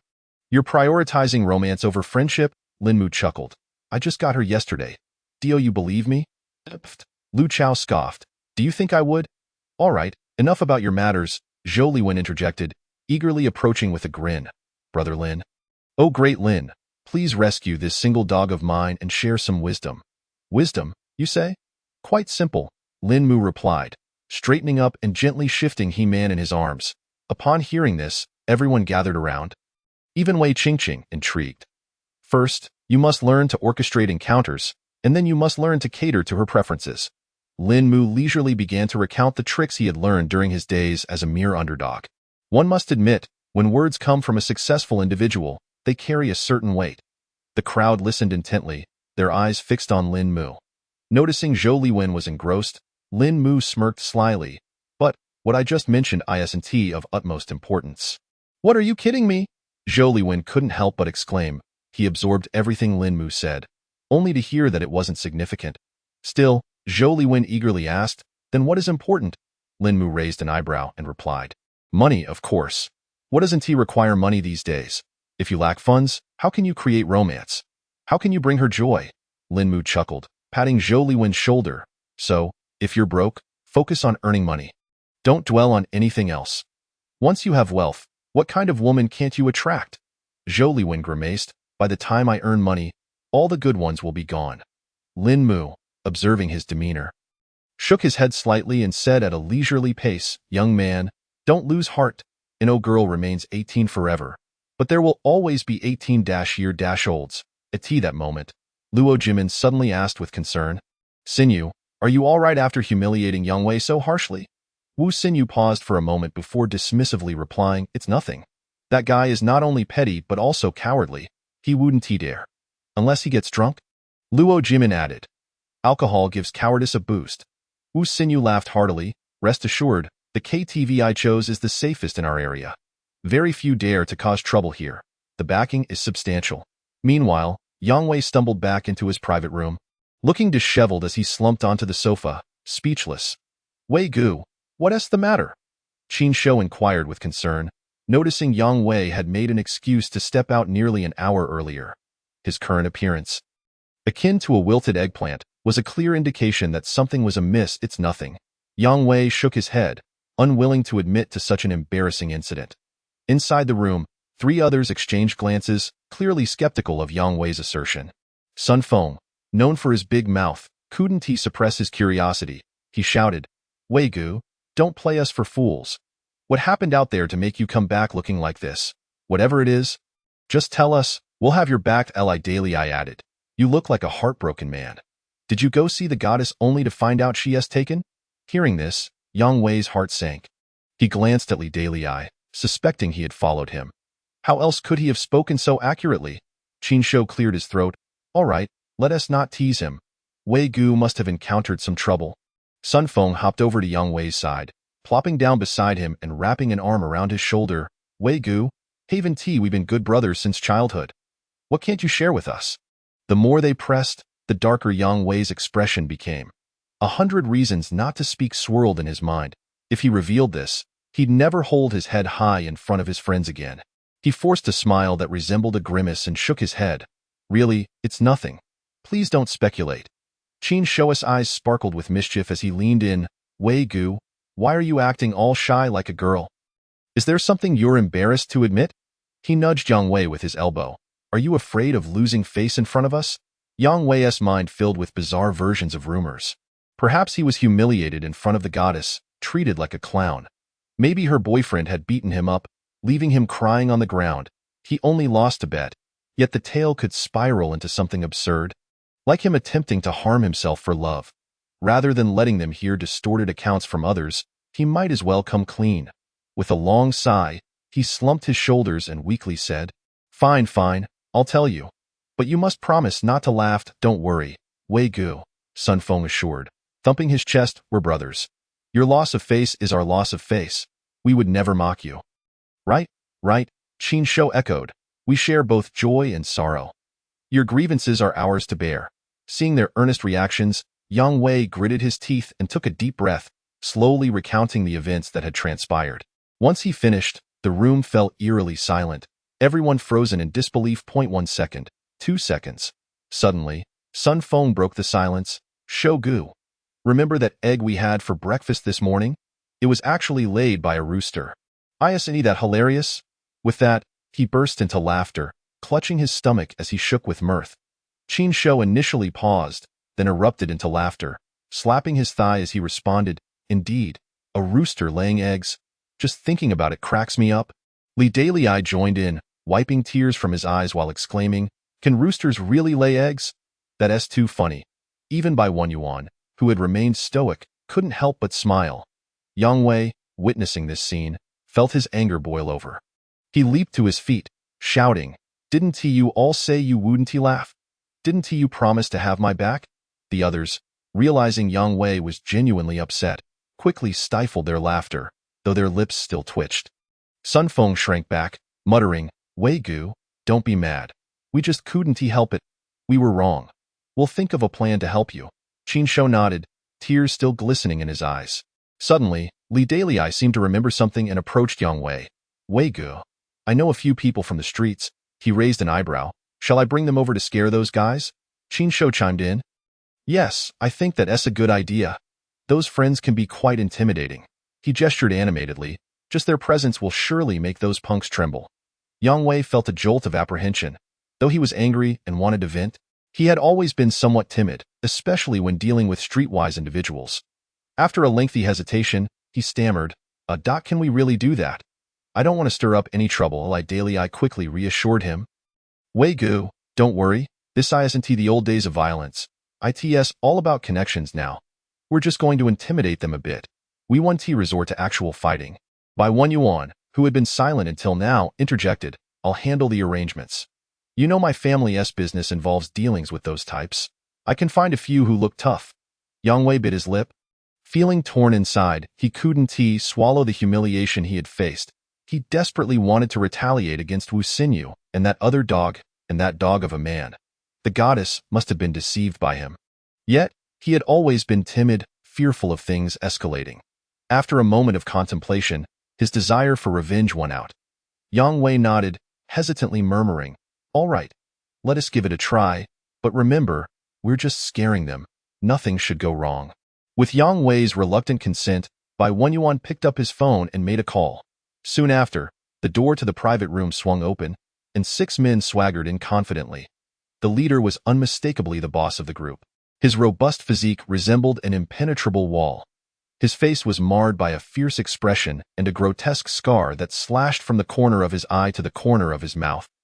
Instilling fear in all who beheld him, the 5 henchmen trailing behind him, though varied in stature, emanated an aura of ferocity and intimidation. Each bore tattoos on their arms, some depicting dragons, others eagles, and a few even featuring small skulls. Brother Jun Bai Yuan hastily rose and greeted the leader. Yang Wei, upon witnessing Qi Jun's intimidating demeanor, felt a chill of apprehension trickle down his spine. He cast but a fleeting glance at Qi Jun before lowering his head. Qi Jun waved his hand dismissively, his voice gruff as he inquired, Xiao Yuan, what matter were you referring to? Bai Yuan first introduced his companions in the private room with polite formality. Then, approaching Yang Wei, he draped an arm around his shoulder and recounted the previous events to Qi Jun. Brother Jun, we merely wished to send a message to intimidate them, to provide my brothers with a sense of relief. Without necessitating any physical confrontation, I thought it was something substantial, Qi Jun replied, visibly relieved as he waved his hand nonchalantly. This is simple. Rest assured, we specialize in scaring people, as long as they don't strike first. Everything is manageable. Otherwise, they will have to weigh the risks involved. Individuals like them tend to act with caution. Then let us proceed at once. We shouldn't wait until they depart. Bai Yuan urged, Wei Gu? Which private room are they in? They're in room 28, Yang Wei responded as he rose to his feet. Chapter 52. Coercive persuasion. As the group exited the private room, the surrounding patrons hastily made way. Alarmed by their fearsome appearance, several waitstaff exchanged nervous glances. One particularly quick-thinking server rushed to the intercom, urgently calling for assistance. In no time, a burly man clad in a security uniform hurried over. His imposing frame and well-defined muscles, barely concealed by his uniform, exuded an air of authority that surpassed even Qi Jun's. Reports have come in regarding dangerous individuals at the KTV, fearing a potential disturbance. Nie Yong stated, not daring to delay a moment longer. Having recently secured his position as the head of security at this KTV, he intended to leverage this opportunity to climb higher in the ranks. Any incident occurring under his watch would spell disaster for him. Scanning the room swiftly, he spotted Qi Jun and let out a sigh of relief. Familiarity was a comfort. Oh, isn't this little Jun? What brings you here? He asked, quickening his pace and forcing a smile onto his face. Despite Qi Jun's slightly lower social standing, Nie Yong understood that having more allies could open up more avenues while reducing the number of adversaries. One never knew when they might need each other's assistance, especially since Qi Jun had some connections. Upon hearing his voice, Yang Wei and the others halted their steps. Qi Jun greeted him warmly. Yonggo, it's been a while. He then gestured casually toward Yang Wei and the others. You all go ahead. I'll catch up shortly. Nie Yong maintained his smile and continued, Little Jun, what is the situation? UVE brought quite the entourage. Jun replied leisurely, Yonggu, just helping a friend with a small favor, intending to intimidate a few people. Rest assured, there won't be any trouble on your watch. I understand the rules. He added, however, if anything escalates, have your brothers hold back for the time being. Hearing this, Yong finally relaxed. As long as no violence erupted, everything was manageable. He trusted Jun wouldn't deceive him. To do so would be to undermine his own standing, a foolish move indeed. Lin Mu gently set he man down beside him, finding a comfortable and warm spot to rest his head.